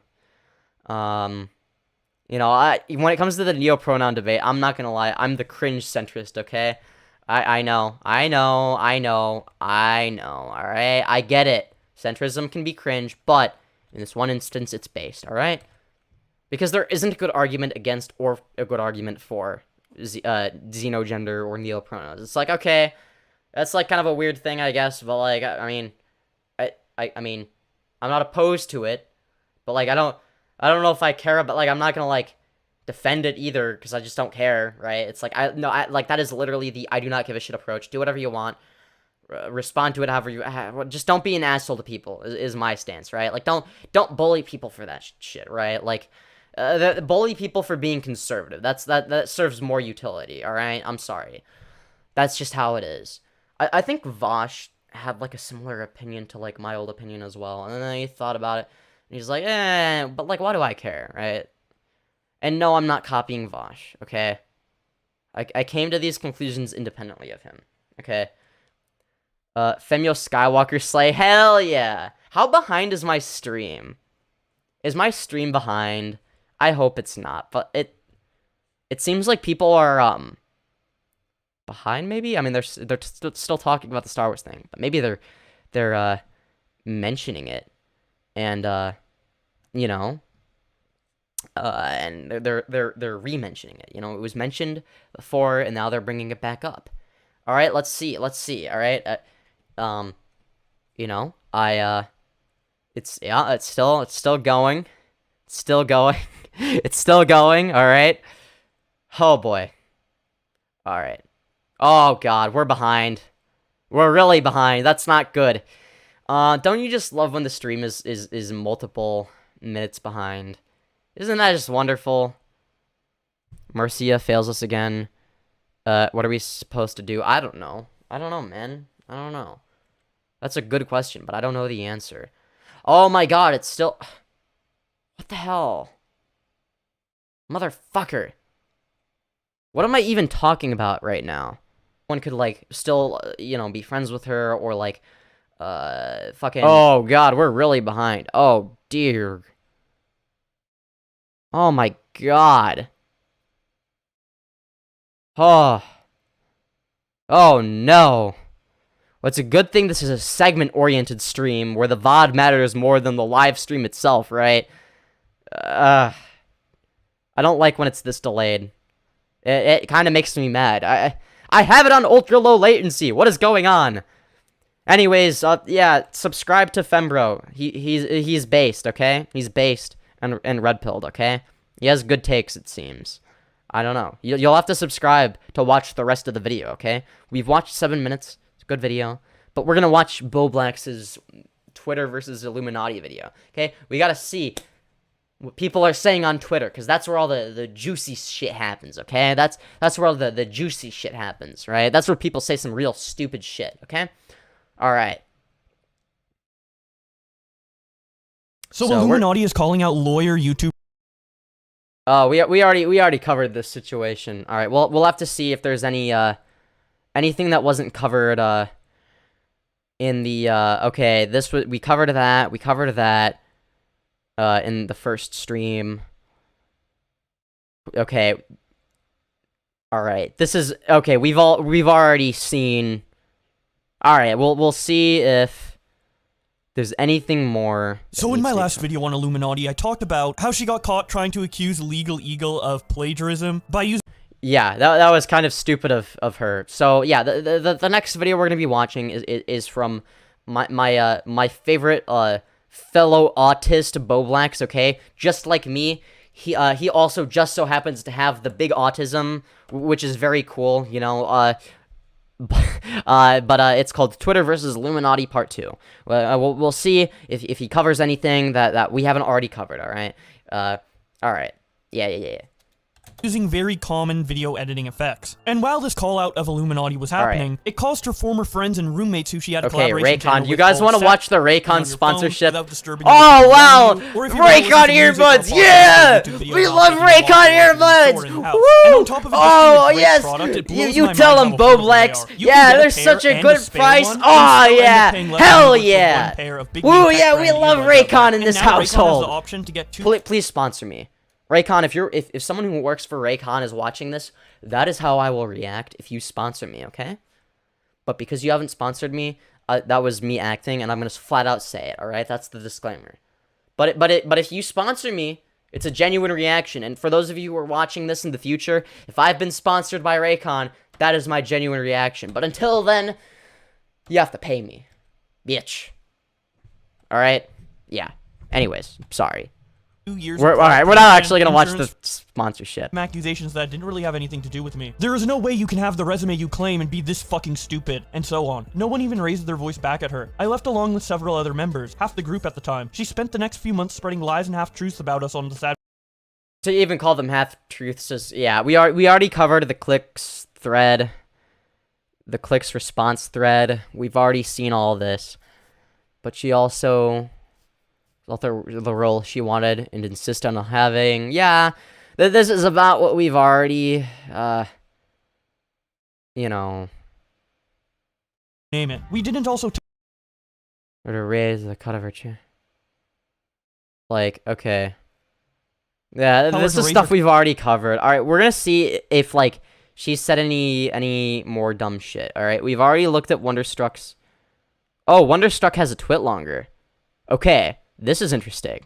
And once again, a week later, after Blair made her response video, Wonder also made a response on Twitter, this time in the form of a twit longer with the title, My Brief Response to Blair. As many of you are Oh wow, what a brief response. Oh yes. Are aware, Blair has come public with her side of the story. The Sad Milk members and I expected either this or her burying it. I am aware how opinions are formed, so I... Well, it seems like she is doing both. Like, it's like she doesn't even know what approach to take.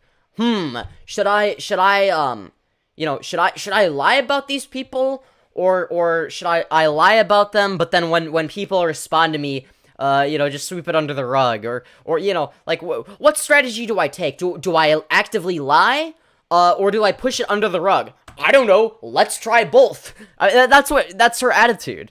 I will explain briefly since I am working on a video response. I work full-time, so it may take a moment to complete. Blair has come forward with a lot of information I did not initially come forward with. This was an active decision on my part, as a lot of this information is part of a pending small claims lawsuit. My county is entirely backed up, and in the state of Texas, I have 2 years to file, which has given Blair ample time to do the right thing. I will get to that, but first let's rewind as I want to address a handful of things. It also gives her ample time to do the wrong thing, which, let's be real, we all know that that's precisely what she has done and will continue to do. When has she ever done any... Again, I've said it a million times, but I'm going to say it over and over again. I don't think I can come up with a single thing. I can't... there's no negative things. There's nothing negative I could say about Blair that wouldn't be true, alright? That's just a fact. I'm sorry. That's just the way it is. I'd like to start with the blatant lie on my role as a Sad Milk editor. I did not become an editor to cover my share of the joint editor payment. I was living paycheck to paycheck, yet always paid my share. I became an editor for Sad Milk after they loved a demo I submitted. I was so new to contract work that I personally thought $20 was fair pay for my work, which obviously she exploited.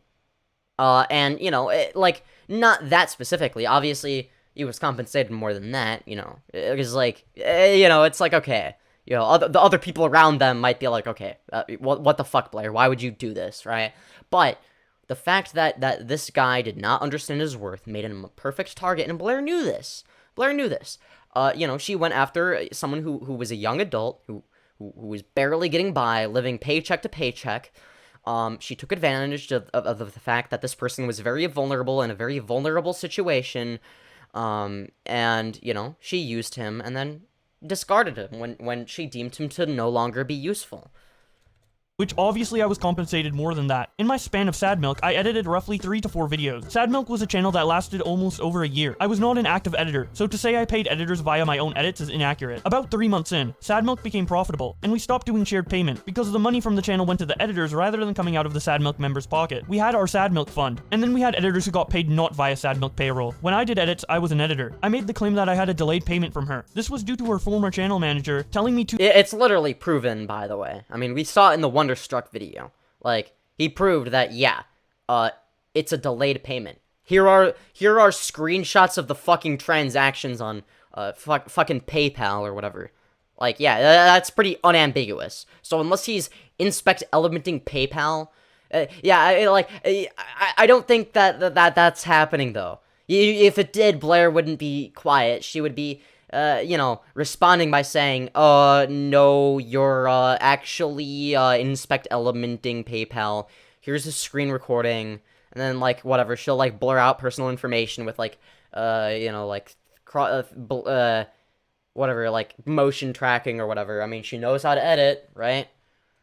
2 years later that Blair had been Or maybe she should just, like, pay an editor, like, fuck all to do it for her, right? spending on food, cars, etc., while lying to employees about why money is being moved around and payments are delayed. He knows— Oh, wait, you mean to tell me that Iilluminaughtii was lying? Holy shit. I think she, genuinely, I believe she lies more than she tells the truth. It's insane. It's, like, genuinely almost like an accomplishment. Like, how do you do that? It's like, how do you say, like, so many wrong things and so few correct things?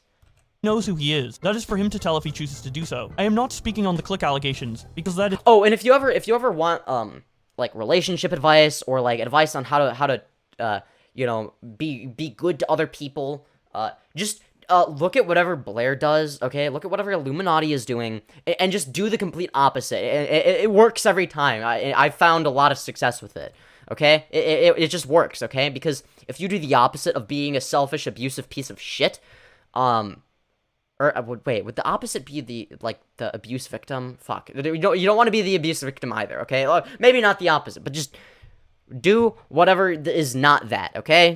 Whatever is not what Blair is doing, okay? It is his story to tell, which he intends to do. Regarding the Christmas vlog, I helped last second with an expensive video we all put work into, because the person Blair contracted did not do a job that I believe met the standards of our channel. A person— Yeah, and this was already explained, right? Like, the editing was so piss poor that the audio levels were just completely off. Like, it's not like you didn't like, in the first 30 seconds, like, it wasn't engaging enough because at the 17th second of it, there wasn't, like, you didn't do a face zoom, and in the first fraction of a second, like, there was no, like, transition to start the video. Like, there wasn't enough stuff moving around. It wasn't anything like that. It was literally like, yeah, you don't even know how to do basic editing shit. Like, the fucking audio levels are completely different. Like, what the fuck? Blair later herself fired. I took on a role as editor last second to help out a channel I thought we all cared about, while Yeah. editing content of my own. For context on the video, we all flew to Colorado to film an IRL video. Alright, let's see if there's— okay, I'm just gonna briefly skim this and see if there's anything that we haven't really already seen. Alright? So, alright. Never complained about the car breaking down, blah, blah, blah. Okay, this is, this is very consistent with what he was saying. And that's why I was looking at it, because we didn't see the twit longer itself. And then there's car stuff, NDA, manager DMs, alright? This is what I want to look at, okay? Alright.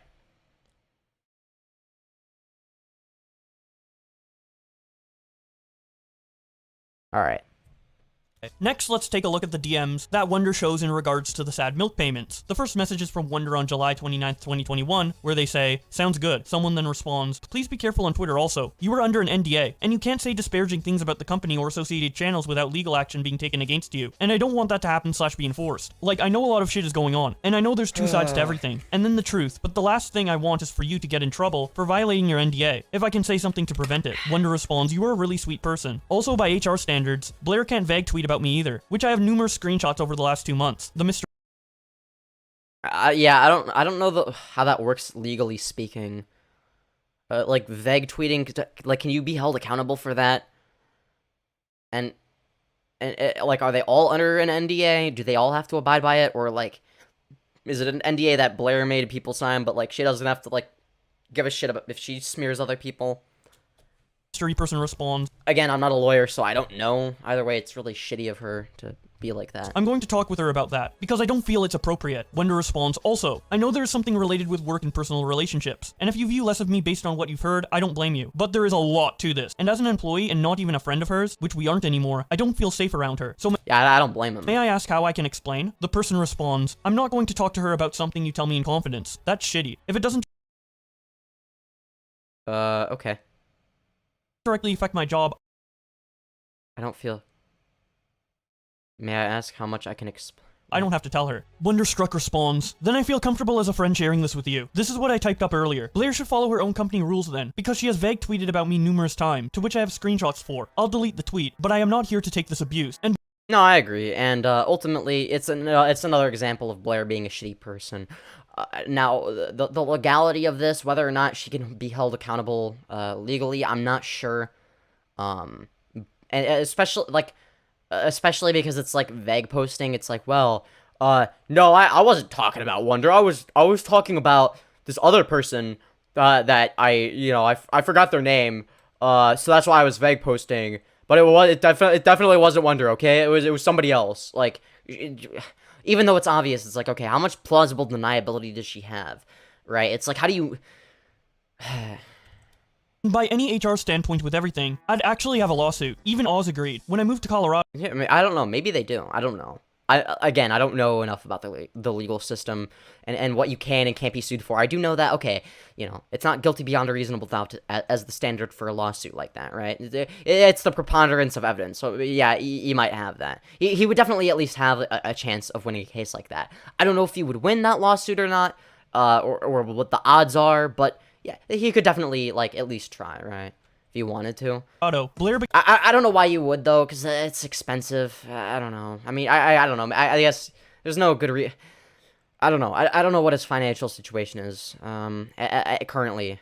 began to use me as her scapegoat for her own personal emotional issues. It got to the point where my therapist told me to leave the house and get out because it was killing me. Blair was also telling Oz that she believed I was gathering information on her to give to commentary channels. It was unhealthy, even going so far as to claim I intentionally let my dog run downstairs and shit because I didn't want to clean it up, claiming I was invading when she said she is depressed or down, so Yeah, oh, she's the one that's depressed. See, this is what I mean. Here she is, claiming that she's the victim, because she believes that the world revolves around her, so if anything bad happens, she's the victim and everybody else is the perpetrator. When in reality, everything bad that happens to her is self-inflicted, and, and when people, respond negatively to her treating them like shit, they're the problem, not her. That is how she thinks. Again, not only is she a pathological liar, but she's also a narcissist. She believes that the world owes her everything, blah, blah, blah. You get the point, right? She doesn't give a fuck about the emotions of other people or their well-being, obviously. We already know that. I'd ask her how she is doing, and if she'd like me to go to the store to buy her anything. Oh god, the horror! How dare you! Clean their entire- Oh, you're basically the cause of her depression for daring to ask her how she's doing and offering to go to the store to buy her things. Oh god, what a horrible, mean, selfish person this Wonder Guy is, right? upstairs space because I knew- Yeah, he's the one that's selfish. Again, at the end of the day, it's just another example of her, being insecure and accusing other people of attributes that apply to herself, right? She's selfish, but she accuses everybody around her of being selfish. What gives? Well, what gives is, she has this horrible practice of constantly projecting. That's what gives. Knew it would help with them feeling less cluttered. Asked Oz what we could do to finish her boots for her, so she could feel less stressed. Setting the rules for a camping trip that Blair wanted to go on. That's since she- But oh, no, nobody's willing to offer her help, guys. She bought the reservations, we would all pay for the food, drinks, etc. Because I didn't want her to feel like she was just money. And yeah, oh no, I can't believe she was, the victim. Oh no, she's such a victim here. Oh my god. the return to that is that I'm a selfish human being, who is showing his true toxic colors. Yeah, exactly. His true toxic colors of paying for things for a person who has like 100 times more money than he does, and offering to go to the store and buy her stuff, and asking her how she's doing because he actually cares about her, like he genuinely cares about her mental well-being, which is, it's not mutual. It doesn't go both ways, by the way. Obviously, I mean, we've already established that. To put into perspective, if I hadn't moved to Colorado, I would have still have an apartment, a car, and close to 10K. And But oh, yo, no, she was just helping him, you know. Oh, yeah, I was just helping you, you poor piece of shit. I was giving you everything. since I took a chance and went on something that seemed Like, she was making it seem like, oh, he was in the gutter and she made his career or some shit. That's what she was acting like. As if he didn't already, like, as if he wasn't already, like, making a name for himself on YouTube and starting to gain traction, which ended up being killed because of her. Organized, and it was blown up in my face. I am now careless without my apartment still, and work from a countertop. I am not selfish. I have been non-stop made to be a villain when I have stood by Oz and Blair through everything. I asked Literally for my PC to get fixed because I had expressed for months now that it is a big part of my income, and once my software screwed up on my laptop— Yeah, his PC that was not working, that he was using to edit videos for Blair. It's like, okay, and then she wonders why nothing is getting done when she doesn't give him any editing projects to do, okay? And then when he does editing projects anyways, for her because the video is not good enough, she's like, well, why? Well, I didn't ask you to do that. What the fuck is wrong with you, bitch? Like, I didn't tell you to do that. What the fuck, man? And then also, like when the thing he uses to edit videos stops working, it's like, oh, but I don't know. Oh, it's your fault, I guess, for not, like, making a new PC appear out of thin air or some shit. It's like, come on. laptop. I asked for that desktop It's like so stupid. Like, I just don't understand. Like, is she seriously that unself-aware? I just don't understand. to be fixed ASAP. And that is fair given how I have expressed since December how it was my income and how it sat in that house for 2 months with me being told that it would be fixed. Yeah. I dropped everything to fly out to Colorado to meet that deadline. I put my foot down for me. Now Blair has shown up in the middle of the night and repossessed the car that I have paid the monthly on, along with all my items in said car, claiming I had— Yeah. So, yeah. Now, like, at the end of the day, she obviously stole many of his personal belongings. She stole the car, etc. Or if she owned the car, she stole his money, right? If he technically didn't own the car, then she was stealing his money with the informal bullshit contract, right? But if it was his car and he was paying insurance, well, in that case, then it's his car and she stole it. I think that, yeah, that's fucked up. Incredibly fucked up. breached a contract, which I had someone who works with legal review the contract I signed, and found nowhere that had breached contract. This comes several hours after they wanted me to sign a contract about the car, and I asked to see all the paperwork related to the car, so I knew entirely what my name was tied to. I am done being a scapegoat for people I have stuck through with everything. I don't deserve, and I don't dare deserve to have my image tarnished and painted to be a selfish toxic monster. Clicks? Yeah, and not only was he being painted as a selfish toxic monster, but he was being painted as a selfish toxic monster by a literal selfish toxic monster. Again, this just is another example of the projection being unreal. It's like, how is she this unself-aware? I don't understand. Salty? OT? Yeah. Me? Nah, I'm not dealing with that. The mystery person then responds, I understand. And now we have the last Google Drive of proof in regards to everything else they mention. Here we have a picture of him with the dog. Aw, Next we have this buddy. DM conversation between Oz and Wonder from January of this year, where Oz starts by saying, they have never been vacuumed. She's a fucking slob. I cannot wait for all of her shit to be gone. Showing Real. 7 pictures of an absolutely disgusting You joke about the piss. Yeah. amount of clutter that Blair has left around the house. Wonder responds, I, and then Oz says, like, you joke about the piss and vomit, but you would puke if you saw that bathroom. Wonder responds, genuinely do not believe what I'm seeing. Oz Yeah, and we've already seen this whole thing. And then this was the moldy Burger King cup in Blair's office, just sitting there in case she wants, in case she gets thirsty and decides, fuck it, I'm gonna have a sip of Burger King mold. Oh yes, my favorite. Yeah, yeah, she actually ordered it that way. Hello, can I have a cup of mold and some Burger King foot lettuce? Oh yes. That would be wonderful. Oh yes. my favorite beverage and food item. Oh god.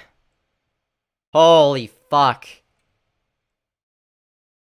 Tired and stop. Ugh. I've been cleaning non-stop, moving her shit upstairs, and been moving constantly for almost 4 days straight. Wonder for like multiple weeks. Right. Dude, Alright, let's on see if there's shrooms any for an more. entire day in the house. Had to clean out rotting chicken he Oh god. Okay, we have missed some stuff. Okay, here we go. Alright. moved in, and captions it by saying, "It was this one." Oz responds, "Well, for starters, by the way, Blair didn't own that bed until 2022. Obviously confirming that Blair lied about the circumstances surrounding that. Whoa, Blair lying? No way, that's fucking insane.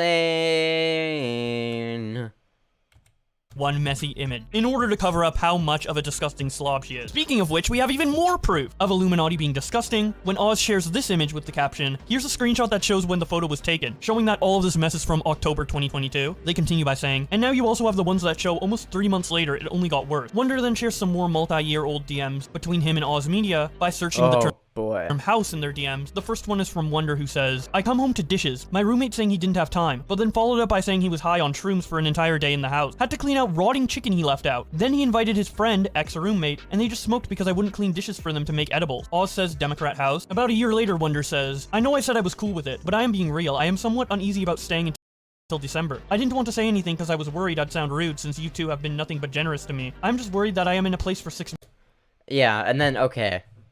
Fair enough. My roommate saying he didn't months. have That I'll be hella distracted." time, that he was high on shrooms. Okay. Then he invited his... Okay, so it sounds like... Okay, this is, yeah, okay, yeah, he was complaining about his roommate. That doesn't mean that he hates his roommate, though, right? Like, obviously. Okay, and then we saw that, the one on the right. Okay. Alright, some new messages. Oh, wait, no, these aren't new messages. We already read those. Alright, so let's see here. Beliefs, I can understand. Alright. Oh, here's new messages, I think. I understand entirely, please take care. This was after, Oz had reached out. This is Oz reaching out to, fucking, what's his face? Wonderstruck, again. This is just, like, this is the, continuation of that. I understand entirely, please take care. That was in response to, Wonderstruck being like, I'm not sure, but I appreciate you taking the time to even hear me out after everything I let slide. Everything that I just sat back and let her do was fucked up beyond belief. I was complicit, so I can understand your pain, nor do I expect you to forgive me, man. I appreciate the ownership, I do. I'm not a person who doesn't forgive. I am just incredibly cautious when I do so. From an unbiased standpoint, our situation aside, I am aware of the probable pain you're probably in at the moment. I'm currently at work, so the deep conversation we will have will come later. But I can't say for sure, but I'd imagine you must feel alone right now, so if you need an ear to vent about whatever happened, the door is open. I understand, and she 100% does use people. What I'm ashamed about is that I kept my eyes closed and ignored everything for 3 goddamn years and just let everything slide. I 100% deserve this after everything. See, victims blame themselves. Every time. Every time. Like, again, it's just another sign of you know, well, Iilluminaughtii being an abusive piece of shit. I mean, we already knew that. I 100% deserve everything after everything I let happen, but that doesn't mean I'm not going to at least clean up the rubble and start new, or try to. I'm also not looking for sympathy, so don't feel obligated to try and pep talk me. I know what I've done, and my only goal right now is to focus on what to do next in life. Alright, it seems like a pretty heartfelt message. Forgive me, man. Wonder So, alright. And Wonder around that time. Alright, and then Oz Media goes and speaks out. I think that we've already looked at that, and then one topics thread. My memory is fuzzy before any projects. Okay. Alright. But it seems really it really seems like, there's content, but no okay. When I started thinking about going full-time... Okay, so I'm talking about it being a stream. It seems like all of the stories pretty much line up consistently. like all of these different people who had a falling out with Illuminati at completely different times. They seem to be having the same narrative that overlaps, whereas Illuminati's narrative doesn't even line up with itself, let alone anybody else's narrative. It's crazy how that happens. OMG, not the Raids Shadow Legends. Raycon. If they sponsor me. But they haven't yet, so I don't... Not yet. This is a healthy subject to not give many fucks about, man. True. Nah, I said that a few minutes ago. Yeah, the lag's better than it is sometimes, lol. Also true. If you ever want to dive deeper into Eurovision, I recommend the video, The Queer Olympics of Eurovision. Alright, fair enough. Raycon, I know you sell a shit product, but please give Femios money. Yeah. I won't call it a shit project if you pay me money. But someone else is saying it's a shit product. I don't know if it's good or not. Other people say it's good, but Olivia Bean's saying it's bad. So, if Raid Shadow Legends decided to sponsor me, if nothing else, even if they weren't paying me as much as they pay other people, I would totally do it just for a meme. You know? Like, if nothing else, just so that I can say that I was legitimately sponsored by Raid Shadow Legends. If nothing else, it would be a funny meme. Other than this thread, has one topic said anything regarding Blair's controversy? I don't know. As someone who watches a lot of YouTube lawyer content, I'm just gonna say it's probably fuzzy. Yeah, that's why I'm not sure. It's not, yeah. NDAs can also expire for several reasons. Also true. Yeah, as far as I can understand, if any crimes have been committed here, any NDA is moot anyways. True. Does she think being an employer gives her power above sense and reason? Yes, she does. Yes, indeed she does. She knows it does. It's her job to educate others on that shit. Yeah, but she only cares about the money, obviously. She doesn't actually have any principles or morals. Gosh, I hope he gets out of this mess and finds a good new spot in life for himself. Yeah, me too. Oof, Black Mold 2, disgusting. Yeah. I was like about to like start heaving. I was like starting to like fucking, because I wasn't expecting to see anything that bad, anything that vile. So I was like starting to like have a physical reaction of repulsion, of being repulsed. The action of being repulsed, indeed. But yeah, oh my god. Huh. Well, it looks like we ran out of video content to look at. It seems like we've caught ourselves up to speed on the Illuminaughtii situation, unless there is more I don't know about. Now, if nothing else, you know, if there's nothing else to cover, I guess I'll just cover my own thoughts. Unless there's more shit that I haven't covered. I know there might be a few people in chat that know more about the situation than me, or they were ahead of me at the very least. Maybe they're not anymore. Maybe I covered everything that needed to be covered. I have no idea. However, what I will say is, if anyone wants to give me more suggestions for what to talk about, I mean, I am more than open to that. Why, you may be asking? Well, because I want content, okay? Content is important. I love content, okay?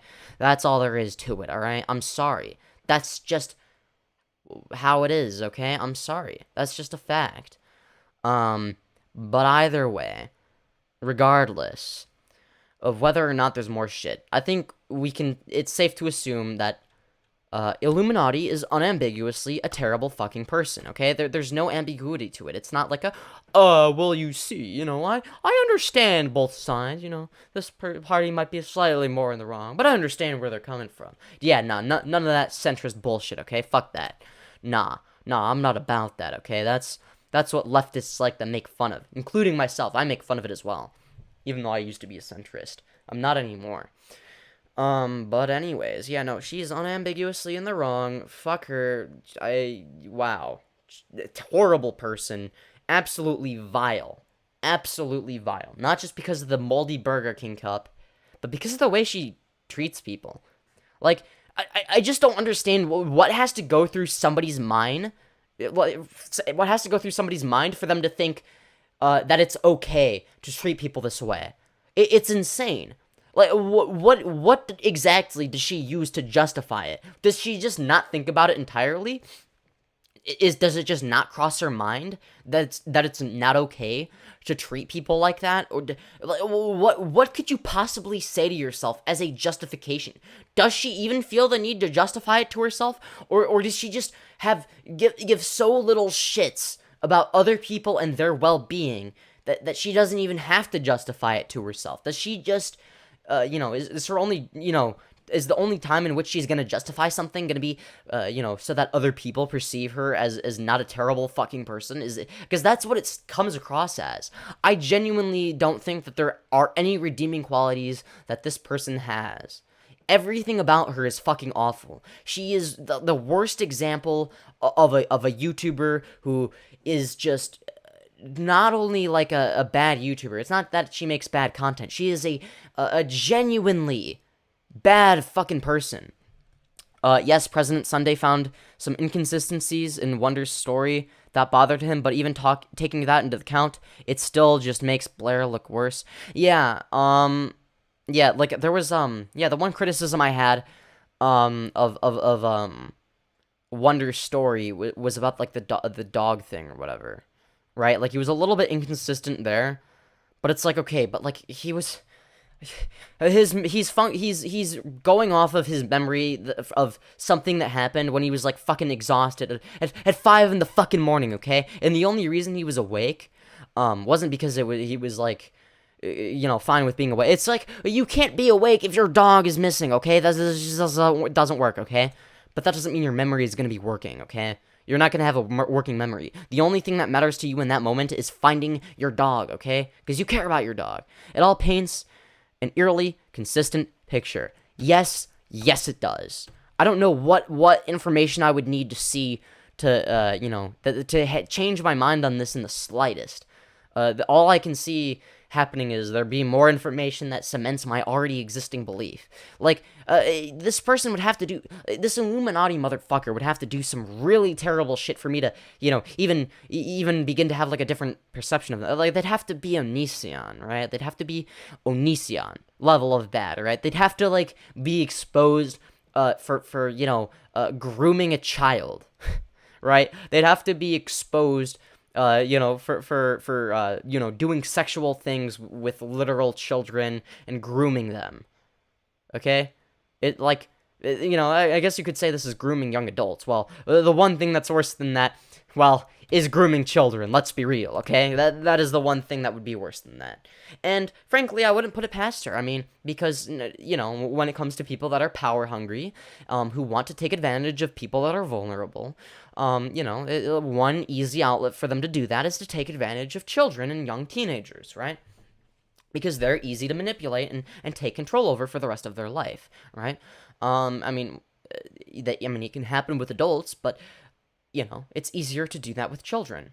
That has happened with me too, but because I have a disability that comes with executive functioning issues that make cleaning an overwhelming and difficult task for me to prioritize. Yeah, no, I get that. I get that. Like, I have fucking awful executive functioning, so I can relate. But I don't think that... I don't know. I think that... Based on the financial situation that Blair is in and how fucking greedy she is, the least she can do is, rather than expecting everybody around her to clean up for her, all she has to do is hire a fucking cleaning service, okay? She's not broke, okay? She made it very clear that she has plenty of money. She's not on a tight budget, okay? She's not struggling, okay? She's just a greedy piece of shit. So instead of paying a maid service or whatever the fuck, if she were to pay me, the femboy maid, to do the femboy maid service thing, maybe then I would do it if I didn't know anything about her, right? She would have to pay me a lot of fucking money knowing what I know now, right? But let's say she gave me that money. Clout got to her head. No, I don't think it was clout. I think she was always a bad person. I don't think that clout has anything to do with it. There are plenty of people that have way more clout than her that are the same as they were before. I don't think it's clout. Also, that doesn't mean I didn't at least try or had an excuse to not clean, so what's Blair's excuse? Yeah, exactly. And Blair wasn't talking about an executive functioning disorder. If Blair in that video, in the video response that she made was like, Yeah, look, guys, I know it's bad, all right? But I seriously have an executive functioning disorder. Look, I know I have hoarding tendencies, but look, I'm trying to get through it, okay? But I need to work on one thing at a time. I'm going through a lot of shit, all right? I really hope you understand. And yes, this is a problem that needs to be fixed. If she had said that, that would be perfectly reasonable. But that's not what she said. She had to lie about it and be like, oh, well, that image is just my unpacking room. Haha. It's not, I don't actually live like that. What are you talking about? And then it's like, okay, well, what if you, well, why don't we see what every room looks like? And then we see, she doesn't provide images of every room, but guess who does? People that lived there. And, yeah, it was no different from the unpacking room, right? But yeah, wow. Unfucking believable. My room is also a mess and I need to sort it. Mental health does make it that hard, though I'm lucky enough to have my mess not hurt other people directly, but I understand it's extremely hard sometimes. Yeah, no, I get that. But if she had just admitted that that's something she struggles with, then I would empathize with that, okay? There are times where, like, my executive functioning is so bad just because of how depressed I am. And I understand the feeling of no one understanding, right? Which is the worst part. No one understands. It's like, dude, it takes like 2 minutes your day. What the fuck is wrong with you? Like, that's how a lot of people see me, right? Like, they're like, what? Yo, you're just a fucking lazy piece of shit. You don't care about anybody but yourself. And it's like, no, I'm just mentally ill, okay? I swear. And it's like, but like, I'm not trying to use that as an excuse. It's like a genuine, but like when I do it, I'm like, yes, there is a problem. The difference between me and Blair in that situation, right? And I'm not that messy. That's not my executive functioning at its worst, right? It's usually when it comes to, like, more adult shit, right? Not cleaning my room, but more like a, you have to, do this thing for college, or, you have to, like, do this thing for your job, or, I don't know, man, you gotta do this adult stuff, or, you gotta go to court because of this traffic ticket or whatever. And it's like, okay, well, that sucks. But that being said, I like, but it's like I still did those things. I still, it wasn't like I mean, sure, I put it off, I procrastinated, and that's not something that's unheard of, but either way,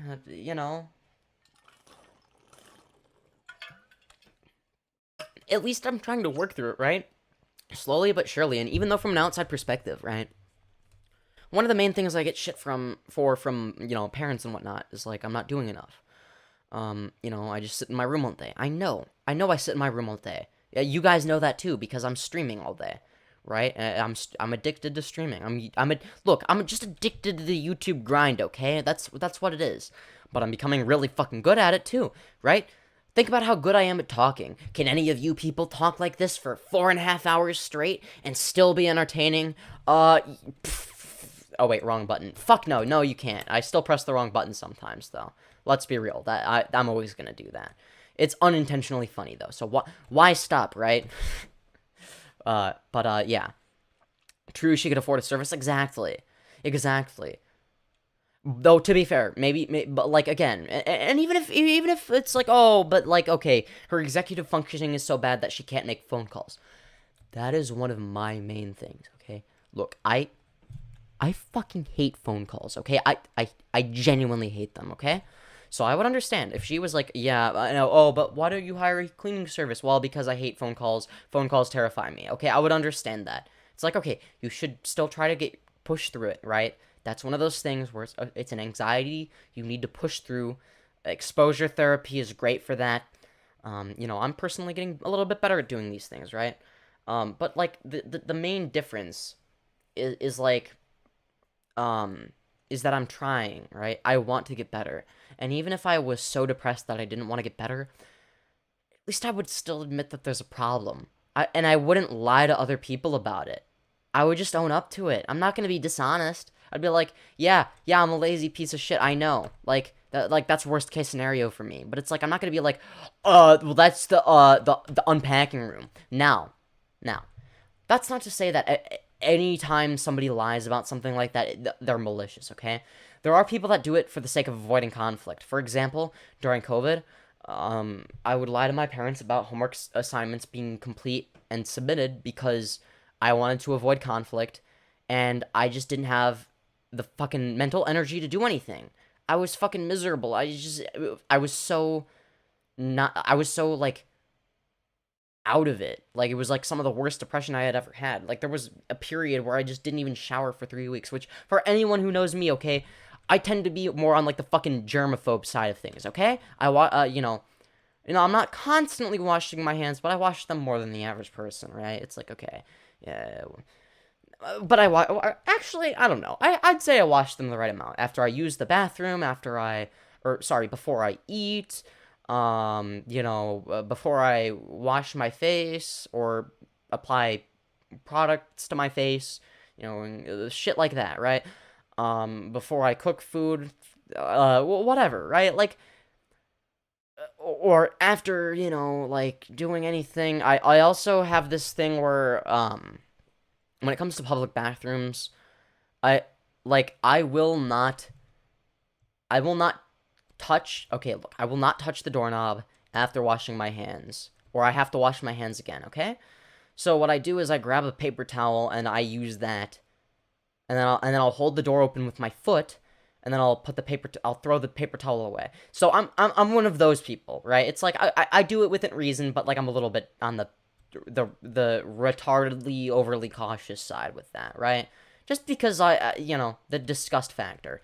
But Femios, what about that video from 4 years ago where you were licking doorknobs? Yes, when I was playing a character behind the scenes, yes, I spent a good amount of time washing the fucking doorknobs. Are you fucking kidding me? Do you not know how many chemicals I was applying to those fucking doorknobs? Because the character I was playing, the character of not giving a fuck about shit like that, the character of just being this disgusting, like, degenerate, like filthy Frank clone motherfucker, like, just because that was who I was on screen does not mean that, like, I didn't feel disgust. It's like, nah, but, like, I'm doing this for comedy, right? There is a mess because your body is failing you, or mess because you don't care, yeah. Well, but like, just be honest about it. Don't like screw other people over, right? Like, okay, if you're gonna lie to avoid conflict, I get it, but don't do it.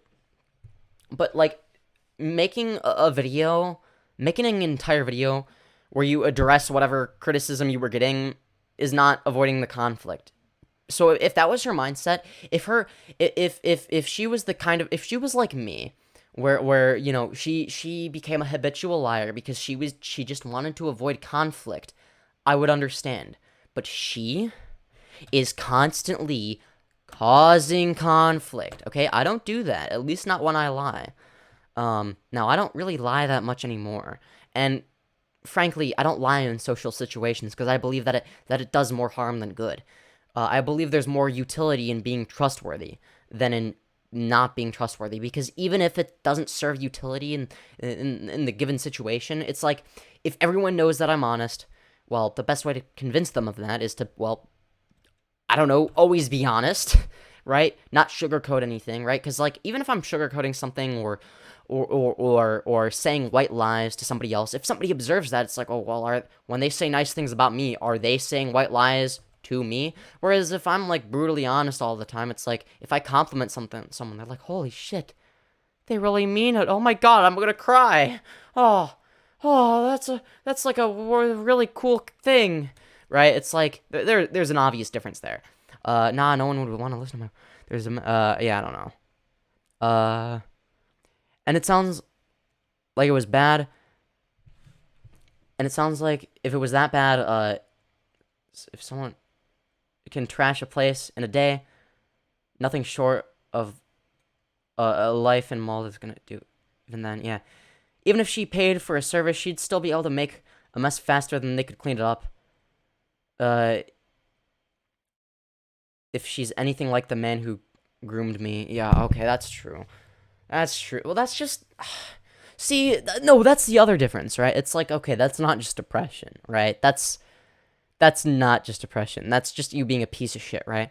If you're so depressed that you can't do the most basic shit, you can't clean up after yourself, right? If you have that executive functioning problem, you're also you're not going to be able to function well enough to, like, even make that mess in the first place, right? You're going to avoid doing anything, period, right? That's the difference, okay? And if you have that irrational anxiety in your mind that makes it even harder to function the way I do, right? You're going to avoid anything that leads to there being a mess in the first place.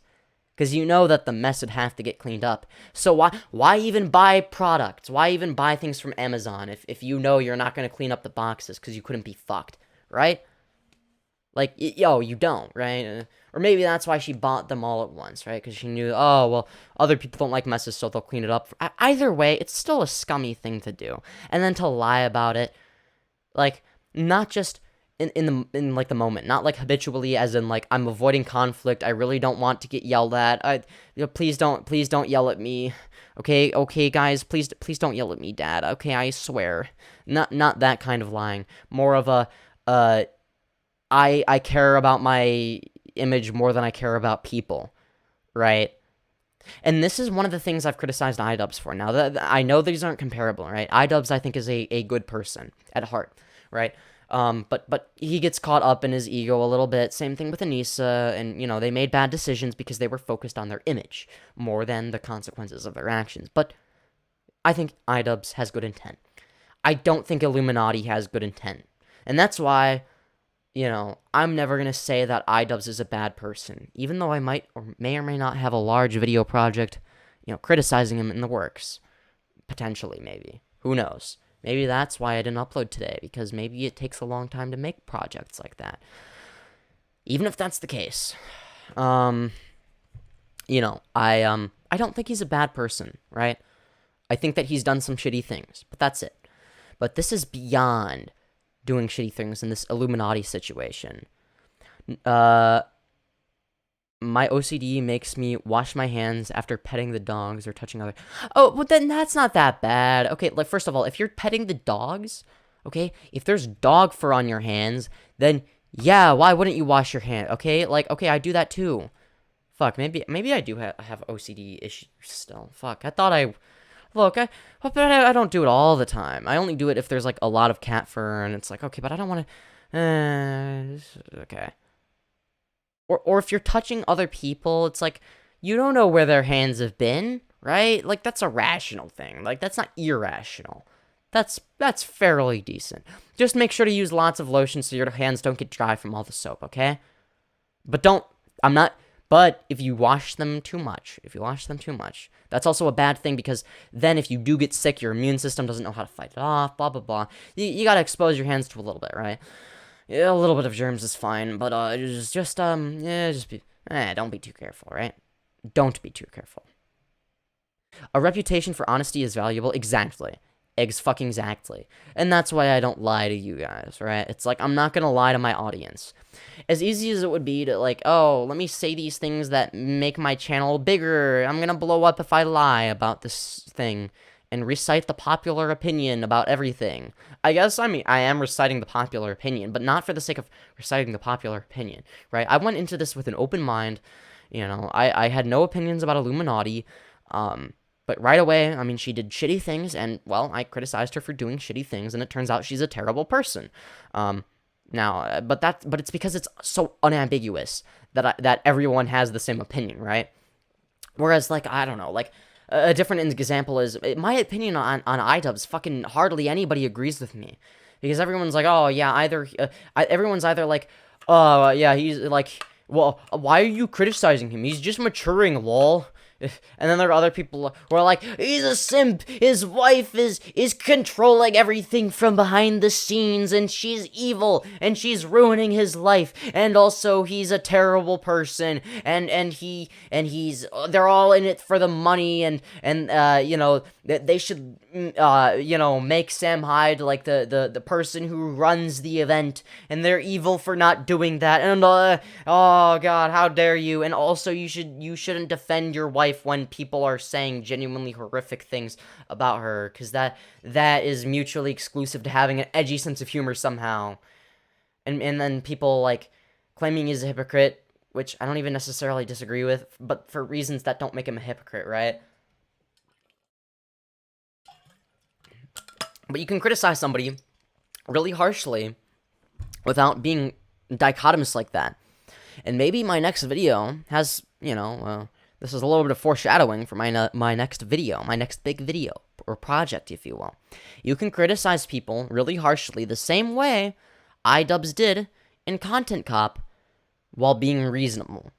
And that's what I want to show in that video. So even though I might be targeting a specific individual who I like, I'm going to be harsh, but also, I'm not going to be saying anything I think is wrong. I'm just going to be harsh. And, it's hard to not notice that when an abusive piece of shit spends months exploiting how much people trust you. True. Especially if you're an abuse victim or like who experienced that in the past. It's like you see the signs. When other people are in the same situations, you just know intuitively, okay? I intuitively just can tell, okay? She is an abuser. She's not just like a, oh, oopsie daisy, I accidentally kind of screwed this person over, lol, and like not like giving a shit. No, it is a strategic, well, like thought out, emotional manipulation, Now, why she emotionally manipulates people is up for debate, but the fact that she emotionally she could fix a lot of the mess if she had more furniture for stuff. Seemed like a pretty empty house, but that takes work. Yeah, or she could pay somebody to do it. Like, she has money. That's like, trying to transfer your social capital onto themselves seems to be the reason people do shit like this. Find someone people think are genuine, abuse them till they are crazy, then gaslight them and Darva. Yes! This has happened to me! This has happened to me. This is what my ex did. Like, legitimately, that's what happened. And if anyone watching this currently has really enjoyed the stream and you have some spare cash, my Streamlabs link is always in the description below. Okay, sorry for the shameless self-promotion or whatever.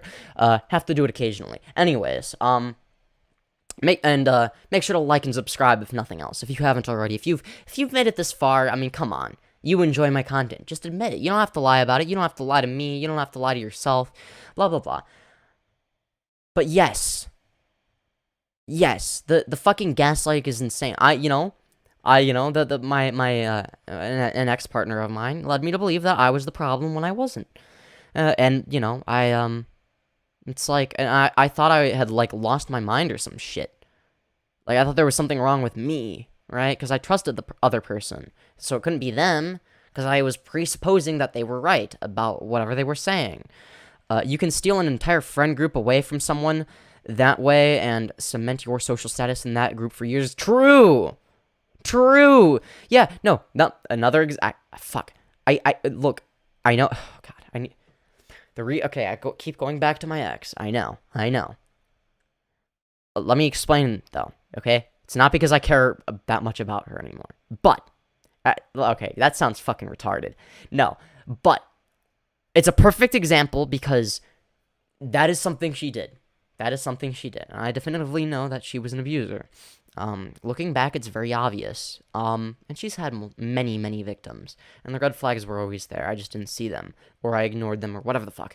But, yeah, she told me that all of her friends said that I wasn't worthy of being her boyfriend, but that she was the only person who was willing to, like, care about me, or whatever the fuck. Like, but, like, basically, shit like that, right? And basically making me think that everyone hated me except for her.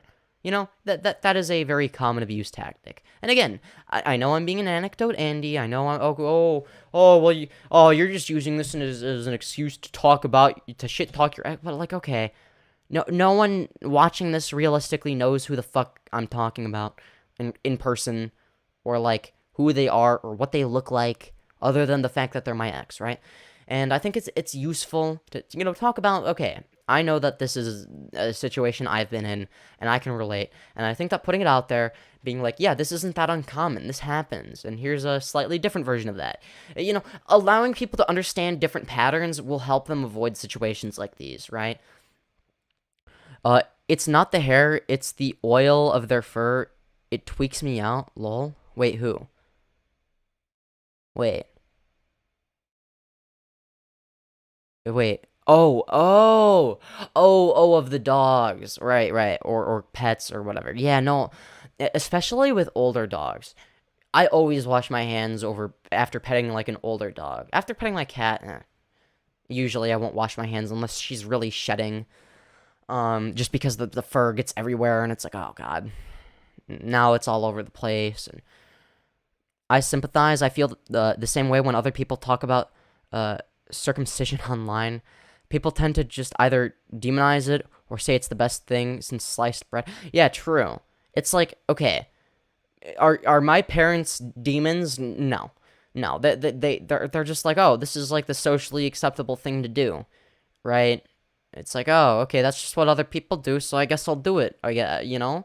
It's the same reason why I've always thought it's stupid to paint, like, the Founding Fathers as, like, these horrible, ontologically evil people, right?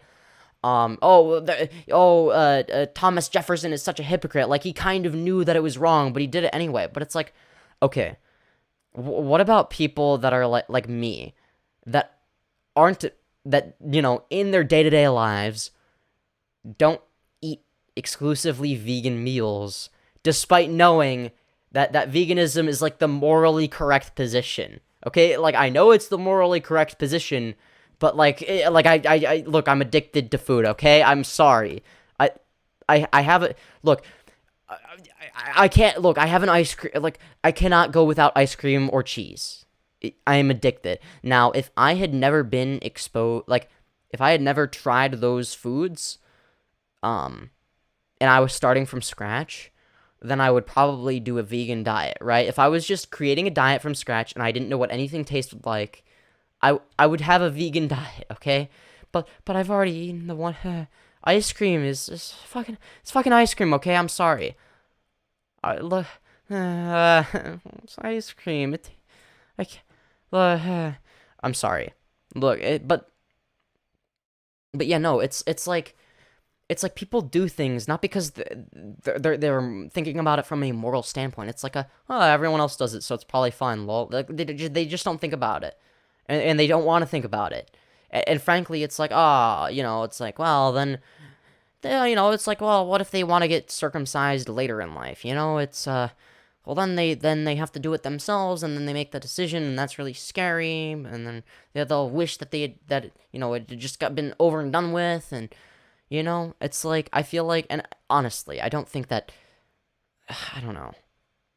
It's like, if it's the thing you do, you know, it's like, you know, I understand, okay, it's still wrong, right? But you're not evil for participating in a system that other people have created for you. You're just doing the socially normal thing, the thing that is considered more socially acceptable. And frankly, while I don't believe that that's what a moral framework should be based on, not everybody is smart enough to create their, at least not philosophically, right? People are intelligent in different areas, okay? For instance, my dad is way smarter at, I don't know, fucking engineering shit, okay?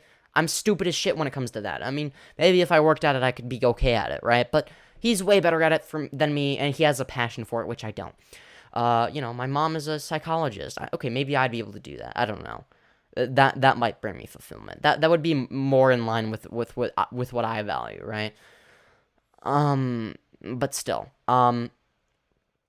whereas like you know, what I'm good at is public speaking. That's what I care about. That's what I love to do. I love public speaking. It's my favorite thing. I know it's crazy. I know you never would have guessed that, would you have? But the thing about it is, I know for a fact that, well, at least because I think about it more and I care about it more, like, you know, I'm not gonna lie. When it comes to philosophy, I'm probably smarter than my parents. I know more about philosophy than my parents do. All right, let's be real. I know more about philosophy than the average person, right? They don't, I mean, they're smart people, right? I'm sure that they know more about philosophy than the average person as well, even if they don't have the technical terms for it, right? But even without the technical terms, like, my philosophy is way beyond most people's, right? I'm not saying that to, like, stroke my own ego or suck myself off, right? I'm not trying to suck myself dry when I say this, okay? There are things I'm horrible at. But the fact of the matter is, right, like, the reason I'm saying this is not to suck myself off. I'm not trying to suck myself dry. In fact, it's quite the opposite. The reason why I'm saying this is because I shouldn't be, expecting people to have the same understanding of that I have. Even if their understanding contradicts itself. It's like, well, they haven't thought about it, so how are they going to know that it contradicts itself? I keep going back to the fucker that groomed me. As long as it's not fucking with your mental health, it's just reasonably tapping into your personal experiences, yeah. For me, it was because I was medically it was because it was medically necessary, yeah. Exactly. And I don't... Thomas was not just owning slaves, he was raping them. If that happened, I don't know about that. I'm not a historian. Did he rape them? If he was raping them, then yeah, he's a bad person. What about George Washington? Did he rape? I don't think he raped them. He was like, not, like, terrible, I don't think. Maybe he was. I don't know. If they never taught us this in school, okay? Look, I don't know. I don't know. I need to look into it. There's my response. I need to look more into it, okay? Because I just don't know, all right? Look, I wanna think of the founding fathers as like my heroes, okay? I'm sorry. I love my country. And being a leftist sucks sometimes. It's like I love my country, but it's like it's shit sometimes. George Washington wasn't disgusting, and don't get me wrong, these people aren't the devil, but they're closer to being the devils than heroes, and but George Washington is like the first president, and he did all the good stuff. Just being a conservative is easier. Can I just like take the objectively incorrect conservative approach and just pretend like the founding fathers did no wrong, so that I can just be like, yeah, woo, America! It was founded on these cool principles, and because it's like I do genuinely believe in a lot of, like, most of the principles that this country was founded on, like separation of church and state, freedom of speech. All of these things are things I care about. My anemic ass can't go vegan so easily. Yeah, I felt that. Look, I just can't go vegan, period. I'm sorry, I'm just addicted to food. I commend it, but it's not simple. Yeah, exactly. It's like, if you're vegan, that's better than you not being vegan, morally speaking. And frankly, it's like, well, shit. I mean, yeah, it's, yeah, I do things that are immoral sometimes. We've all done that. You know what? Maybe this is the one place where I'll lend myself a little bit of leeway, right? And for all I know, George Washington raped us. Yeah, but you don't know that. Well, if it was pretty common back then that it was socially acceptable, therefore it wasn't seen as a bad thing. So again, that doesn't make them the devil. I mean, it does and it doesn't, right? It makes them the devil in one regard, but that doesn't mean that they have bad intent. Like, look, if you were born in their circumstances, okay? Even if it's not with their brain structure and chemistry, okay? If you were born in their circumstances, you might have been just as bad, if not worse. And and that's why I offer them so much plausible deniability, because in those circumstances, it's like, yeah, everyone else is doing it. So you're just copying other people. Not because you're morally in favor of it, but because you didn't think about it, right? Now, that doesn't mean that your actions are any more justified. That doesn't mean that you weren't in the wrong for doing it. That doesn't mean that morality is relativistic. I mean, our perception of it is, but in terms of what should be the case is not entirely relativistic, at least not in my moral framework. Most people are utterly philosophically illiterate. Yeah, exactly. And that's why I target, conservative politicians rather than conservative people. Most conservative people that voted for Trump are just ignorant. They just don't know any better, right? They've been brainwashed, right? And I feel bad for them because they're the victims, not the perpetrators. They can become the perpetrators without realizing it, but ultimately they're if the worst that they can be usually is they're just tools being used by politicians and greedy people, whether it be corporations or political pundits who have an agenda, or politicians themselves, right? Now, but that doesn't mean that they have bad intent, right? Like, you can be completely and utterly incorrect on something and have good intent, right? They literally came up with the entire stereotype that exists to this day just to justify they were basically animals that wanted it. Yeah, exactly. There was a justification, and everybody else believed it, so it's like, well, fuck it, I believe it too, because everybody else says it's true. It's like they don't, and then that's the extent of their thought process. Right, because, yeah, people are philosophically illiterate. Exactly. They literally, yeah. My goal in life would be to create art that makes people think, maybe take a new perspective on things. Yeah, that's, like, what I want to do with my YouTube career, right? I want to be able to do this for a living, but while being my authentic self, and also being funny and entertaining, blah, blah, blah, you get the point, right? It's the same way I'm able to know more about a lot of religions than even casual worshippers. All it takes is reading a couple of books. It's well documented. Yeah, I agree. And it's not as well documented as it should be, but yes, I know more about religion than religious people as well. That's why I'm not religious, right? Yeah, educating yourself can do a lot of good, yeah. But a lot of people don't even understand the value of education, and it might be easy. Well, just educate yourself if you're not educated. LOL. Like, but that's easier said than done. Okay, most of the people watching me and my content value education and empiricism and philosophy and distinguishing between right from wrong categorically, and understanding that morality goes beyond these relativistic social norms, right? Anyone who watches me understands these things, but the reason we do is because we're born in environments that are more intellectually honest with us, that tell us that thinking is good, that we should think about things and question things, and or if or for the contrarians in my audience, maybe you were told the opposite and then you decided to seek it out. But again, that doesn't mean that everyone has that privilege, right? It's often religion. It's often a religion that made people in power do dumb things. True. Whether it be giving themselves justification to do so while knowing that they're doing wrong things, or they're just delusional, right? Rich people have always been bastards. They still believed in shit, though, and a lot of what they believed in was commendable. They didn't live up to it for the most part, sadly. Yeah, well, here's the thing about rich people. Not all rich people. Okay, look. You can be rich and a good person, right? If I become rich, I'm not going to become a worse person for it, okay?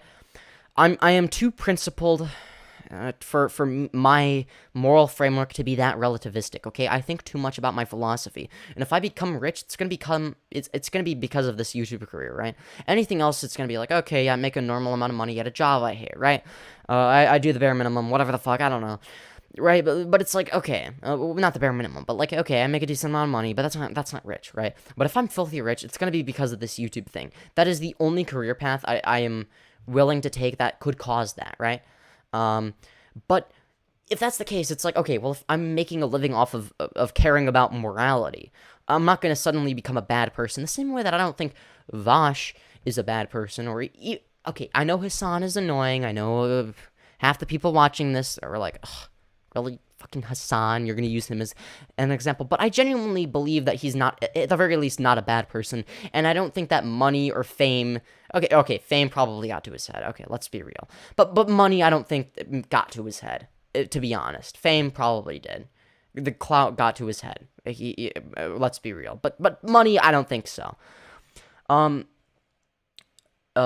war on drugs started in America, but who started it was a priest. Yeah, I don't know. I blame Ronald Reagan. Fucking bastard. I blame the Republican Party. I'd hopefully still... Yeah, raping people and raping animals is yeah, fucked up. But again, if everyone is constantly affirming that action, being like, oh yeah, I just raped my slaves the other day, yeehaw, I had sex with her and she was screaming, it was real funny. I wish you could have been there to see it. Maybe you could have fucked her in the ass as well. That would have been real funny. looking at that bastard's, that, you know what, even doing the impression, I can't get myself to say the N-word, even though I don't have a moral opposition to doing it for the sake of a funny, I just can't, I can't even finish the example. It was just so sickening, the way people were treated back then. Look, man, because that's, like, not even, like, I don't know. I can say, I'm fine saying the word in a joking context, but, like, I wouldn't be morally opposed if someone else finished what I was saying and whatnot, but, like, I can't even, I don't have the heart to say it, you know? I'd hopefully still not be raping people, and if I was, I would just, yeah, be deserving of, okay, yeah, I know, but, like, the fact of the matter is, you know, that would mean that a lot of people that are considered good, you know, today, if they were born back then, they would deserve gunshots to the head. So, if for all I know, I could have been deserving of that, but you wouldn't say that I'm a bad person, right? At least not based on how I am currently. But a different version of me, you know, same brain, same consciousness, but born under different circumstances, could have been a terrible person. That is a very, very real possibility. We don't know. I mean, fuck, I've had years and years of therapy for various different things. I don't know how I would have turned out if I hadn't had that. If I hadn't gotten the support I needed. I don't know where the fuck I would be. Either I would have killed myself or I would have killed other people. Who fucking knows? Or maybe not killed other people, but I don't think I would have been a great person. Or I would have been really fucking, man, I don't know. Either way, it wouldn't have been pleasant, and I don't think I would have been, you know, the best person for society, let's just say. I don't think I would have had much of a moral framework even, because I would have just been so emotionally charged that, you know, it's like, fuck. I would just be, like, constantly in a state of either anger or misery or depression or whatever. The fact of the matter is, though, that your environment shapes you more than, you know, more than you'd like to think. I know it's more comforting to think that, oh, yeah, I shaped myself, hee. But let's be real, that's not always gonna be the case. I'm sorry. It's just not, okay? It's just not. It's just not, alright? I'm sorry. It's just not. It's just not. Either way, that being said, I am gonna take a small break, and ultimately,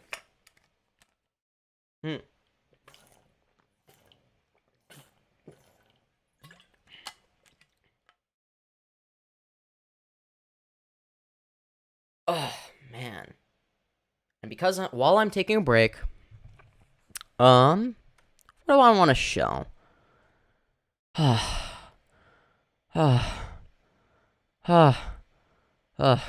Man. Whew. My head hurts. I need a break. I guess we'll play part of a Tipster video from 13 days ago, where he talks about Illuminaughtii lying in her response video. Okay, we're gonna watch, yeah, my boy Tipster. A lot of you guys know that recently I talked about the Illuminaughtii drama. So, I'm gonna go to the bathroom. I'm gonna maybe get some food, who knows, and then I'm gonna come back, because this is a long stream. It's difficult, I know. Oh, God, my life is, oh, no, my life is so hard, guys, alright? All the power to you, Fembro. Thank you. You got this? I hope so. Either way. Oh, no, my life is so hard. I have to, be funny for a living. Oh, no. I'm just kidding, guys. Look, it is a difficult job sometimes. But every job is difficult sometimes. I'm just saying, like, I mean, what's more fun, this or McDonald's? This, obviously. This is like a dream job, and I'm gonna make it happen, hopefully, probably, I'll bet, maybe, who knows, I don't know. Oh well. All I can do is try my best, right? Anyways, we'll play, I'll have this video playing, you guys can watch it. I chose a long video on purpose, because, well, obvious reasons. I talked about the drama that she's gotten herself into in the distant past. I kind of shared my personal experiences with Illuminaughtii with you guys. And of course, we talked about the more recent stuff that really kind of picked up with the Legal Eagle call out. She did this really ridiculous call out thread against Legal Eagle, claiming that him and his editors were trying to copy their style, when in reality, all it was one of Legal Eagle's editors reaching out to try and figure out how they did an effect, in one of their videos so he can incorporate it into one of his own. He wasn't even going to use that effect for a Legal Eagle video. He was going to do it for one of his own because he makes his own videos as well. I think the funniest thing about that a lot of people I'm not really seeing mention in their coverage of this situation is that the style that the editor, like the effect that the editor was asking about, wasn't even the effect that Blair claimed they were like stealing, right? Which, by the way, I've said this numerous times. It's a very common effect. Lots of people use it both in YouTube and also in mainstream media. The effects in question, lots of people use. But the effect that the editor was asking for wasn't even the effect that the call out was about. Do I have to remind you guys? Actually, let me remind you guys really quick what the call out was about. I'm pretty sure I still have links to that in my Discord server. Let me see real quick, chat. I do apologize. It's going to take me a while to find that. But I'm going to show you the difference between what the call out was about and what the actual like editing effect that the editor was asking for was, because they're not even the same. It just makes it even more ridiculous, the call out, that the effects are not even the fucking same. Let me see here. I'm pretty sure I have... Is this it? All right, so I found the thread for you guys, chat. So here's the effects in question that she was calling out and claiming were stolen from her. This like ripped paper effect, right? That lots of people have done, not just Illuminaughtii. Illuminaughtii does not own the copyright or trademark to an editing effect similar to this that lots of people use. And also there was this highlighter effect. Like she was expecting people to like feel bad for her because of this highlighter effect or whatever. What like she owns it? No, she doesn't own that. Lots of people use that shit, okay? But here's the thing. These are the effects that she was claiming the artist reached out to steal. Do you want to see the actual effect that the artist was reaching out about, chat? Because you may remember in the email, they mentioned it was the effect at the start of their NFL video. One in the chat, if you guys want to see the actual effect that the artist was trying to duplicate. Let me show you the actual effect that the artist was trying to replicate and asking, yo, how do you do this? As the NFL has grown in its over 100-year existence, it has sparked countless moments of joy, sorrow, and frustration for its fans. You see that sort of like, it's like a 3D zoom out or zoom in type of effect? That's what the artist was asking about. While football is a beloved sport in the United States, the NFL has caused and faced quite a few scandals in its time. The link between football and CT. Do you guys remember in the email they mentioned specifically, I want to know how that you do that effect in the intro of your NFL video? This is the effect. A traumatic brain disease has been well documented and has led many people to question the NFL's protection of its players' health and the safety of football in general. The NFL has... So this is the effect they were asking for, not even the one that Illuminaughtii was like coping about on Twitter. So now that we've kind of gotten that recap of the situation out of the way, let's talk about the latest updates, because we covered, the call outs that a lot of old associates of Illuminaughtii had done, right? And we covered Illuminaughtii's response. And we also, in my previous stream, we covered the click's response to Illuminaughtii's response. So we're getting responses to responses now, right? And this is the latest one. We have Wonderstruck, who has decided to respond to Illuminaughtii's video, and things are getting a little bit interesting. You guys may remember one of my biggest criticisms of these folks that called out Illuminaughtii was they didn't have any receipts. Thank you for the membership. Fucking simp. Thank you very much for that membership. I do appreciate it. 18 months, Kuman. Thumbs up. Thank you very much for that membership. I do appreciate it. Welcome to the Coomer Nation. All right, so we got a response to Blair's response from Wonderstruck. You guys may remember in her response, this seemed to be the guy she dumped on the most. The guy that she, if I remember correctly, this is the guy that she helped get a car and, gave him a job and all this stuff and was saying like he never like really worked or anything to earn like his keep. This is that guy.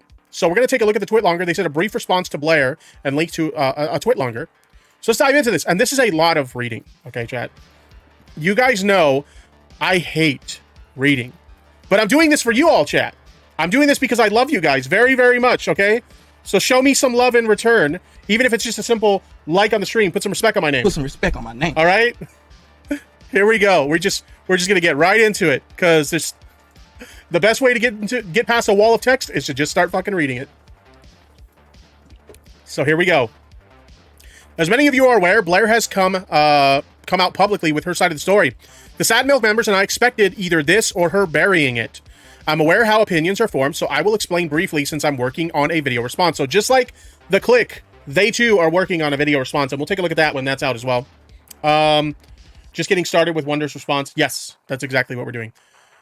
So they're working on a video response. I work full time, so it may take time to complete. Blair has come forward with a lot of information I did not initially come forward with. This was an active decision on my part. A lot of this information is part of pending small claims lawsuit. Oh boy. I don't know if that means that he's suing her or she's suing him, but apparently there is a legal matter here. Okay. My county is entirely backed up, and in the state of Texas, I have 2 years to file, which has given Blair ample time to do the right thing. So it looks like they're filing. Okay. I will get to that, but first let's rewind. I want to address a handful of things. I'd like to start with a blatant lie on my role as an SM editor. I did not become an editor to cover my share of the joint editor payments. I was living paycheck to paycheck, yet always paid my share. I became an editor for SM after they loved a demo I submitted. I was so new to contract work that I personally thought $20 was fair pay for my work, which obviously I was compensated more than that. In my span of SM, I edited roughly 3 to 4 videos. SM was a channel that lasted almost over a year. I was not an active editor, so to say I paid editors via my own edits is inaccurate.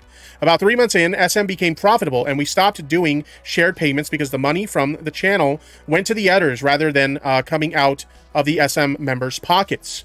We had our SM fund, and then we had editors who got paid not via SM payroll. When I did edits, I was an editor.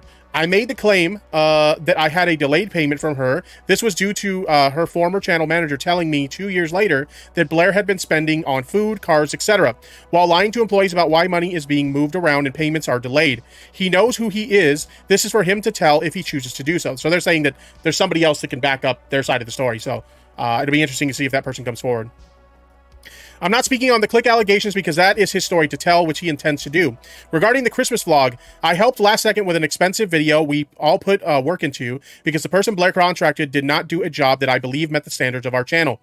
A person Blair later herself fired. I took on the role as an editor last second to help out a channel I thought we all cared about while editing content of my own. For context on this video, we all flew to Colorado to film IRL videos. Blair spent a large amount of money so we could build gingerbread houses. It was fun. It was expensive. She hired an editor and never checked in on his updates. It was a Christmas Eve video. So when the video was barely on time, I was stressed that it was not up to the quality for a video we all worked really hard to make happen. SM represented my name, Blair's name, and Oz's name. Blair wanted help with the channel. Blair made it clear she felt like she did not receive help. So from where I am sitting, it comes across as contradictory when she attacks my way of helping. Which she did. You guys may remember. She's like, yo, he volunteered to help with that. Meanwhile, she's actually like, there's more context to it. She was asking for help and saying she wasn't getting it. So now when he sees this opportunity of like, yo, this video needs to come out by Christmas Eve and it's not ready yet. So, or it's not really up to the channel standard. So because she's saying she needs help, I'm going to volunteer my help and I'm going to fix it so it can come out in time and of good quality. So she's being a little bit dishonest here. As expected, it is Blair we're talking about. So it's not surprising. I do not believe Blair would have been okay with a scuffed, audio-popping, bleaking video live on the channel because she never checked in on the editor she hired. If I'm wrong, then I apologize. Christmas Day. You stated that the video went live on Christmas Eve, so it does not make sense that I would miss Christmas with my brother and father. Let me explain. I had just stayed up the entire night prior working on my own content, then pulled a second all-nighter to fix your Christmas Eve video. My sleep schedule was screwed for that video, so come Christmas, I was too exhausted to see my family due to overwork and the last-minute fixes. Editorial exhaustion. And that would make sense, right? If you've been working on like a lot of content right up to Christmas, it would make sense that you would probably be pretty tired when Christmas actually came along. And because of that, you might not have the energy to spend Christmas with your family. It makes perfect sense. So she tried to pass it off like, well, it was like a Christmas Eve thing. Hold on. So how did you miss Christmas? Well, because it was too tired to do anything other than probably sleep. Blair goes on to inaccurately describe my living situation. She also openly spoke of the city where I lived. While I have been open about it before in the past, I do not believe she would be pleased with me revealing on a video that she lives in Colorado Springs. Well, you just revealed that, so whoops. Other points I will further expand on later are as follows. I never complained about my car breaking down. I was not told it was a 2011 sedan. I never said my car would break down if I made the trip. I did not want to make a small sedan back and forth when I could clear $4,000 from selling it. My brother instead got the car for free after his died. My complaint with the car was it had a massive dent from someone who had rear-ended me. I did not have multiple roommates. I had one, singular. My friends are not terrible people. They are family. I was frustrated by the lack of dishes being done and being locked out of my home twice by my roommate. We were growing apart. I love them, but they don't do content. I don't hold that against. Oh, all right. Oh, man. I'm very sorry. Okay, wow. Oh, no. Oh, I was gone for too long. All right. I'm very... Oh, God, I feel bad. All right. If you enjoyed this video, or part of Tipster's video, you better go subscribe to Tipster, okay? I don't want to steal his content in vain, all right? If you enjoyed seeing his content, go subscribe to him. We're not watching the whole video because that would be bad. Or maybe we do. Or we watch something else. Or, I don't know. I'm going to read chat while I eat. You know what? I have great manners. Tipster may have one of the dumbest takes I've ever heard on Onision. What is his take on Onision? Almost bowling this kind of... He's there? Yeah.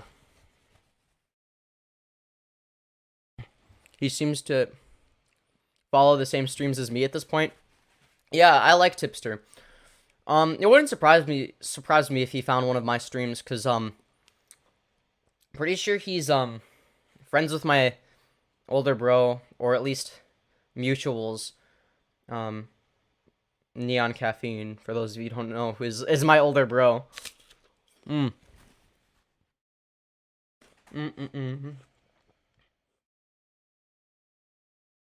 Make a bathroom song?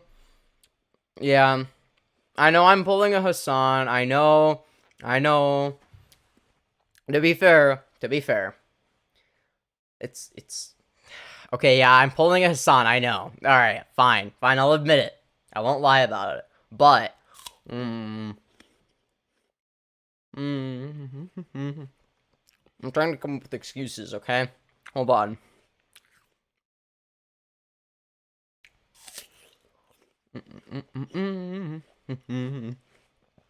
Okay, I have no excuses, I'm sorry.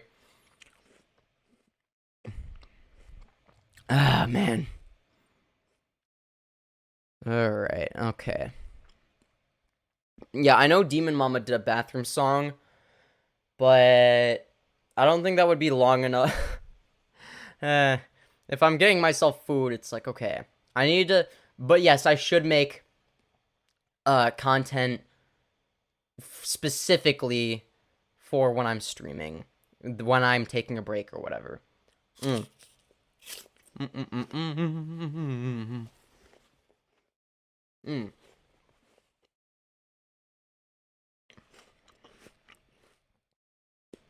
Anyways, I'm gonna do the Hasan thing and watch the video while I'm eating. Against them, I just wanted to meet a circle who did what I did. I never once asked for Blair's help in terms of cars or living situation. In fact, I declined offers due to not wanting to be a freeloader of any kind. So all this help that she claimed she offered, he's claiming that no, like that didn't happen. I specifically told her I... Okay, so it seems like... Alright. Wasn't kept on payroll any longer.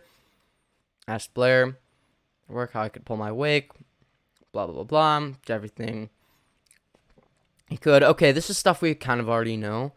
She wanted 20 to 40 minute VODs, and this was not a challenge. The deadlines fell on computers, not my abilities. Alright, yeah. And Blair was subtweeting about him. Alright, yeah. This is, yeah, this is the, twit longer that we already kind of looked at. I think it was in Bowblax's video as well. And we briefly looked at it.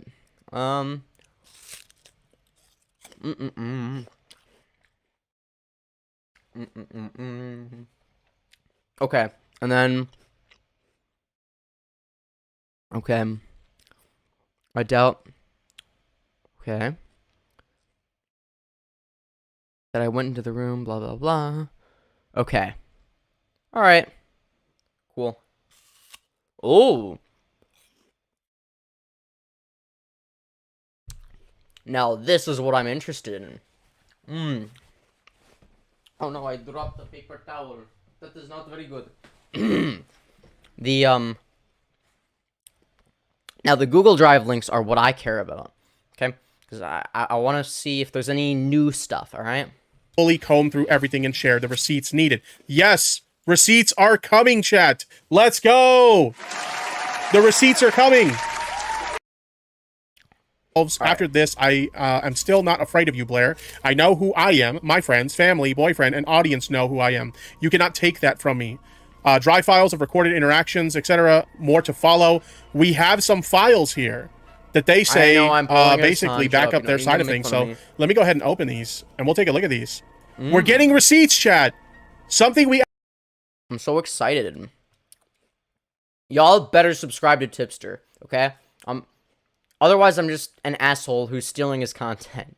Because I'm basically eating. I'm barely giving commentary compared to what I would normally do. And, to be fair, though, getting myself food took longer than I thought it would. But still, subscribe to Tipster if you haven't already. Or you're a piece of shit poopy head, okay? Yeah. Yeah, you heard me. What are you? What are you, fucking stupid? Why are you not subscribed to Tipster, you dumb piece of shit? He provided you with, like, a bunch of content. You were watching him while I was gone. Why aren't you subscribed to him? He's based in Red Pilled. asked for before and unfortunately didn't get. We're getting them now. Let's go. We love receipts. We love them receipts, and there's quite a few here. So let's go ahead and let's go over these. I'll try to piece together what they're in relation to. Hopefully they provide enough context so we know. Now my timeline keeps freezing. So this is from, what is this, July 22nd of 2021? Now my timeline keeps freezing every 2 minutes and destroying my work. Filmora helped me the least they could. Man, this shit was not an issue at all. And sure enough, the second I start to do my job, everything fucks up. So this is about the... Again, as an editor, I relate. I already explained this. The editing software troubles. Okay.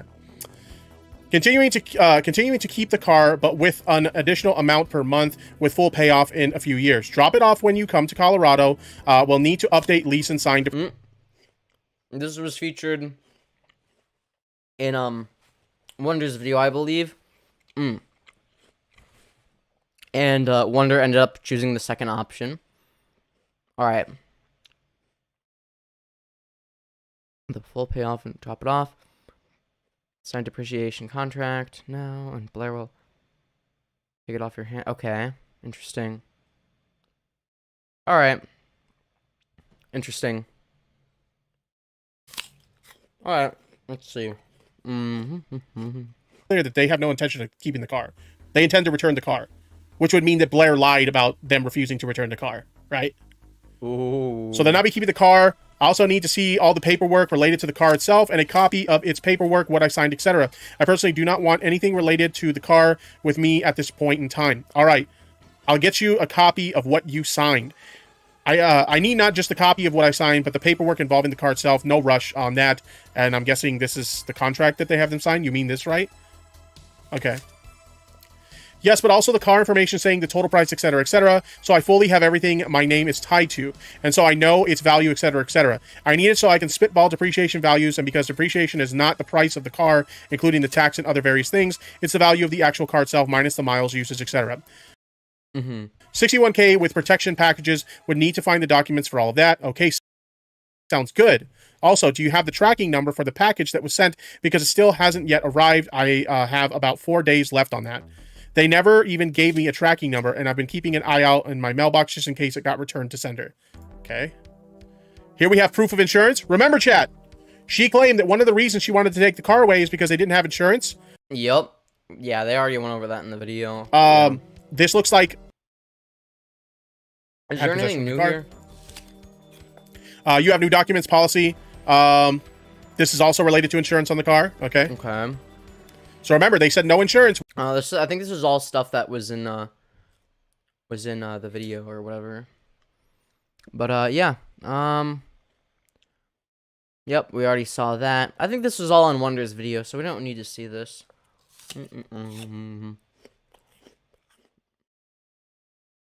Oh, I think this would have been made before the video. I'm not sure. This is still ongoing, the hell? Hell yeah, it is. He also seems to follow this... Oh, wait. Never mind. I was rereading a chat I already read. I'm sorry. My bad. Oh, man. Oh, wow, what an interesting podcast. I mean, you get to listen to me eat food. Mmm.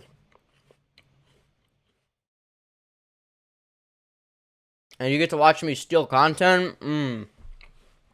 This is what happens when I've been streaming for too long. I'm trying not to be lazy, but, I don't know. It's like, what should I care about more? My manners? Or making good content. I don't know. It's like, okay. It's like, do I talk with while I'm chewing food? I don't know. It's like, that's hard to say. I mean, I don't know. It's a weird thing. I mean, if I cover my mouth like this while I'm talking and chewing at the same time, I guess it's not that is that still considered a rude? And if so, why? I mean, the whole reason it's considered rude to chew with your mouth open in the first place is literally just on the sole basis of well, I don't know, the food being gross to look at when it's like when you're chewing with your mouth open, right? But if you can't see it, if I'm covering it up, then it's basically not even there. I mean, that's how it works, as we all know. I don't know. It's crazy. You don't even have to see the food, and I can talk. It's crazy. I'm sorry.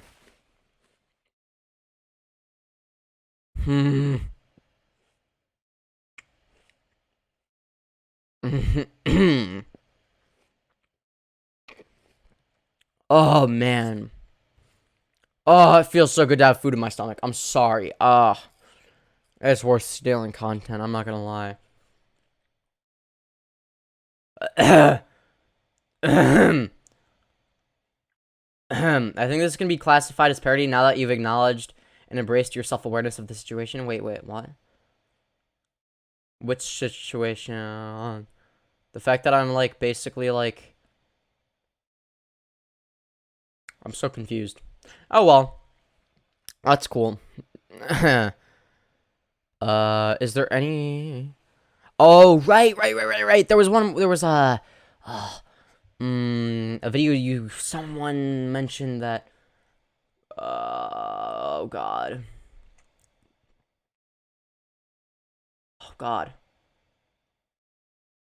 Wait, where's the, there was a video that somebody said was, man,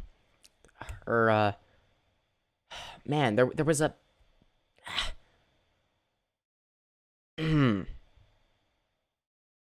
there was more, someone said there was, like, somewhere where there was, like, information that, like, makes, Blair look slightly worse, but, like, I don't know, I have a terrible memory. I'll find it soon, maybe? I don't know, man. I don't know, man. Okay. Anyways, either way.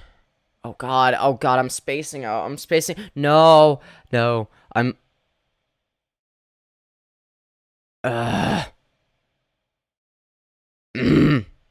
No, I need to stop. I'm sorry. Oh god, I'm ruining the content. Oh dear. Okay. POV, you're mentally ill. Yeah. My point of view be like that. That is funny. I'm so funny. I'm sorry. That's just how it is. But either way.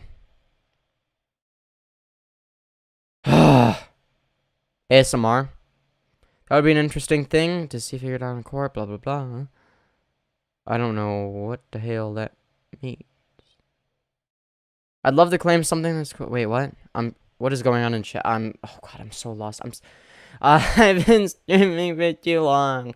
That's okay. I'm gonna keep streaming. Oh god. Oh no. I'm decreasing the watch time percentage, aren't I? Oh no. That's what's gonna happen. POV, you're mentally ill, so you decrease the watch time percentage by accident, probably, maybe, but maybe not. I hope not. Because you're fucking hungry. I'm fucking hungry, okay? Oh, fuck you. Man.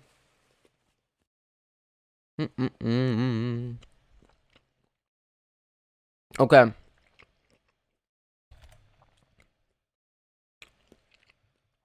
I'm gonna see if I can find any more evidence of how Illuminaughtii I mean, oh wow, would you look at that? There's my stream. Hell yeah. Oh, I hit 950 subs. Nice.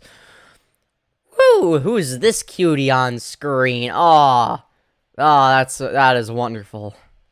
Oh, that is wonderful. Anyways, I don't know. The future of Illuminauti's channel from TomDark. Oh, I'm so excited. What's up, ladies and gentlemen? Welcome back to the TomDark channel. I'm your host, TomDark, and we're going to be doing another video today about a situation that no one should What is this fucking care about, leafy but shit? millions of people do. And this particular subject is going to be Illuminati. Yeah, oh yeah, why, yeah, this is such a YouTuber thing. This is such a YouTuber thing. Yeah, so today I'm going to be talking about this drama that, like, I don't actually care about, but it gets views, so that's what I do care about, right? Now, if you go to my channel right now and you go to the videos tab, it's going to be obvious that I've already done a bunch of videos. To be fair, I'm doing the same thing, so I'm not doing that to diss him. I'm not saying that to diss him.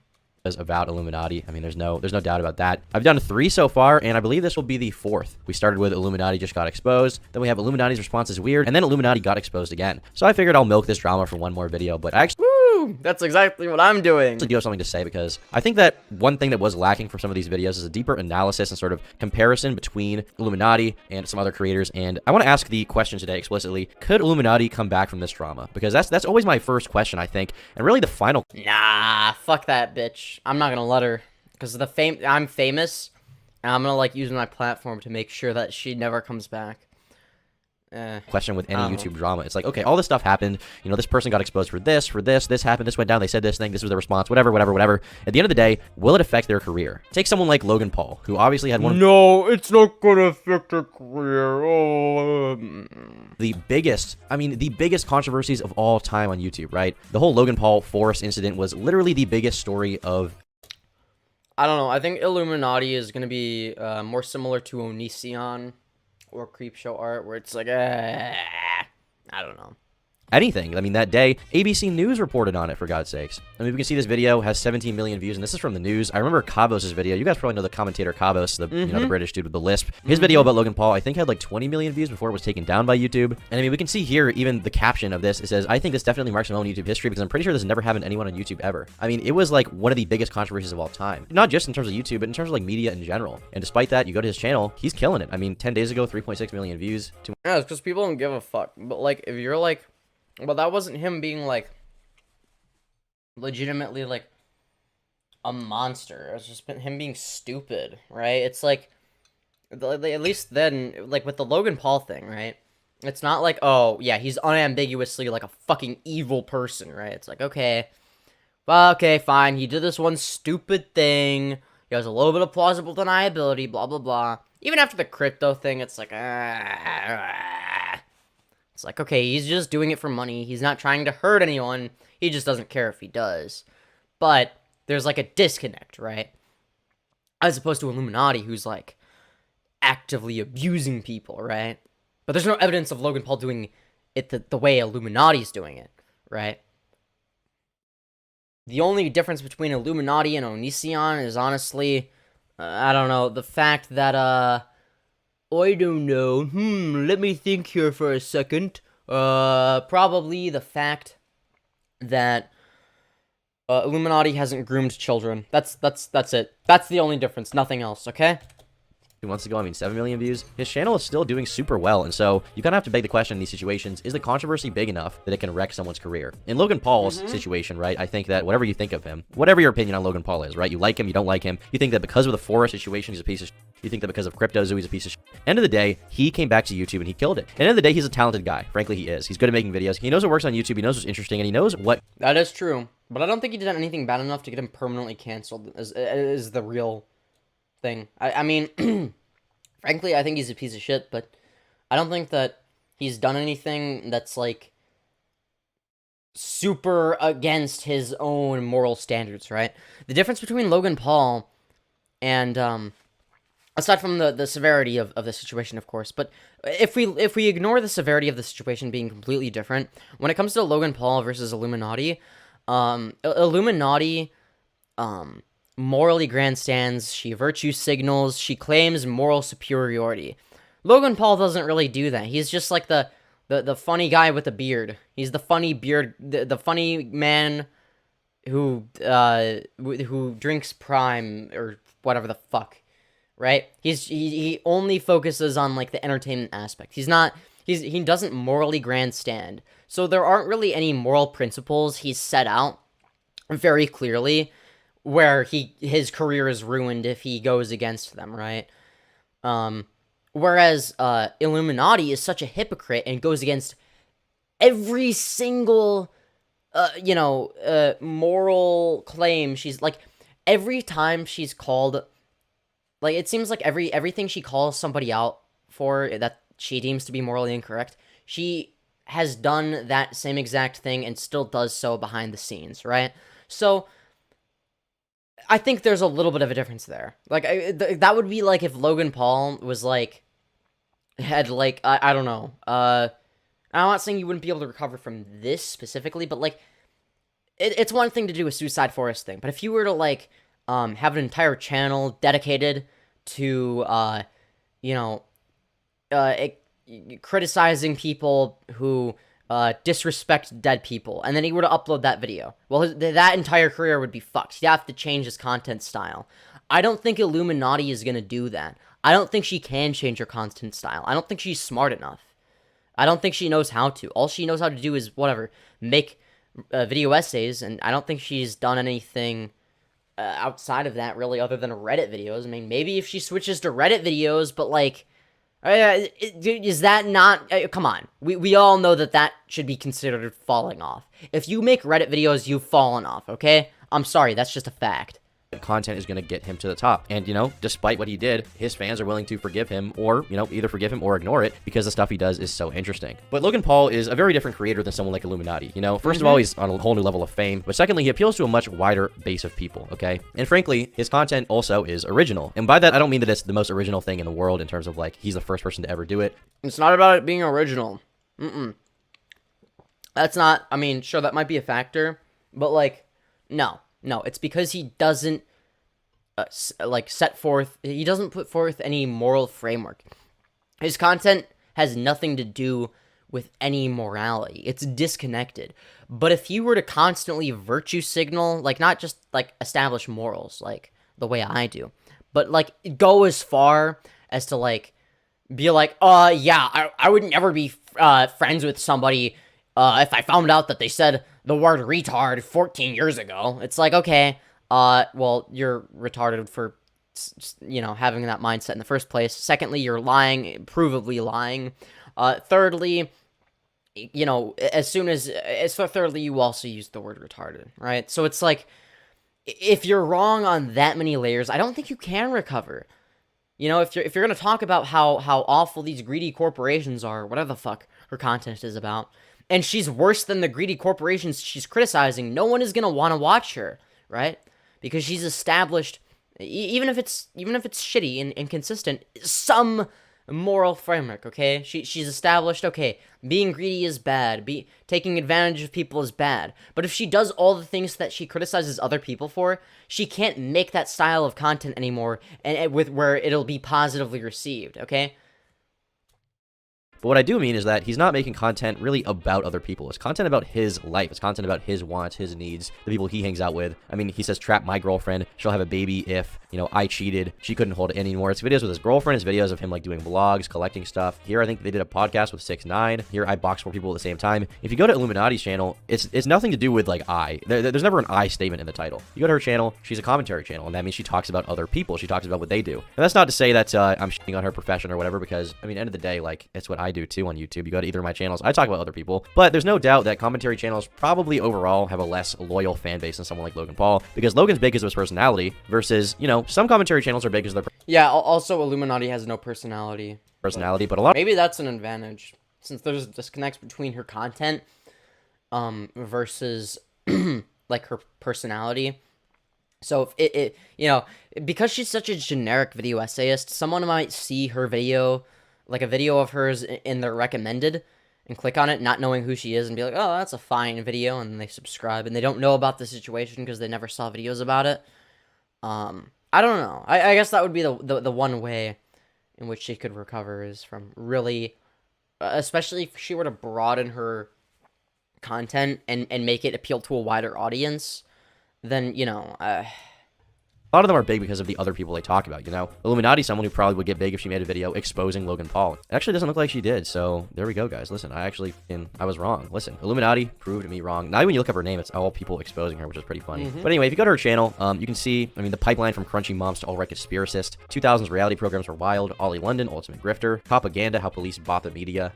That's a fucking, what is this, Paw Patrol? That's your example? Oh, God. Like the white creepypasta, Hero Brian Eyes. The woke joke, what the right is really doing. The complete Hub saga. The dangers of door-to-door book selling. Like, none of this is about Blair. None of this is about Illuminaughtii. It's not even really about her which probably is to her benefit, to be fair. Because she's not a good person. Personality, if you watch the videos. I mean, let's just go for an example. Zoos, the dark side of animal captivity. Let's watch this video. Many of you remembered my Illuminaughtii plush, the one with the magnifying glass, and then more recently, the Illuminaughtii plush with the teacup. But I have really Wait, she has a plushie? She's just like me. great news for you. About 43% Why would anyone want to buy that? I don't understand. of the facilities detailed in their report, almost half, allowed petting, and about a third offered walking and swimming through an enclosure and or wildlife performances. About a fourth, or 23%, had hand-feeding experience. That isn't even the case either. AZA facilities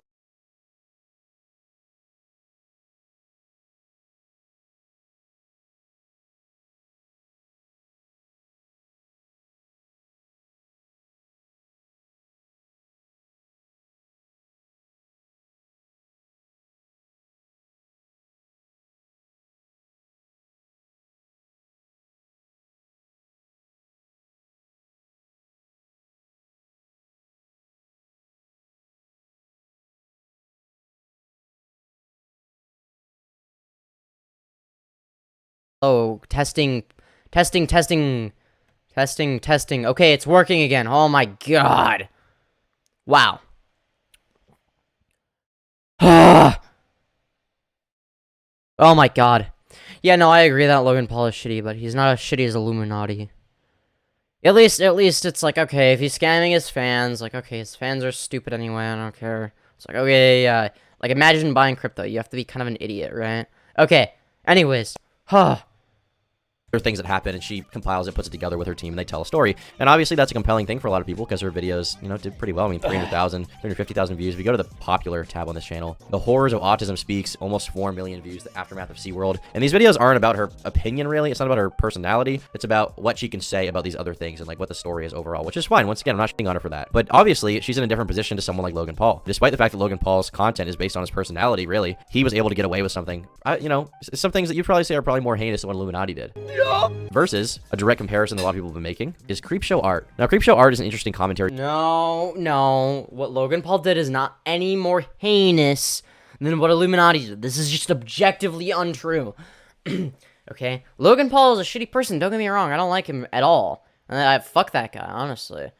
I don't like him. But he's not nearly as much of a piece of shit as Illuminaughtii. So that's why I'm not dedicating multiple whatever, like 2 to 7 hour long live streams on Logan Paul. He's like kind of bad, but he's your average scammer. He just has a little bit of a larger audience. channel. You can see my video about her right there. Top 2.5 million views. Great video. You guys need to check it out. I mean, sorry, this is the Turkey Tom video. Great YouTuber. You need to check it out. But Creepshow Art was one of the bigger sort of, you know, art commentary channels from back in the day. I mean, she was huge. And I don't mean physically. I mean, in terms of her popularity, she was huge. She was getting I think she's, yeah, Creepshow Art is fat. So true. a ton of views. I think she had over 500,000 subscribers before the channel was deleted recently. It was actually really recent. Her channel was deleted. Let me look it up. Let's see here. Creepshow Art deleted. Okay, this is an old tweet. I guess she deleted her Instagram as well, which I didn't even know. But I know recently she had her YouTube channel deleted. I think it was for a DMCA issue, and she just never appealed the strike or anything like that. But she's basically just gone now. She's not even around. But when she was around, her content was based on her personality. Most of the videos on the channel were like her opinion. It was how Shannon feels, and it was like a storytime video. Like, he abused me. SJW versus my relationship. Creepshow Art storytime re-upload. Hello, my band of buttholes. It is Shannon. What a what the fuck?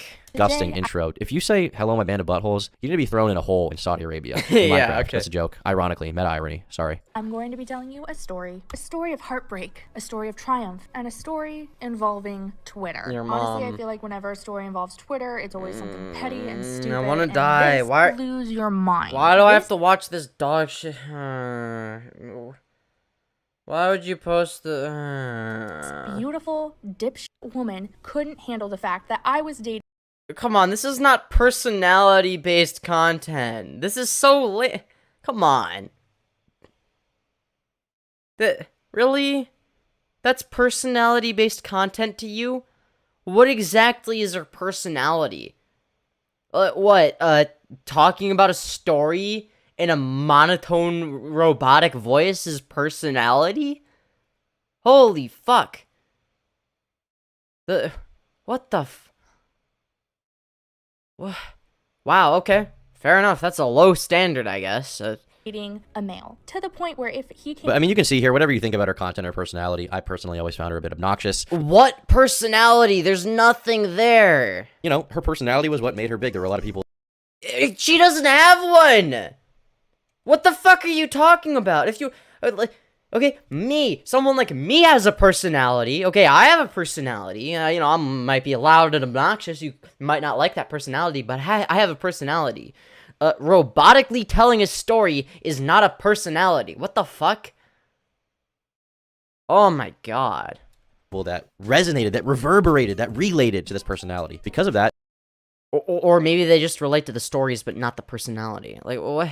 What is it? I don't know. I mean, I haven't really watched her content. Maybe she has a big personality, and that this clip just doesn't really showcase that. But from what I can tell, she just doesn't have a fucking personality. I mean, come on. Why would you use her as an example of someone with a personality? Honestly, like, what the fuck? She managed to blow up. But that also was a big cause for downfall because, you know, her personality also came with a lot of these, like, moral statements about this is right, this is wrong, you know. Yes, and that is what I was talking about. Iilluminaughtii also makes those types of statements, right? Even if they're not explicit, she makes it very clear what her, you know, political stances are, which is good. I think there's nothing wrong with that. I mean, I do that. I do debate streams, okay? Like, holy shit, there's nothing wrong with that, right? But, like, if you don't... It's one thing if you're a hypocrite, kind of, sort of, a little bit. It's another thing if you're, like, a proven abuser and liar. And it's like, no one can trust anything this bitch has to say. Like, that's the thing, is Logan Paul... When Logan Paul makes his, his dog shit vlogs or whatever, even though it's, like, objectively shittier content than what Iilluminaughtii posts, in my opinion, it's like, okay... I'd rather watch a boring, generic video essay channel than fucking Logan Paul, like, take a shit into the microphone or whatever the fuck, I don't know. Like, in terms of content, right? But Logan Paul doesn't make any statements with the content he makes. It's the goal, at least, is to be just entertaining, nothing else. He doesn't make any claims about right or wrong. He doesn't, and I mean, maybe he does on his podcast. I don't know, but it's not like oh, you're just blatantly, you know, being a hypocrite, right? He doesn't really, and also, does Logan Paul need to be trustworthy, for you to watch him? Well, No, you don't need to trust Logan Paul because it's like, well, I don't give a shit. I just want to watch him do funny things on his channel. If that's all you care about, it's like, okay, well, I don't care if he's dishonest about shit on the podcast. I don't fucking watch the podcast. Fuck that shit. I just want to watch his funny good old videos. And then if it's like, oh, well, he seems really cool in the videos, then they watch the podcast. But it's like, okay, well, then they already like the guy, right? You know, going out. And unlike Logan Paul, Iilluminaughtii is not likable at all. Now, okay, before you give me shit, all right? Yes, I said Logan Paul can be likable. I know, that's crazy. But think about it. He has a personality, right? There are redeeming qualities. He can be witty sometimes. He seems like a cool dude to hang out with, maybe, depending on who you are. He doesn't seem so bad, you know? He seems like an actual person, right? Iilluminaughtii doesn't seem like an actual person. She's just fucking evil, right? After racism, going after tracers and art, and she ended up being a much worse person than, you know, most could have initially imagined, right? Exactly. I mean, she ended up being like this crazy kind of stalker who was stalking her friends on lolcow, making like alt accounts to argue with herself. I mean, she was... Who does that remind me of? Ha! I can't possibly imagine. Wow. That sounds awfully familiar. Oh, man, I just wonder who that could possibly... Who does that remind you guys of? I mean, come on. I don't know. I mean, what do you think is more similar to the actions of Iilluminaughtii? Do you think that recording a dead body in a suicide forest is similar to her actions? Or, I don't know, making alt accounts to harass people, fucking, you know, lying about shit, doing everything that you personally have criticized in the past and in the present, really, blah, blah, blah, etc., grandstanding over shit that doesn't matter, even though you don't apply those same standards to yourself. You get the point, right? I think that one of those situations, you know, correct me if I'm wrong here, but one of those situations might be a little bit more similar to Iilluminaughtii than the other. So which one do you think we should base this off of, Tom? Do you think that they you know, we should base it off of, oh, well, we should compare it to Logan Paul? Do you think we should compare it to Logan Paul, where literally the only similarity is there was a controversy that happened? Or do you think we should compare her to the Creepshow art, where it's a controversy in which they're doing the exact same shit happened? I wonder which one would make more sense to use as a comparison. Oh, I can't possibly imagine. It's a real mystery. She was like a complete schizo, hater, master manipulator, liar, right? She was Who does that remind me of? A person. And I think that the drama was so inescapable for her, once again, because her content was completely based on her personality. I beg to differ. I don't think she has much of a personality. I'm sorry. Her content is fucking boring. There's no personality. What are you talking about? Her voice is not less monotone than Illuminati's. Now, if she talked like me, let's say, yeah, someone like me who, does face cam videos or whatever. Now, you don't even have to do face cam videos, but someone with my style, right? Like, someone who uses this, like, sort of intonation with their voice, right? Like, this isn't just me robotically reading a script. Today, I am going to robotically read the script. So one day, when I was eating a printed-out picture of Count Dooku, I realized that is not a very smart thing to do. My uncle was very mad, because he was the one that printed out... It's like, there's no personality there! You see the difference? If you gotta find an example of, like, I don't... Or, wait, no, because we're not comparing to the Creepshow art anyway, right? Like, you'd have to be like, okay...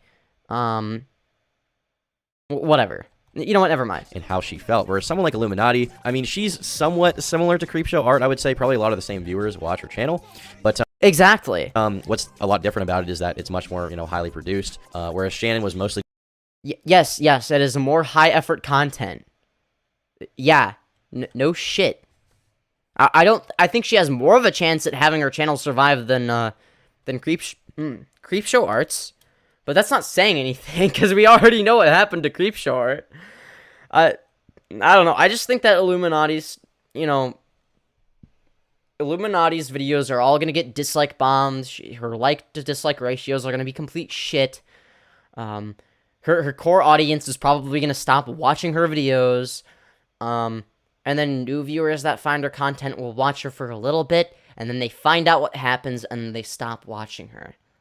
Right? I could see that happening, right? Just using, I mean, this is like speed art, and at some point she actually started using other people's speed art, so it wasn't even her own. It's not like most people. Oh wow, who would have guessed? People are watching the videos anyway. She's using speed art for the visuals and inserting, a screenshot here, a clip here or there. For the most part, what you get is her voice. That's the unique thing, and that voice was able to get her to the top of YouTube. Her voice was not unique. I'm sorry. Is this just me? Am I in the minority here? Am I the only one that thinks that Creepshow hardly has a personality in her fucking dog shit videos? She's so boring. How does anyone sit through a video like that? She doesn't say anything that's actually that interesting. Like, what? There's nothing interesting about her or her personality. Someone might watch the video because it's like, oh, that's an interesting title and thumbnail, and maybe the story is interesting or whatever the fuck. But, like, I don't know. Versus someone like Blair. Maybe I am just blinded. There's so much personality that I can't even, begin to know where to look, because it's everywhere. It's omnipresent. I mean, she has a decent narration voice, but I'm not talking about the voice itself in terms of, how it sounds. I'm talking about the fact that, frankly, they sound the same, honestly. Illuminaughti's personality was never the draw for her. It was the topics. It was the titles. It was stuff like that. Okay. Sure. It was never really her opinion. Oh, really? You don't think that any of her content has opinions in it? You don't think that talking about, like, like, for instance, now, I'm not saying that these opinions are even wrong. For instance, the Horrors of Autism Speaks. She's talking about bad things that Autism Speaks did and bringing it to light, okay? I think I've actually seen this video before. It looks really familiar.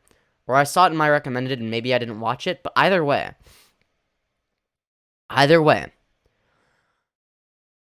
she clearly has an opinion on Autism Speaks, right? The title itself is an opinion, is it not? So clearly she does have opinions in her videos, because the videos themselves are based on opinions, right? She wouldn't have made this video, a video called The Horrors of Autism Speaks, if she loved Autism Speaks and she was a big fan of it.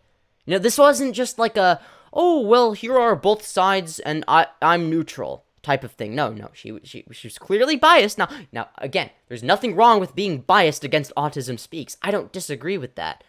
But to claim that, oh, yeah, there's not even an opinion. No, just because it's an obvious opinion that you agree with doesn't mean that it's not an opinion. That there is clearly a narrative in every single video. Whether or not it's a good narrative or not is a different discussion. I don't think that the videos themselves are even that bad. But come on, don't pretend like she's just like this neutral motherfucker, okay? She's not. She's not completely neutral. Her content is biased. And she didn't even say it wasn't either. So I'm not gonna like do the criticism that you would give Keemstar, right? It's like, okay, yeah, obviously she has her opinion that led her to making the video in the first place. She has a problem with Autism Speaks. That's an opinion, right? Is it based on the truth? Yeah, probably. Though I don't know. I take everything that Illuminaughtii says with a grain of salt now, because she is known for not saying the truth, it seems, and has been proven to lie about shit. So why should I trust anything she says in her videos? Even if she's right, then she's the boy who cried wolf at the end of the day. I can't trust anything she says because she's so dishonest. She's only gonna do things if it's in her best self-interest. Fuck. I'm retarded, okay?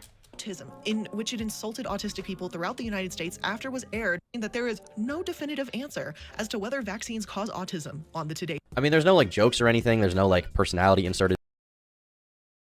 I mean, yeah, I don't think that she has much of a personality, but I don't think she has less of a personality than Creepshow Art. What was a funny joke that Creepshow Art made? Can you please tell me something funny she said? Oh wait, she hasn't. She's not a very funny person. In fact, she's horrible at comedy.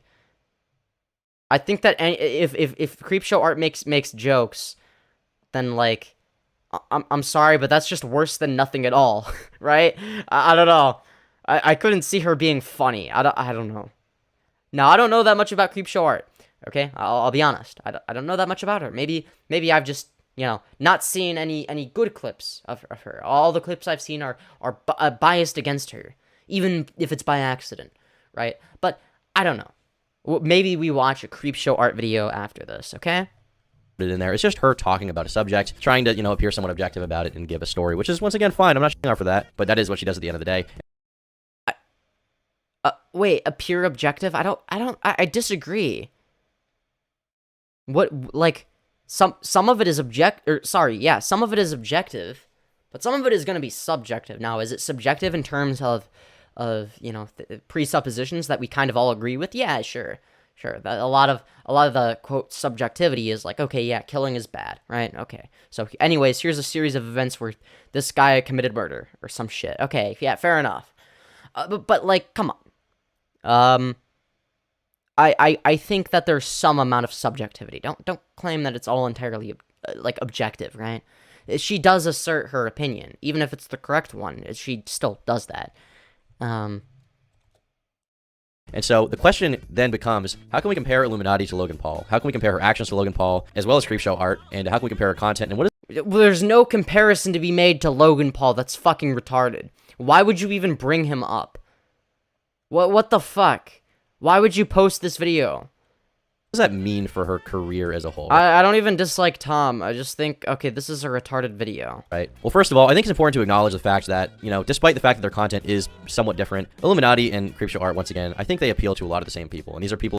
Yes, finally, holy shit. Who, they enjoy hearing exposés on stuff, and they enjoy a lot of it. They enjoy a lot of content, and I mean, if you see Illuminati's channel, she's uploading, a 30-minute video every day. But that being said, the differentiation, obviously, is Illuminati's personality is not really here. Okay, we need to find out if the Creepshow Art has a personality, okay? I'll watch a Creepshow Art video. Damn, you got gains. I know, I'm so big. Ooh, look at my muscles. Do you guys like my muscles? Ooh woo.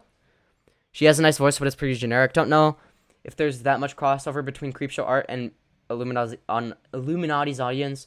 Never seen anything pointing to that. Yeah, I guess you got a fair point.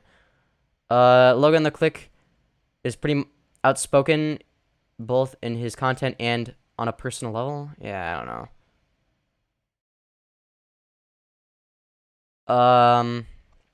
Turkey Tom is coping here, lol. Can't admit that calling out corporate malfeasance, I'm sorry, I can't pronounce words, conversion therapy, and abuse of Christian camps might have a political angle. Yeah, exactly. It's like, yeah, it does have a political angle. In fact, I actually agree with her on those topics, most likely. Yes, conversion therapy is bad. Yes, trans people are good. Yes, abusive Christian camps are bad. But that is called a left-wing opinion. All right? Or like that is a left-wing opinion. Even if you're a right-winger who believes that, you whether you realize it or not, you align yourself with the left in that opinion. But let me guess. Those aren't opinions, they're just objective facts / presuppositions that we should all take for granted. I'm guessing. Cuz otherwise you would have to admit that you agree with left-wing ideology to an extent, right? Law the Reddit shit click covers at this point touches on homophobia, transphobia, and all the isms that drive people to say really stupid, insane shit, and he calls it out unapologetically. Damn. She has a personality, it's just a shitty one? I don't know. She's just regurgitating information that can be found in other documentaries and putting it all together in one place. At least that's the impression I've gotten. Yeah, true, I guess. But because there's no person, like, wouldn't that make people, like, I guess that would give her an advantage in one way and a disadvantage in another. An advantage would be that the audience is disconnected, meaning that they don't really know anything about her, They're probably not researching their favorite YouTuber, Illuminaughtii, because she's not anyone's favorite YouTuber, right? It's like no one gives a fuck about her, right? Unless they dislike her. But no one who watches her content and enjoys it actually really gives a fuck about her. I don't know. Maybe a few people do, but most people don't. However, it's a disadvantage because her audience is going to be less loyal, meaning that if they see shit, it's going to be like, well, fuck. I can find this content somewhere else, so I will be doing that. And I don't really trust this as a source anymore, right? Click's video, it generally made Blair look like Creepshow 2.0. Yeah. Wait, when did we end up at Creepshow? I don't even know. Her research is fine. Her fucking it up would require her to actually put effort into wording things differently than her source material. Oh, true. Yeah, that is true. She is too lazy to lie. Yeah, it's easier to not lie in terms of, like, content, since she just, just says what other people said. So, the only way she's gonna be wrong is if the source material is wrong. No, I agree.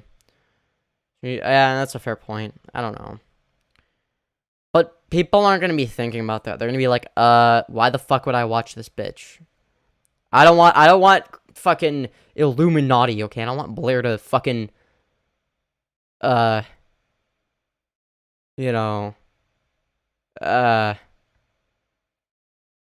shit, I didn't even think of Ellen Degenerate as a comparison.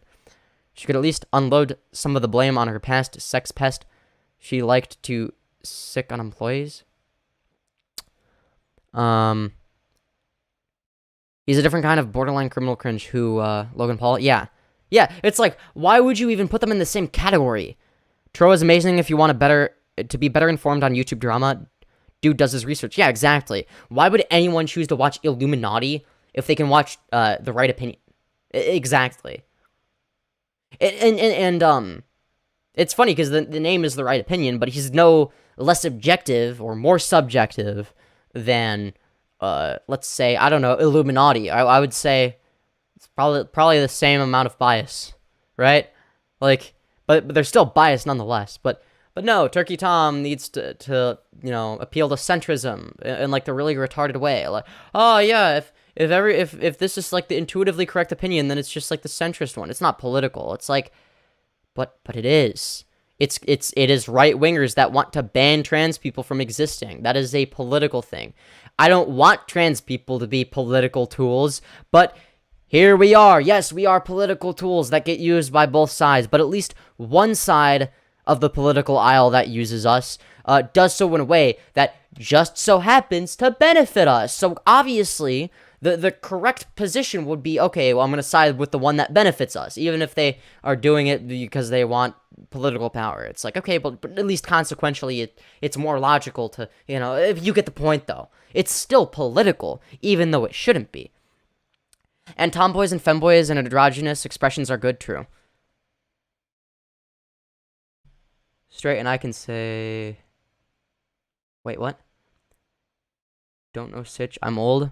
Mostly boomer commentates. Femios is one of the younger crowd I'm adding to get a fresh viewpoint. Hell yeah! Yeah, my viewpoint is the correct one, just so you know. Disagree. Murder is mostly bad. Killing is sometimes... I meant murder if I said killing. My bad. I was referring to murder. Yeah, obviously morality is a spectrum. I agree. But murder being bad is still subjective. It's just an opinion that I guess would be considered common sense, or that we would sort of presuppose as the correct one, because it's mutually beneficial for everyone to just agree that murder is bad, right? We all agree on that, right? Like, oh, but Femios, what if there's a murderer who disagrees with you? It's like, yeah, but like, their opinion doesn't get taken into account, because who would that benefit other than the murderer, who we all collectively dislike, right? So, because their actions negatively affect us, right? So it's like, okay, who realistically, what benefit is there to randomly murdering somebody? Like what, like as a rule, right? Like, what do you get out of murdering people, right? I love me the whole of the gender spectrum. Oh hell yeah. What do you mean? There's, what do you mean? I refer to it as the three genders because I think that that's funnier. The three genders, male, female, and non-binary. That's how I like to reference gender because it's it's straightforward to the point, with the three genders. Because it's such an arbitrary number that it's like it makes conservatives mad. Because it's like, well, you're not saying there's 72, but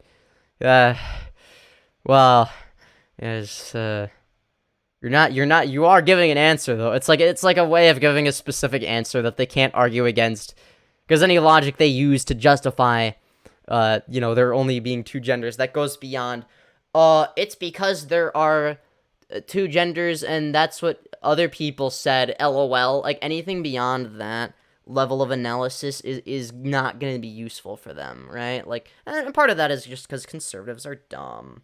So my hair is a little bit messy, by the way. If you couldn't tell. That's okay. You know what? That's part of the look. That's part of the aesthetic. Is that it's messy.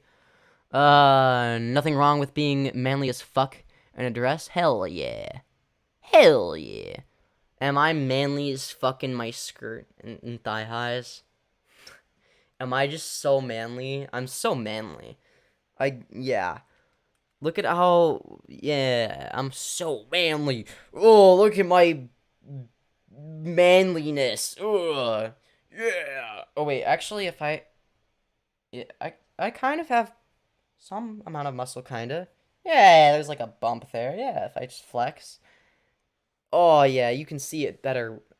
You need the right angle, otherwise. Yeah, you can see like a little. Yeah, I have a little bit of muscle.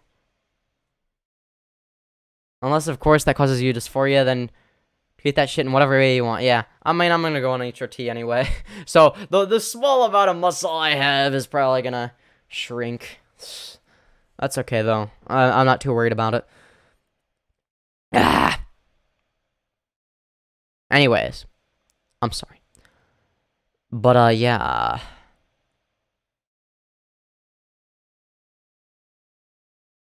But, like, honestly, I don't even know anymore.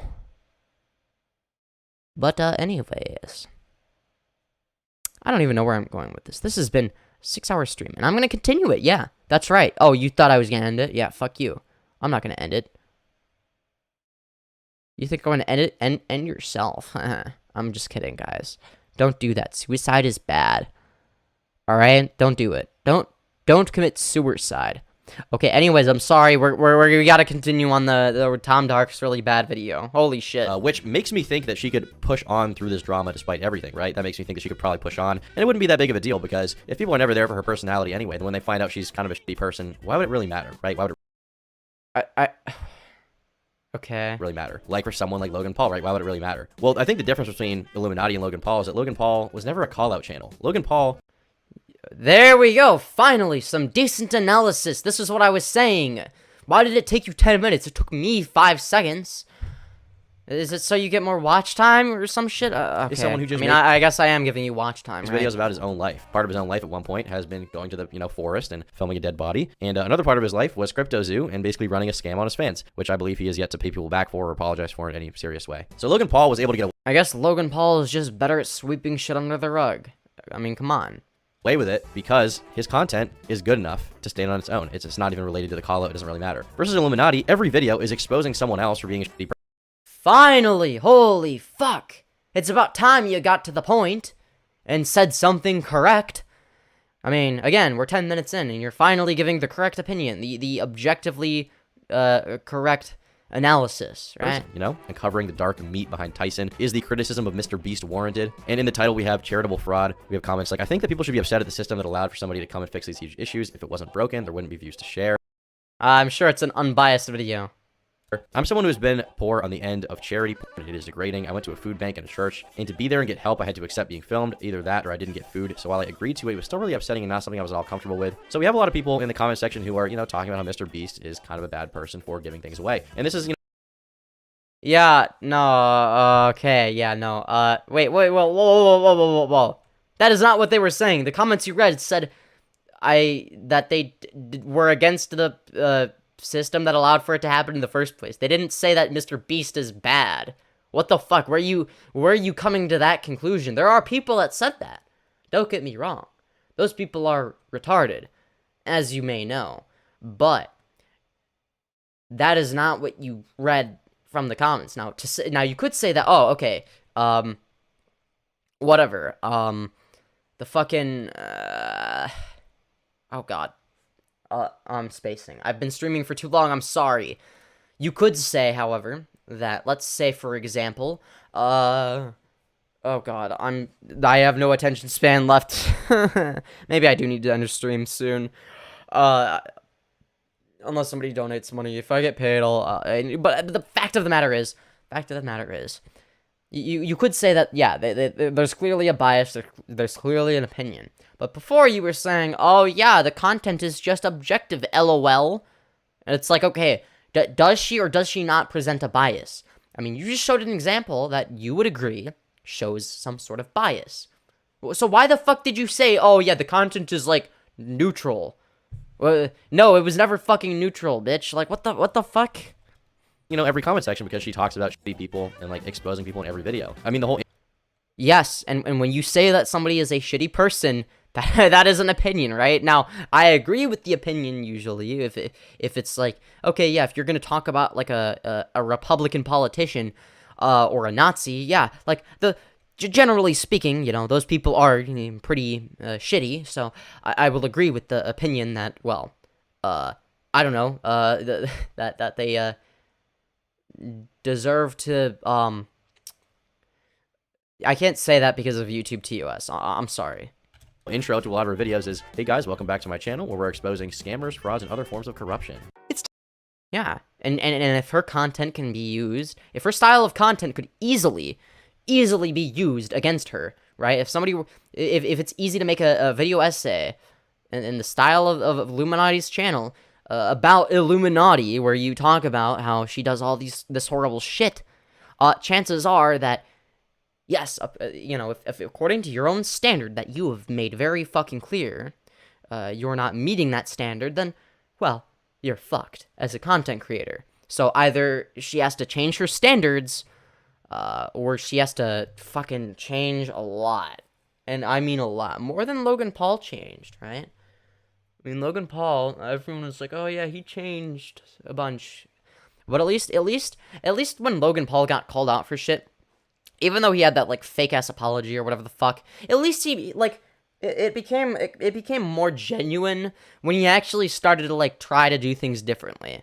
Now, I believe he tried presenting himself differently more than anything, really. I don't think he became a different person. I don't think he actually gave a shit in terms of the morality of his actions. I don't think he cared.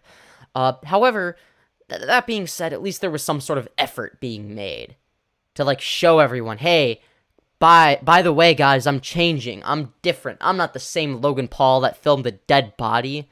Whereas Illuminaughtii is like, I'm, like, kind of sorry for this one thing I did, but not really. And also, why would you call me out for this? Though I did privately apologize to Legal Eagle. And also, let me proceed to, like, lie about everything. Like, you would be better off just making a fake-ass apology video. I don't know why the fuck she didn't do that. It's not like that it would be any less dishonest. If you're gonna be dishonest, at least do it in a way that's smart, the way Logan Paul did. That is one of the other reasons I don't think that Illuminaughtii can recover from this. She is not intelligent enough to respond the way Logan Paul did, okay? She is too stupid to just pretend to apologize, okay? Her ego is too big. She has no issue with the lying part. She does it all the time. She loves lying. But what she doesn't like taking accountability, however. She avoids that at all costs. Logan Paul doesn't give a fuck. If taking accountability and admitting to being wrong or whatever means that he can make more money in the future, he'll do that. He doesn't give a shit. Like, he only cares about his image, right? Like, but, like, not in an egotistical way necessarily, just a more of a I want money type of way. Illuminaughtii isn't just in it for the money, because she has a massive fucking ego, and that is one of the main reasons why they're categorically different as well. Not just because their controversies have absolutely nothing in common. Like, again, the only connection you could make is these are both people that were that did something controversial. But okay, yes. That doesn't mean that they're the fucking same, right? Like, there's no comparison to be made here. It's, like, that's fucking stupid. It's time once again to stop pyramid schemes, scams, and other forms of corruption. Her whole channel is based on calling people out, and so I think from that perspective, to see her exposed in the same way, or rather to see her exposed just for being not a good person, I mean, in the Clicks video, he details the alt account she had to, like, talk him, digging through 10-year-old videos to find incriminating stuff about him to make him look worse after a petty, like, drama over a dumb YouTube channel that apparently wasn't even making that much money. Yeah, exactly. If you have, if you have strong enough of morals to binge watch Illuminaughtii videos, which are based on morality, right? Talking about the morality of a situation, exposing people for doing immoral things. Well, clearly, people watching that content care about morality. And if they care about morality, they're going to care about the fact that, well, Illuminaughtii is a terrible person. Whereas your average Logan Pauler isn't thinking about the morality of a situation or whether or not somebody did something good or bad. They just want to watch Logan Paul do and say funny things. That's all they care about. They're not in it for, oh, I wonder if he's a good person or not, or, oh, I want to see the bad people get exposed and the good people, get justice and what they need or whatever the fuck, right? They don't care about that, or they're not actively thinking about it when they think of Logan Paul. They're just like, oh yeah, he's the funny guy. He does funny stuff. I like when he says the things, and when he makes those videos that are really the really good ones, you know? They're not thinking about anything beyond the content itself, right? Whereas, well, if you're watching educational content, you're going to be, well, more intellectually honest with yourself. You're more likely to think about things, right? Otherwise, you wouldn't be watching that. You wouldn't have the attention span to hold somebody like Illuminaughtii accountable, right? But somebody who can watch video essays is more likely to have the attention span to hold somebody accountable, right? Money anyway. I mean, it basically just showed that she's a crazy, manipulative, vindictive person, and it all started, ironically, because she decided to tweet out and accuse Legal Eagle of plagiarizing from her editors, and here we have. Yeah, and she got she was a proven hypocrite for that, and that's where it simply started. And honestly, if Tom had framed it this way, and this video was like whatever, like right after the Legal Eagle situation, and it wasn't known that, like, okay, whatever, nothing else was known, then I would understand. Okay, he just it was made before there was knowledge that Illuminaughtii did some really shitty things. Okay, there was one shitty thing. Okay, whatever. The framing would then make sense. It's like, okay, it's one stupid controversy, the same way that filming a dead body was one stupid controversy. Okay, but regardless, obviously that's not the case. Now, maybe this stream segment is a little bit older, but he uploaded it anyway. He just kind of forgot about it, or I don't know. Maybe he just was guys.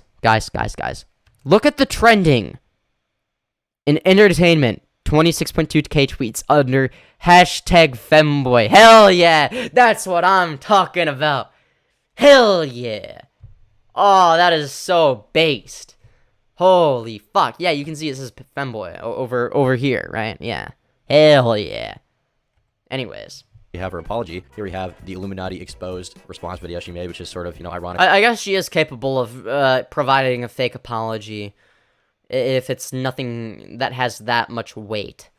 But, once it has a little bit more weight, it's like, okay, well, fuck that. I'm not gonna admit to anything, right? Like, fuck that. I'm just gonna omit the truth and just not admit to the things that I did and blame everybody except for myself, even though I'm ambiguously in the wrong. That is her mindset, right? And now she's fucked, right? She is a proven liar. She said things that are so easily refutable, and that leads me to believe that she's so unintelligent that she couldn't even, fake an apology on YouTube, right? Like, other than, like, it was a half-assed one where she wasn't actually apologizing. She was just like, yeah, I'm sorry, I was in the wrong. But also, why are these people criticizing me for it? Like, oh, I wasn't actually plagiarizing, so I'm not a hypocrite. It's like, you already apologized.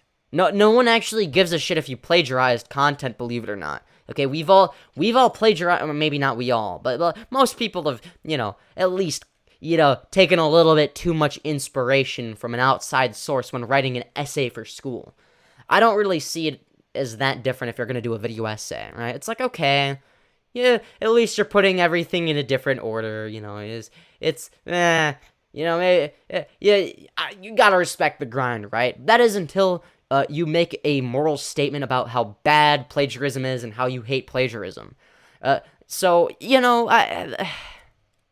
Titled. But this video was meant to kind of clear the air for her. It was meant to kind of save her and it's the complete opposite, by the way. Reputation and address all the drama. And it even opens up with like an admission that she was wrong for the legal eagle thing, and then she counters the plagiarism thing. But yeah, the only reason she included the apology is so that she could, get people to be more likely to listen to her. That's it. It was a half-assed apology that is inconsequential, that has really nothing to do with the video, right? It's like, okay, yeah, I can see why you wouldn't want to bite the bullet there. That would be a really stupid thing to do. At least she's not so stupid that she tries defending herself in the legal eagle situation. But that's a really low fucking bar, right? The rest of the video is just her being absolutely brain dead. it ended up getting her a lot more shit than I think she intended. Maybe she... Yeah, you think? She was just too caught up in her own lies to realize what was going on. Maybe... Yeah, because she's an idiot. She's not intelligent. She's not smart like Logan Paul. Logan Paul is smart. Is he egotistical? Fuck yeah, obviously. No one who isn't egotistical would think, oh yeah, it's a great idea to film a dead body. But he knows how to do damage control, even if he does something monumentally stupid. In general, he's not a stupid person, right? He might act like he is, but he's not actually stupid. He clearly knows how to do damage control for controversies. Illuminaughtii doesn't do damage control. She's the type of person where if she sees a house fire, she'll try to put it out with fucking olive oil because she thinks that, oh, well, if I pour a liquid on it, like olive oil or gasoline, because it's wet, it'll put the fire out. That's what she's doing here, right? That's what this is.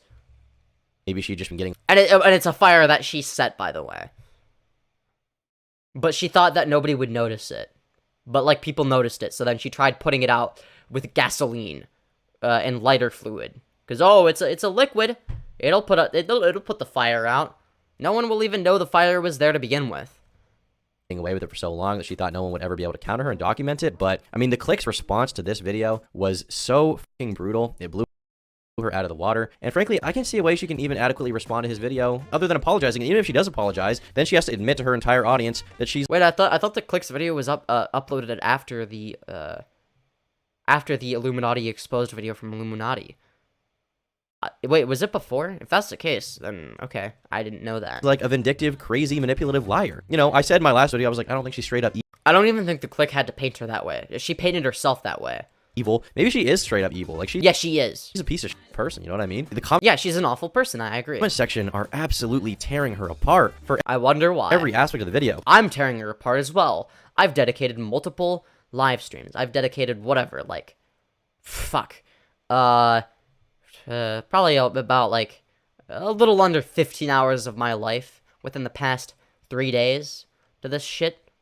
Are you fucking kidding me? You think I would do that if I thought that, they're vaguely bad? It's no, I would have done the one stream, given my take, called it a day, and moved on, right? But I'm not moving on because it's oh shit, there's a whole fucking, the lore goes deep. Posting Wonderstruck Guy is disgusting. I don't care how you two fell out. He trusted you with a very sensitive situation, and you use that to get the focus off of yourself. And we talked about that in this stream. That's disgusting. Full stop. Also insinuating that the click is fine with files being on his Discord because he didn't respond quickly enough for you. He was sleeping is even worse. You have no shame. This is immensely disappointing. I was hoping the information rumors I've been hearing about you for years were untrue, but it looks like they're true. I was sorely mistaken. And this is almost every single comment. She's unambiguously in the wrong. That's the thing. There's no plausible deniability for her anymore. That's why I don't think she's gonna recover. Or if she does, it's gonna be rough. And her channel's gonna be dead for a while. Or, littered with dislikes. And nothing but mean comments that I'm sure she'll delete. because she's insecure as fuck. And the only nice comments are gonna be her alt accounts. I agree with the title. This does expose you. And then if you go to the clicks, Yeah, literally. Like, it's like, no, that's the thing. It's like, why would you even bother? Like, why would you title it like that? Like, I get you're being, like, sarcastic or whatever, or putting that as the title, because you think that the opposite is true. But the problem with you putting, Illuminati exposed in the title, is that everyone already fucking agrees with you. They do think you've been exposed, and that you're a piece of shit and a terrible person. And also, TomDark is wrong. Over here, it says 5 days ago, okay? 5 days ago, when the clicks video was made. But if you go back to when he has the Illuminaughtii video, it says 9 days. Tom, why are you fucking stupid like this? Why would you do this? Of no shame. This is immensely disappointing. I was hoping the information and rumors I've been hearing about you for years were untrue. Yeah, but it looks 9 like I was days sorely ago. Mistaken. And this is almost every single 9 comment. days I agree ago. with the title. This does expose 9 days ago. And then that says 5 days ago, right? Yeah. That is a 5. That is unambiguously a 5, okay? That is definitely a 5, okay? That is a 5, okay? Okay. All right. Well, wow, Tom, I thought you were smarter than this. Put a little bit of effort, please. At least when I talk off the cuff, everything I say is either correct or funny, okay? Come on. Go to the clicks video. I mean, I haven't even been streaming for that long. I mean, not this individual live stream I have, but in terms of my streaming career, it hasn't been that long, okay? You've been in the business for longer than me. You should be better than me at this, but no, you're not. Your analysis abilities are piss poor. What the fuck, Tom? Stick to video essays if this is your live analysis, okay? My live analysis is probably better than your video essay analysis. Get fucked. I don't know about that. His video essays are good. Titled Illuminaughtii. Even if he's wrong about some stuff, it's like, okay. Usually I'll disagree with people at least on one thing, right? But that's because I have strong opinions, right? And sad milk, and you go to the comment section. Imagine naming yourself as a joke on conspiracy theories and then legitimately being responsible for conspiracies. True. The fact you pretended to be an autistic fan to try and bury you pisses me off the most. Yeah, literally. Being autistic myself is... It's like, yeah, you're not going to recover from that. Like, once that's known, it's like, okay. It's very poetic. I mean, she made a video about Autism Speaks, where it's like, oh, here's a shitty organization that claims to care about autistic people, but it seems to be the complete opposite, right? They don't give a shit, right? Maybe they use them, but that's about it. And then there is Illuminaughtii who claims to care about autistic people, but the complete opposite is true, okay? The complete opposite is true. She doesn't give a shit.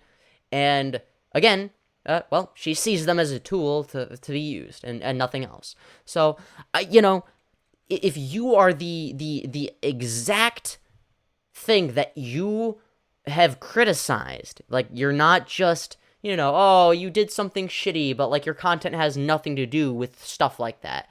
It's like, okay, if your content has nothing to do with shit like that, if she was just a vlogger and she had done that, I think she would be able to get away with it. Right? Because there's, like, a disconnect. You can just sort of, like, selectively remove that information and just pretend like you're just watching, like, oh, it's just entertainment, It's they're just saying something funny. But, like, that's what people do with Logan Paul. It's like, okay, he's just the entertaining guy. I don't care what he did. There's controversies. I don't need to think about that. But if it's well known that Illuminaughtii has done explicitly and unambiguously all of the things that she has criticized everybody else for in her videos. That he dedicated an entire channel to shit, criticizing, and a lot of the criticism is valid. The content itself isn't terrible, other than maybe it's boring. Okay, I would say it's boring, but whatever. She has no personality, and I personally don't like that, okay?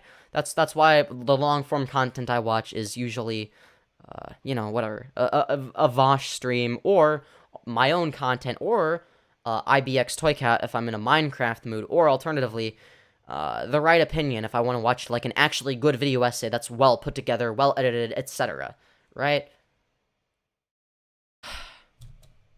tons of bad light on her disabilities. And I mean, everyone's just completely trashing her, and rightfully so. I mean, she's a shitty person. It's also Yeah, she is a terrible person. I agree. her fault that it came out. If she had never even made this Illuminati exposed video, it's all her fault. Then the clique would never have made his response video. Agreed. Like this. Wait, before you were saying that the clique made the video first, and then the. Okay, maybe he just misspoke. I don't know.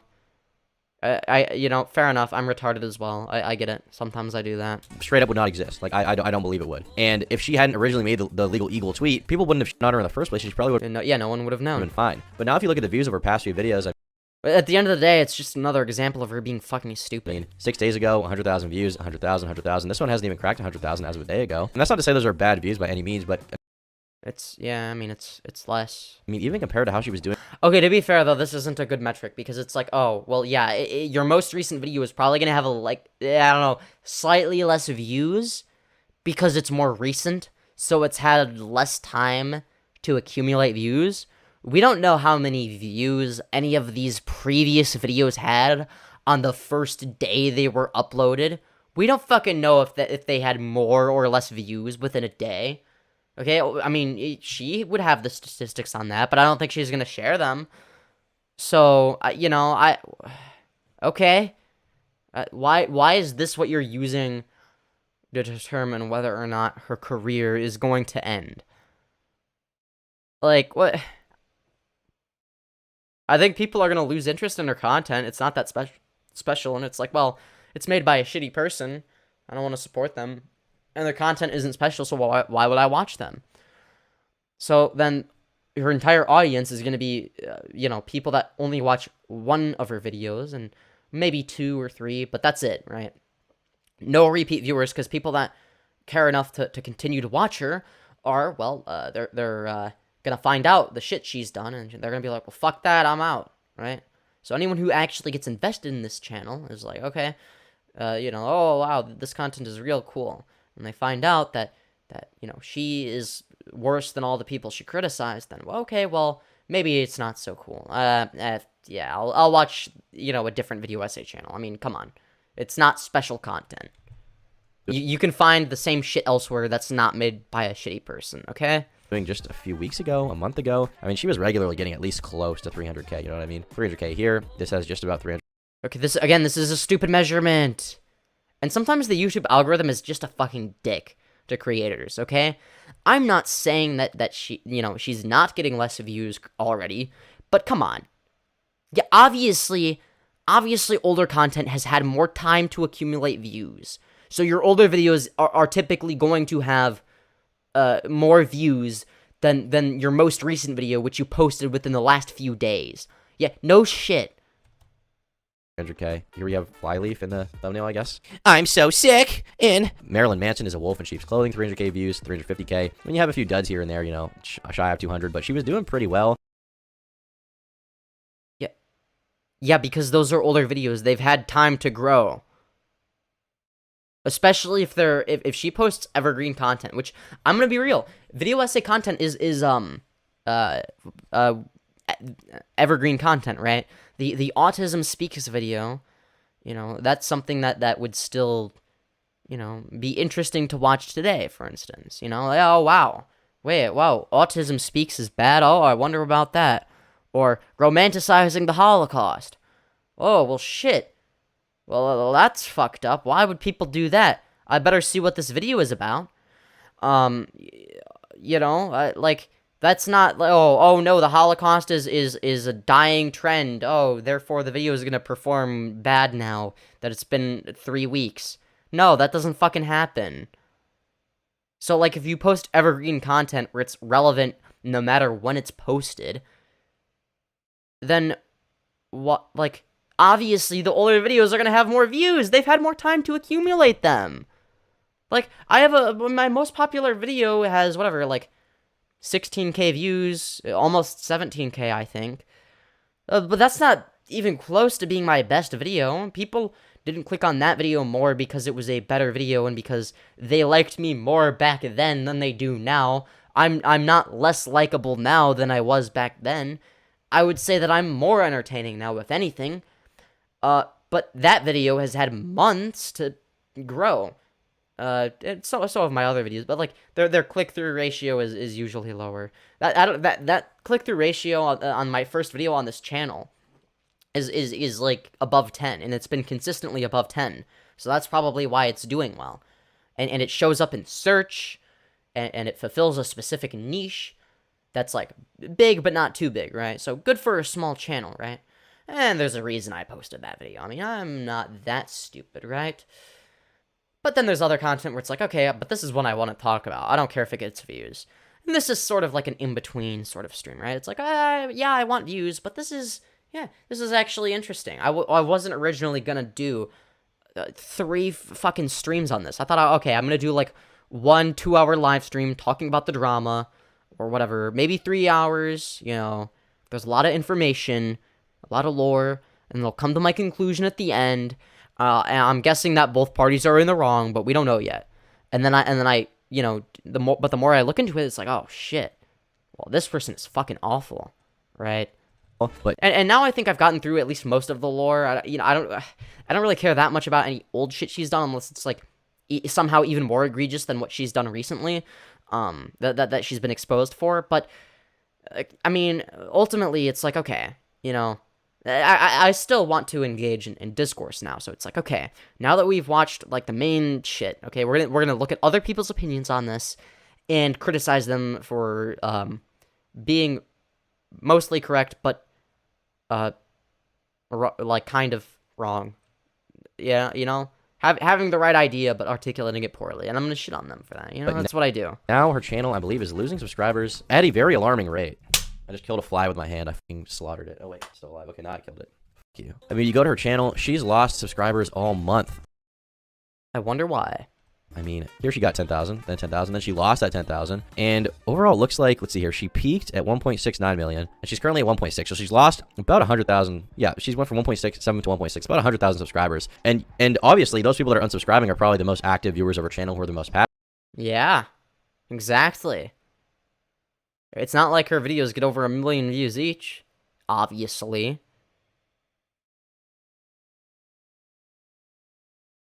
Like, come on. Really? Passionate about her stuff, because those are the people that look to her for criticism, that look to her to be a good person, that look to her to call out, you know, scams and corruption. Meanwhile, behind the scenes, she was, you know... She is doing the things she's criticizing, exactly. She doesn't meet her own standards. And anyone who watches her content is, you know... way more likely to agree with whatever standards she's set, whether they're right or wrong, and if she doesn't meet those standards, then why even bother watching her? It's the same reason that, you know, now, again, I don't like to compare her to iDubbbz because they're completely different. I think iDubbbz is probably a good person, at least at heart. He's done some really stupid things lately, but I don't think he's a bad person. I just think he's just been kind of an idiot with how he's handled certain situations, let's just say. Maybe I have a video on that in the future coming out. Foreshadowing, cough, cough. But when it comes to, for instance, you know, iDubbbz, you know, whatever, like people, and this was people misinterpreting his content, right?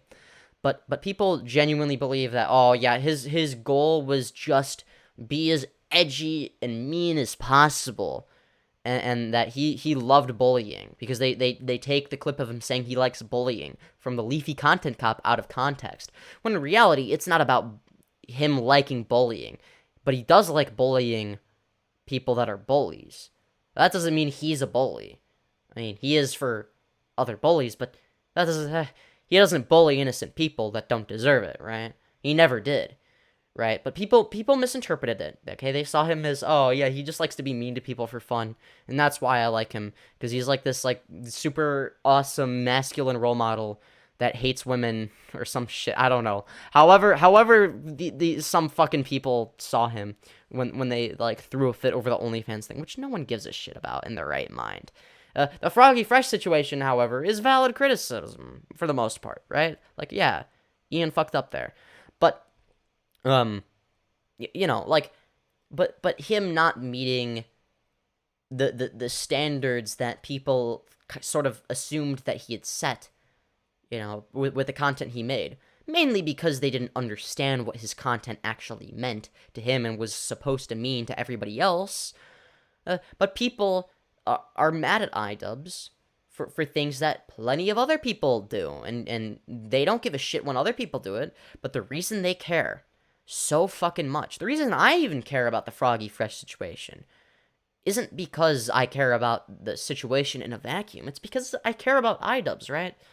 You know, it's like, oh, this is somebody that I looked up to. This is somebody that I got a lot of a lot of ideas from, you know? He really influenced me, especially, you know, earlier in my life. And, you know, ultimately, it's like, okay, if you're gonna do stupid shit, it's like, it matters more. Like, I care more if somebody I like does stupid shit than if somebody I dislike does stupid shit, right? So, for instance, if Logan Paul kicked somebody out of his own, if let's say Logan Paul hosted a boxing event, and then he kicked somebody I'd never heard of out of the boxing event, when for some petty shit where it was like, okay, now less money is going to charity, I'd be like, well, yeah, it's Logan Paul. He's a piece of shit. But you really thought he cared about charity? Like, come on. It's Logan Paul. He doesn't actually give a fuck. It's like, okay, yeah, no shit. He's a bad person. We get it, right? But if it's somebody that I do like and that I do think is a good person, I still think iDubbbz is a good person, right? It's more disappointing when someone like him does it. Now, again, not comparable to the Iilluminaughtii situation. She went so far and was so unambiguously malicious and bad faith and basically just evil and abusive that no one in their right mind can, you know, who you know, agrees with whatever standards she sets in her videos for good versus bad. No one in their right mind could continue watching her in good faith and be like, oh yeah, this is somebody I look up to. This is somebody I want to hear information from, right? It's like, no, they care about morals, obviously. That's why they're watching the videos, right? It's like, oh, you know, just fucking pulling something that was super heinous, right? She was being a complete piece of shit to people for no reason. And what's even funnier about this is that, I mean, Iilluminaughtii is someone who probably would posture herself as like a leftist, right? Yes! Finally! Holy shit, why did you say the opposite? Oh, yeah, she's fucking neutral at the start of the video. What the fuck? You could have cut that part out. Yes, she does try to present herself as a leftist. She constantly virtue signals, which pisses me the fuck off as an actual leftist who actually cares about legitimate policy positions rather than getting mad because, oh no, somebody said the N-word 10 years ago in their Minecraft Let's Play. Or, no, sorry, it wasn't even the N-word. It was the R slur. Oh god, somebody said the R slur in their 14-year-old Minecraft Let's Play. In one of the alpha versions. It's like, yeah, that, like, it's like the faked version, it's the fake version of leftism. It's not actual leftism. You know, she's not talking about policy positions, you know, she's not using logic, okay? The reason I'm a leftist, and why I think I'm a true leftist, okay, is because I base all of my opinions off of facts, logic, reasoning, empiricism, you name it. Everything that you should be basing your opinions off of, right? In order to come to the most correct conclusions you possibly can, right? So, because I do that, I just so happen to have mostly left-wing positions. The same way that people that are more educated, on average, are more left-leaning. Why do you think that is? It's because they're smarter and they know more. That's why. It is not a coincidence that blue-collar workers are way more likely to be right-wing. Because guess what? They don't know as much. That's why. Now, is that all blue-collar workers? No. I'm sure there are some smart ones. And in fact, I would say a lot of them are smart, right? Not the right-wing ones. It's like, okay. Now, I'm not saying that they're all stupid either. But being right-wing does not necessitate your stupidity. But it does mean one of two things. Either one, you don't know what the fuck you're talking about, or two, you know what the fuck you're talking about, but you're a bad person. So, either way. You know, and I'm not trying to do the anti-socialism rant. I'm really not. But she would posture herself as a leftist, and you would think that from that. Wait, whoa. Wait, socialism. Wait, what? Huh? Wait, being a socialist. Okay, being anti-corporation doesn't even mean you're a socialist. Now, I think socialism is kind of based. I'm not gonna lie, but that doesn't mean that anyone who is anti-big corporation abusing their power is a socialist. For all we know, her policy position in terms of what she believes, if assuming she believes the things she says, right? For all we know, it could be, oh, yeah, I think that we should expand upon the welfare system, work within the current system, right? I mean, that's usually what I advocate for in terms of policy position, right? It's like, okay, we're not going to have like this a socialist revolution. So even if that is theoretically the correct opinion to have, which I don't even know if it is, I have no idea. It's like, okay, but like, what is in front of us that's realistic? What can we do? What is within our control?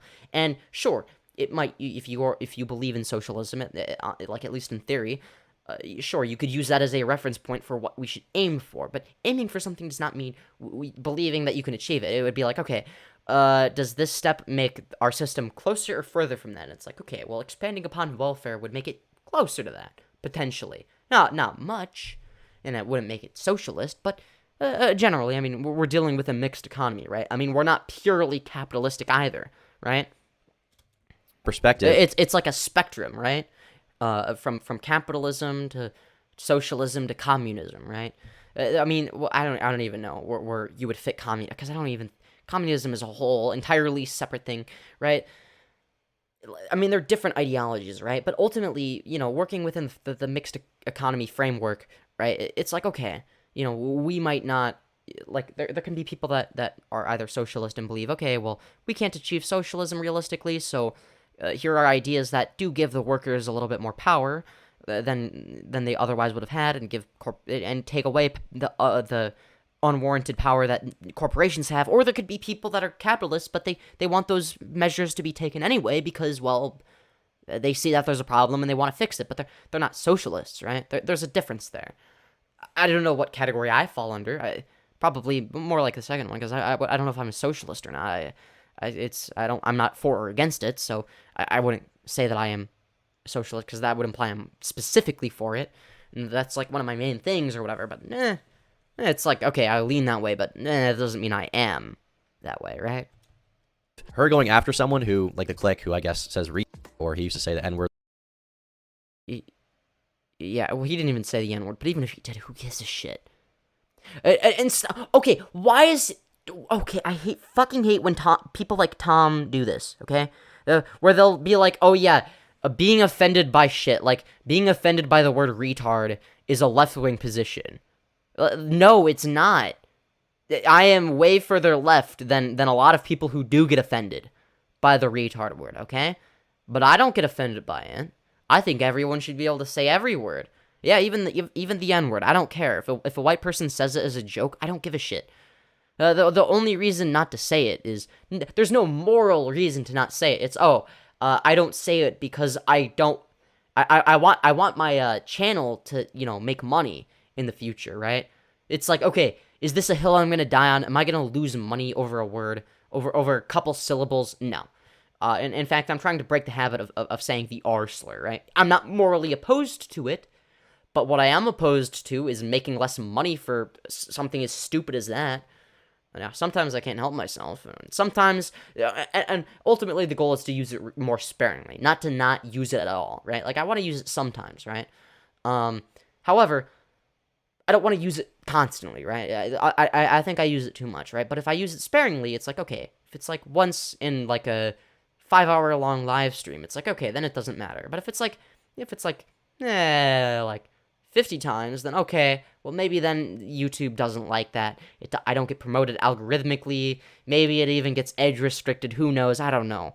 So that is the only, like, actual reason to be opposed to it, right?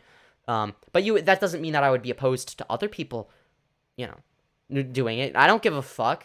Like, if somebody does something that makes them less money, like, why would I care? Okay, that was a dumb thing to do. And if it's past content, what, you think they're not gonna make more money off of the content if they morally disavow it? Like, what? That doesn't make them any more money. So it's stupid. It's redundant. It's useless. There's no utility being served. And this whole idea of, oh, it doesn't matter the context, it's still offensive type of shit. It's like, okay, you can be offended by whatever words you want, okay? I don't care. There's nothing wrong with not liking a particular word. If you don't like it when I say retard, that's fine. That's perfectly acceptable. You don't have to like it. and just don't watch my content, right? But to claim that that somehow denotes that I am of a bad moral character is fucking absurd. And I don't think any true leftist gives a shit. No one who, actually thinks about their ideology, okay? There's a difference between the leftist aesthetic and leftist ideology, okay? And I fall under the category of leftist ideology. Oh, but what about the cat ears and the gay shit you wear? That's neither, that has nothing to do with my leftism, okay? I don't do this to be more left-leaning, okay? I don't do this, I don't wear what I wear for political reasons. I do it because I like it. That's it. That's all there is to it. It's completely disconnected. Other people might make it political, but that doesn't mean I'm doing this particularly for political reasons, right? You see the distinction. Now, there are instances in which there might be someone who genuinely does believe in left-wing ideology at its core and genuinely thinks about it and isn't just, trying to fit into a certain crowd, aka people like me, who sort of, I don't know, not to brag or anything, but people who run discourse, right? People who actually know what the fuck they're talking about, for instance. Versus people that, like, they don't really have that many opinions, but, like, leftist ideology seems kind of good, and, like, they seem, yeah, it's like, these people seem nice, I guess, so I want to fit in. And that is what people like Iilluminaughtii are. They're fake leftists. They're not actually leftists. They care about the leftist aesthetic, not leftist ideology.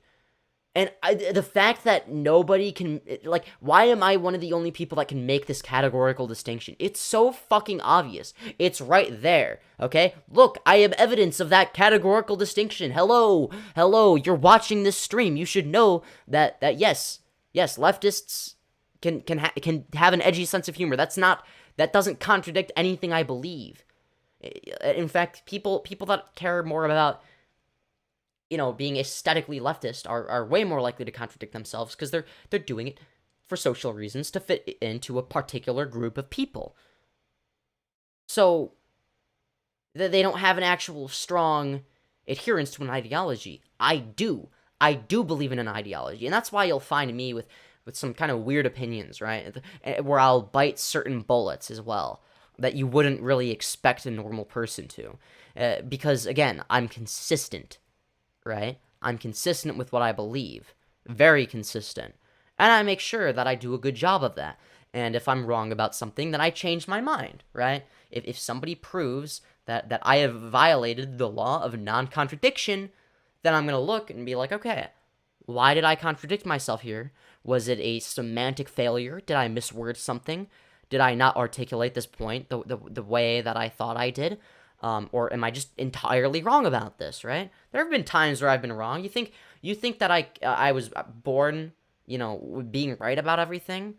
I mean I was, but that's besides the point. I mean, come on. But seriously, in all seriousness, yeah, my opinions have slowly changed over time. Obviously, the more you know, the better your perception of reality is going to be. And while mine isn't perfect, it's far better than, well, most people's, because most people don't think about it on the same level that I do. It's like, okay, a lot of people don't even know what the law of non-contradiction is. I remember, I mean, just last night, I asked my parents if they believe that the law of non-contradiction, not in terms of the terminology, but as a concept, and, like, what it actually, like, the actual idea behind it is common sense. Like, the whole concept of if A equals B and B doesn't equal C, then A can't equal C. And they said, no, that's not common sense. To most people. Most people wouldn't know that. And it's like, huh. I mean, maybe I have a different definition of common sense, right?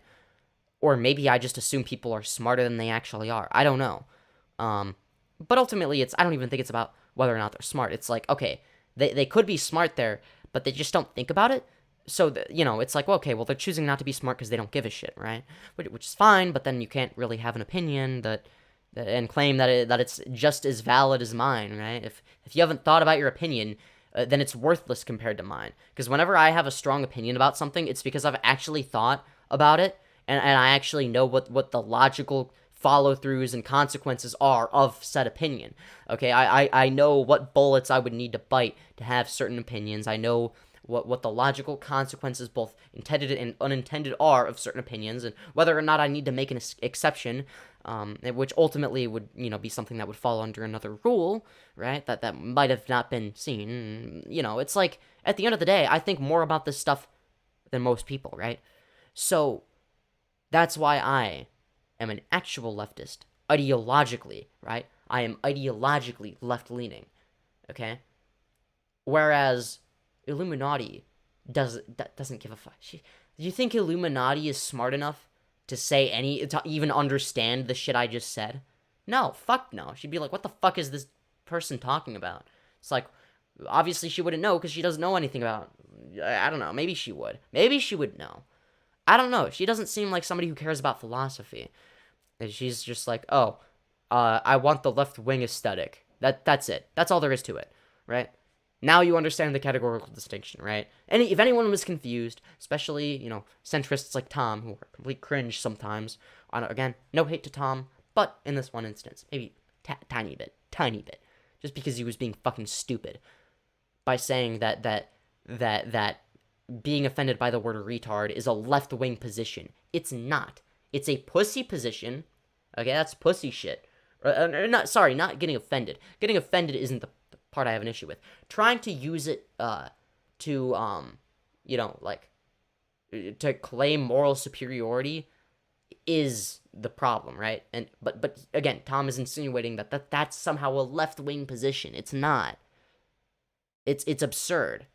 It's genuinely absurd that people think like this. It's like, have you ever talked to an actual left-winger before? Or did you just see somebody say something stupid on Twitter? Because I guarantee you it's the latter. In fact, I think Tom would agree with me on most things if he actually talked to me. And even on the things he doesn't agree with me on, it would be things he hasn't thought about. And then, I guarantee you if he would say something along the lines of, well, I guess I would need to think about that more. Which would basically be his way of pivoting, which is fine. No, that's not a bad thing, by the way. That is not me dissing him. Okay, a lot of people might do that. But if they're pivoting in that way, and they genuinely intend on thinking about it, then, well, that's actually a good thing. Okay, I don't expect you to admit you're wrong on the spot, in front of however many people, your whole ass audience, right? Okay, fair enough. Because then it's like, oh, well, what if there was something I didn't think of as a counter-argument? Well, then I just conceded for no... Like, I get that. That makes sense. Just don't be too weaselly about it, right? Like 10 years ago. Her going after him, you'd think would be like supported by them. And I've seen a lot of tweets from, that kind of community where they'll basically...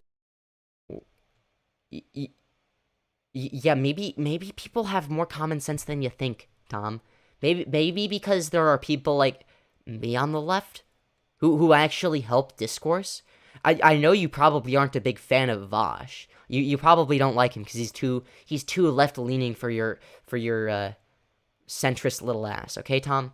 But let me make something clear, all right? When it comes to Vosh, he is against stupid shit like getting mad about the word retard, okay? He makes it clear, okay? He's like me, right? He's similar to me in his rhetorical approach, okay? And that's why it's effective, right? It's effective for a reason. Because people see the left as this overly sensitive, like, oh, you have to walk on eggshells type shit. No. That's like people that virtue signal and pretend to be left, but those aren't leftists. They just have a left-leaning aesthetic, again.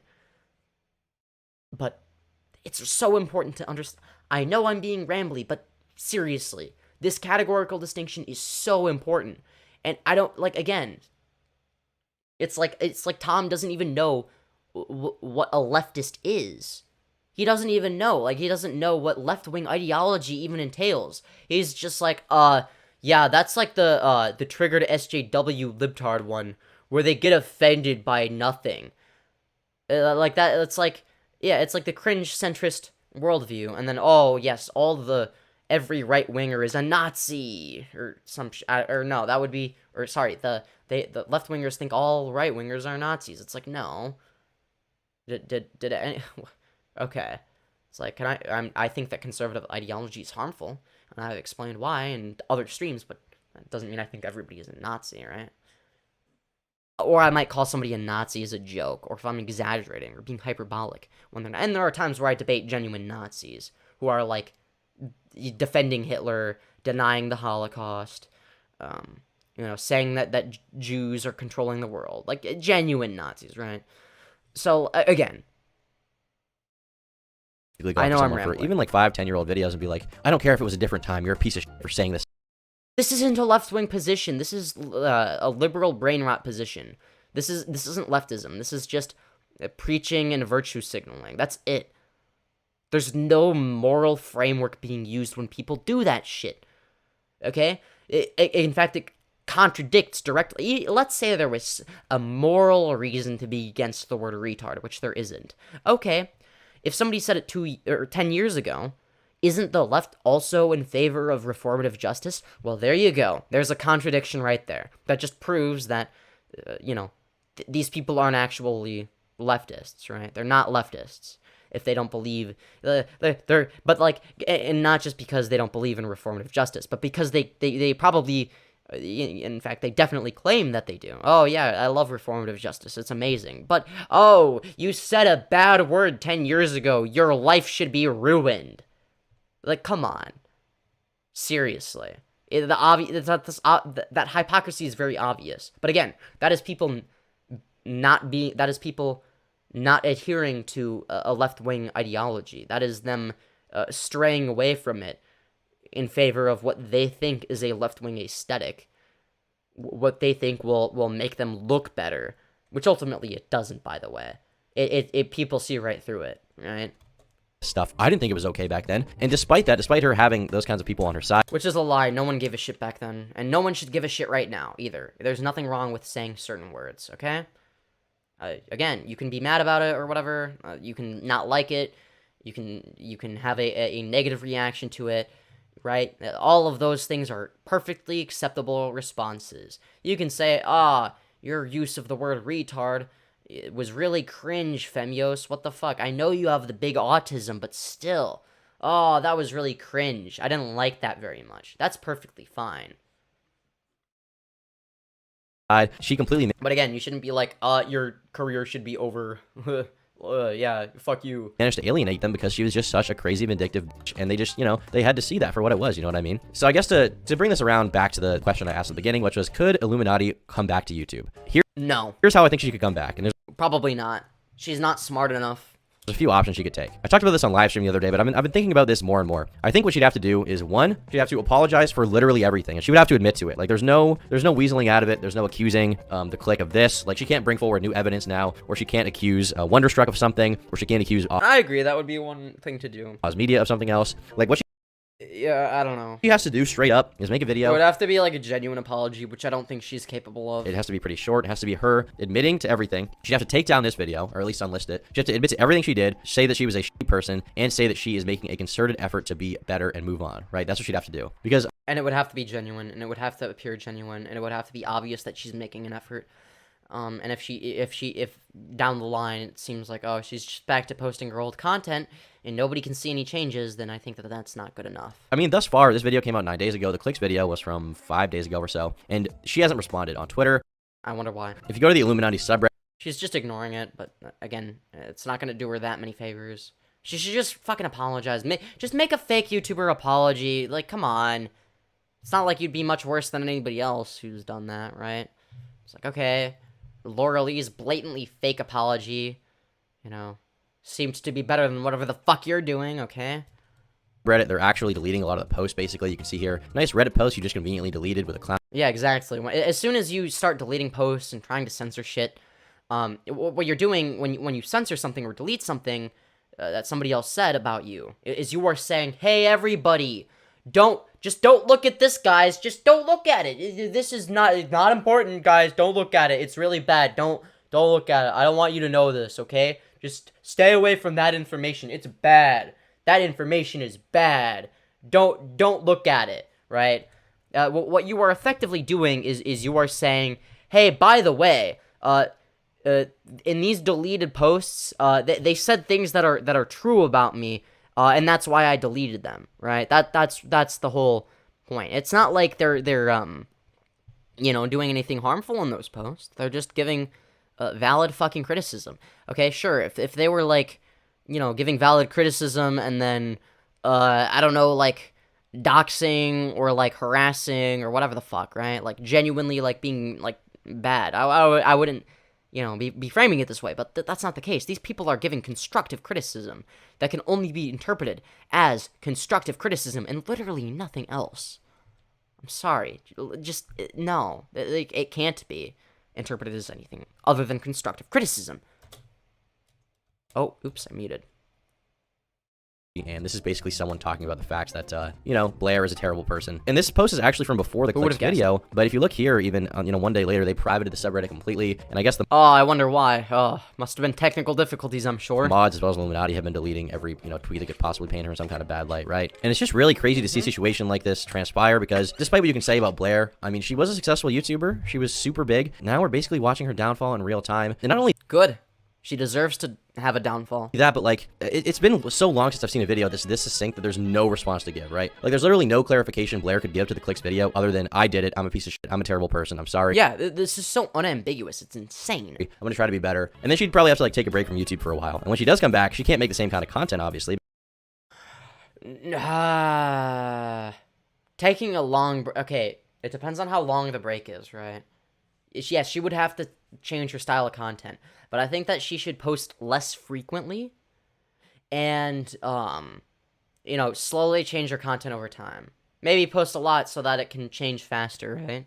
So that, okay, there's a slow progression from video to video, but there's a lot of videos, so it's actually a fast progression, right?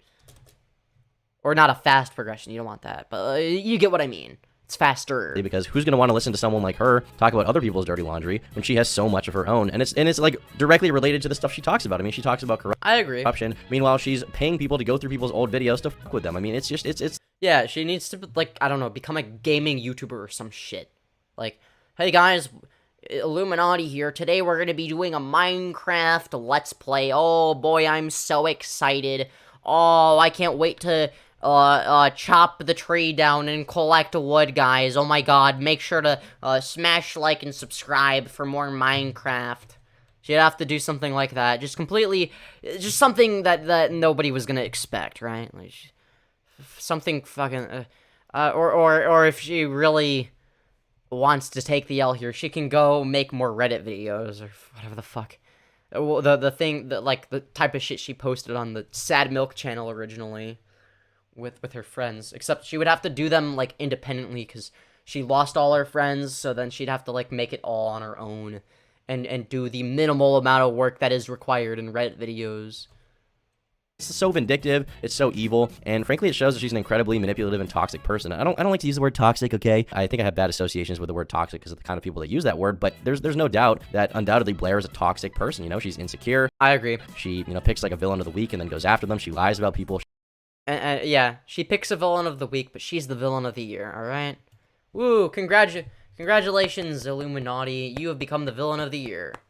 Muy bien. Very good. Good job, that's impressive. She spreads rumors behind her. You would, like, considering the fact that you're competing with, Matt Walsh and Michael Knowles, being the villain of the year is really difficult, actually. It's more difficult than you'd think. Back, and she's overall just a terrible you know? person to work with. I'd even be surprised if the editors that she works with are still going to work with her. I feel like she's going to have to get a whole new team, because why would you want to work absolutely. with someone? I wouldn't want to work with her as an editor. She'd have to pay me a lot of money. Either she's going to have to pay her editors a fuck ton, or she's going to have to get new editors, or edit her own shit. Probably edit her own shit, right? I mean, she's capable of editing, right? Someone like that, right? Unless she's magically changed in the last few years after a lifetime being shithead. It seems really unrealistic to me that these people haven't suffered, you know, some of the same, I guess, quote-unquote abuse that someone... Oh, they probably have. I'm sure they have. Like the Click did, right? And so from that perspective, I think I don't think she's ever gonna change, by the way. I don't think she's smart enough. The fact that 9 days ago, you know, she uploaded a video proving that she didn't change, I think that speaks for itself. So she hasn't changed at all. Yeah, she's fucked. Which is a good thing. She should be. She shouldn't have, whatever, a platform to do this shit. I'm not saying she should be deplatformed, but what I am saying is that no one should respect her platform. No one should respect her as a content creator, or the shit she does, or makes, or says, because she is proven to be a pathological liar. She that is proven. That's not up for debate at this point, okay? She is unambiguously in the wrong. She's clearly a pathological liar, an abuser, etc., Okay, the evidence is there. It's very fucking obvious. It's straightforward, and it's very clear that, you know, she's internally very inconsistent. You know, it's like she can't even keep her own narrative straight yet. For some wacky reason, people that had a falling out with her, you know, at completely different times for, you know, which there is evidence of, you know, them having the same narrative, you know, when those falling outs happen, right? You know, it's crazy how their narratives overlap and are consistent, really don't contradict themselves, and like, you know, what's that? The Wonderstruck was like not sure about the fucking situation with his dog. Oh, okay, wow, that's crazy. You kind of have to realize that Blair, to respond, has to outright apologize. She can't come back with some kind of like, oh well, actually the click did this. Like even if she, well, no, she either has to apologize or not respond. I don't know. I think not responding might actually, like, just privating the fucking dog shit video she made and not responding, or like and then like apologizing on Twitter, like, even though that's kind of shitty, like that might actually be the best strategy. I'm not sure, like, business wise, like just like trying to push it under, like, it's I don't know if that would be successful or not, but I feel like, you know, if she did an apology, it's like, okay, but you're a pathological liar. Why should we believe your apology? It's like you have used and abused these people like for years. One apology ain't gonna cut it. What are you gonna do differently? And it's like, what can she do differently? And how does she prove that it's different, right? She would have to change as a person, right? And I don't think that that's ever gonna happen. That's the issue. She's never gonna change as a person. I guarantee it. She is too self-absorbed to do so, and that's a fact. she's right at this point, even if she did have some evidence against him, like, she could probably try to bring forward evidence, and I'm not saying the clique did this, she could probably try to bring forward evidence that the clique, like, punched someone in the head. And let's, like punched a girlfriend in the head. And let's say it was good evidence. It wouldn't really matter at this point, because Blair is... Yeah, then they would just both be in the wrong. Then I'd be like, okay, well, then they're both shitty. An unreliable narrator. And so at this point, even if she has compelling evidence for something, it's going to fall in... Well, if she had compelling evidence against the clique, let's say, you know, I would look at the evidence for what it is, and I'd be like, okay, this is compelling. Yeah, maybe he did do this. Okay, well, if that's the case, then they're both shitty people. Okay, there you go. I think that that's fairly straightforward. I don't think that that's ambiguous. All right, it wouldn't fall on deaf ears. My ears are not deaf. I would still listen. I'd be like, okay, you know, maybe a broken clock is right twice a day, right? Maybe that's one of those times. You know, I wouldn't trust Illuminaughtii to give me good evidence, but I don't like when somebody gives evidence of another content creator doing something bad. I need to know, like, beyond a reasonable doubt that the content creator in question is guilty, right? I need to know that, right? It doesn't matter who's providing the. I mean, it can if I like the person, right? It's like, okay, and I know them and I know they're trustworthy. Then maybe their anecdotal evidence might, you know, hold more weight, right? But if we're talking about really good evidence that isn't even anecdotal, then it's like, okay. I don't think that the reason behind Illuminaughtii bringing that to the table would be good or justified, but if that evidence is there, then I'm going to judge the evidence for what it is, and, you know, if I'm not going to be intellectually dishonest, right? Yeah, I think that is an important thing, is right. You know, if somebody you dislike is, even if it's fucking Onision, says something correct, don't just take the opposite approach for the sake of being, like, you know, the opposite of them, right? It's like, okay, but if Onision, even though he's a terrible person, just so happens to accidentally say something that's actually kind of true, it's like, I'm not going to be like, well, it's false because Onision said it. It's like, okay, he was right, but only in this one instance, and for all the wrong reasons, right? Obviously, right? Like, I think that that's fair. All in deaf ears, nobody wants to hear it. And so from that perspective, I think that the only things you can... No, I disagree. Maybe you wouldn't want to hear it, maybe you wouldn't look at it, but I would. I know I sure as hell would still judge the evidence, the same way I would judge evidence for anything else, by a neutral source, or a source that is ambiguous, or where I don't know, right? It's like, okay, maybe she has, you know, this evidence against him, but she's using it for the wrong reasons, right? That, it would be like that, right? It's like, okay, but there's still evidence, and at the end of the day, it's like, okay, then they're both in the wrong, but she's way more in the wrong, and she's still a shitty person no matter what, okay? Like, it doesn't make her look any better. you can do is apologize, take a break, and then come back with some bomb content. And it can't be, like I said, what she was doing before, you know? It just can't. As for what she will do, I think, honestly, her method right now is just to completely ignore it because... Yeah, no, I agree. I don't know. I mean, I don't know. I feel like ignoring it might work better than... Because look, if your audience, if you're...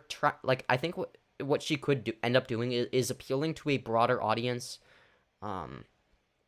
and not, you know, making videos where it's like, okay, you know, morality is important in these videos, right? Making amoral content, right? Content where, okay, morality doesn't matter, it's irrelevant, right? If she does that and caters to a much more broad audience, and then she just doesn't say anything, that could also be a strategy. I don't know how well it would work.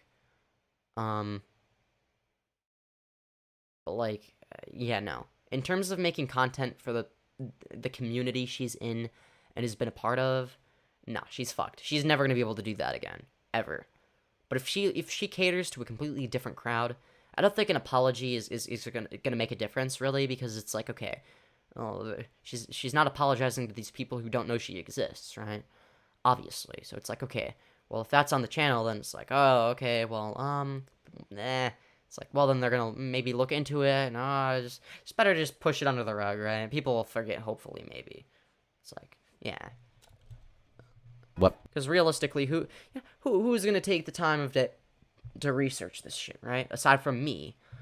Some people, maybe, but majority of people are too lazy, you know? No, I'm not saying that as a bad thing. That's actually a good thing. Probably. Maybe not. Actually, I don't know. It's a neutral thing. There we go. Problem solved. Response could she possibly give, right? What response could she possibly give at this point that would make her look good? I mean, she none. She knows she got caught. There's no way. But if she ignores it, she's gonna keep losing her audience gradually over time. I mean, you can...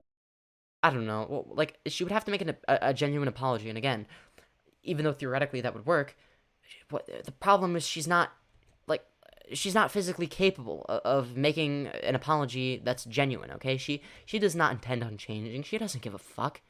She's an awful person. She's never gonna change. Really. I don't think so. She would have to do some wild shit to convince me otherwise. As of right now, I don't think she's ever gonna change. I think she's stuck in her ways of being a disgusting, manipulative piece of shit loser. And you know what? That's just how it is. And frankly, you know, if that's how it is, that's how it is. And I genuinely believe that that's how it is. And you know what? It sucks to be her, but you know, she kind of made her own bed. She dug her own grave, and well, she deserves it. Ultimately, at the end of the day, that's what happens when you do shitty things. Now, again, I'm not a punitive justice kind of person, but realistically, I don't think that she can do anything like that. Like I don't think she's able to be genuinely apologetic. I don't think she genuinely feels remorse, is what I'm saying. And if she can't genuinely feel remorse, then I don't think that she deserves another chance, right? If she's not remorseful, then she doesn't realize that what she did was wrong. Or she does and she doesn't care. And the only reason she would act remorseful is to, you know, because it's beneficial. It's a business strat. But that's it. You can already see she's getting less... And it's very obvious that if she were to do that, it's only because she got caught. ...views on these videos. I mean, they're struggling to get past 150K. Because Tom, those are newer videos. Newer videos have had less time to accumulate views. I know, that's crazy. Who would have guessed that? Wow. Insane. Yeah, if you look at my channel, oh, look, the newer videos are have less views than the older ones. Oh, it must be because I fell off as a creator and everyone hates me now. No, that's fucking stupid. Views, and that trend I predict will probably continue and continue and continue. So her options are either ride the trend of what, newer videos having had less time to accumulate views. Tom, come on, this is so easy to have the correct opinion. Why do you have to say so much stupid shit? Come on, being right is so easy here. Why would you get this wrong? Just, oh god. This channel into the sunset and try to collect ad revenues you can off of it, which, I mean, she got 10 million views in the last 30 days. She's probably making a good chunk of change in ad revenue. So she can try to ride it to the end and then just fuck off. Or if she wants this to be a longer term business and she wants to, you know, keep a community, keep any semblance of... Or maybe she makes a new channel, I don't know, and just doesn't tell anyone about it. and then no one thinks about it because it's like, okay, it's not a, because I mean, she could change the name of her current channel and rebrand, but I don't think that would happen. I don't know. I don't think it would do anything.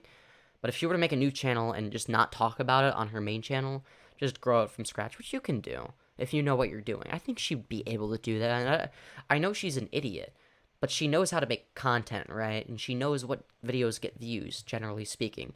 She knows how to grow a YouTube channel to over 1 million subs because she has done it before. And I don't think it's a coincidence if she didn't accidentally stumble into getting 1 million subs, right? Like, that doesn't happen.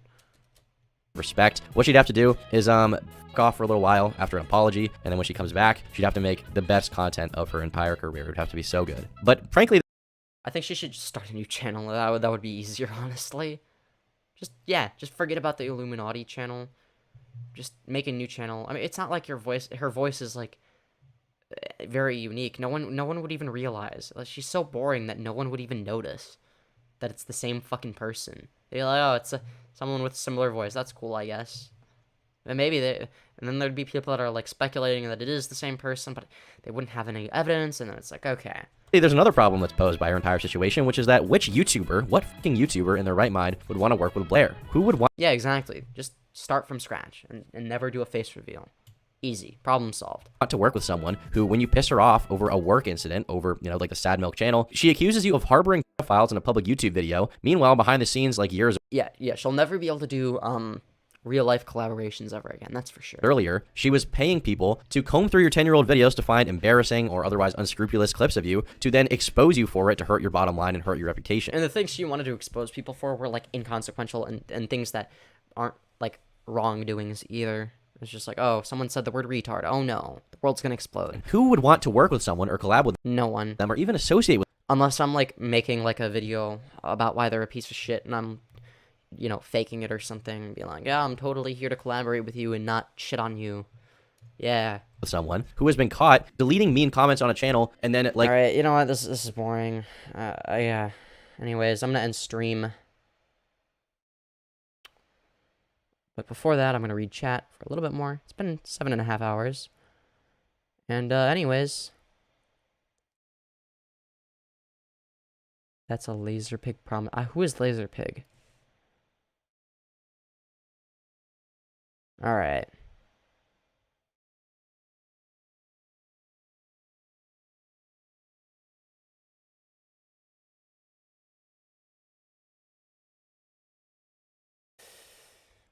Okay.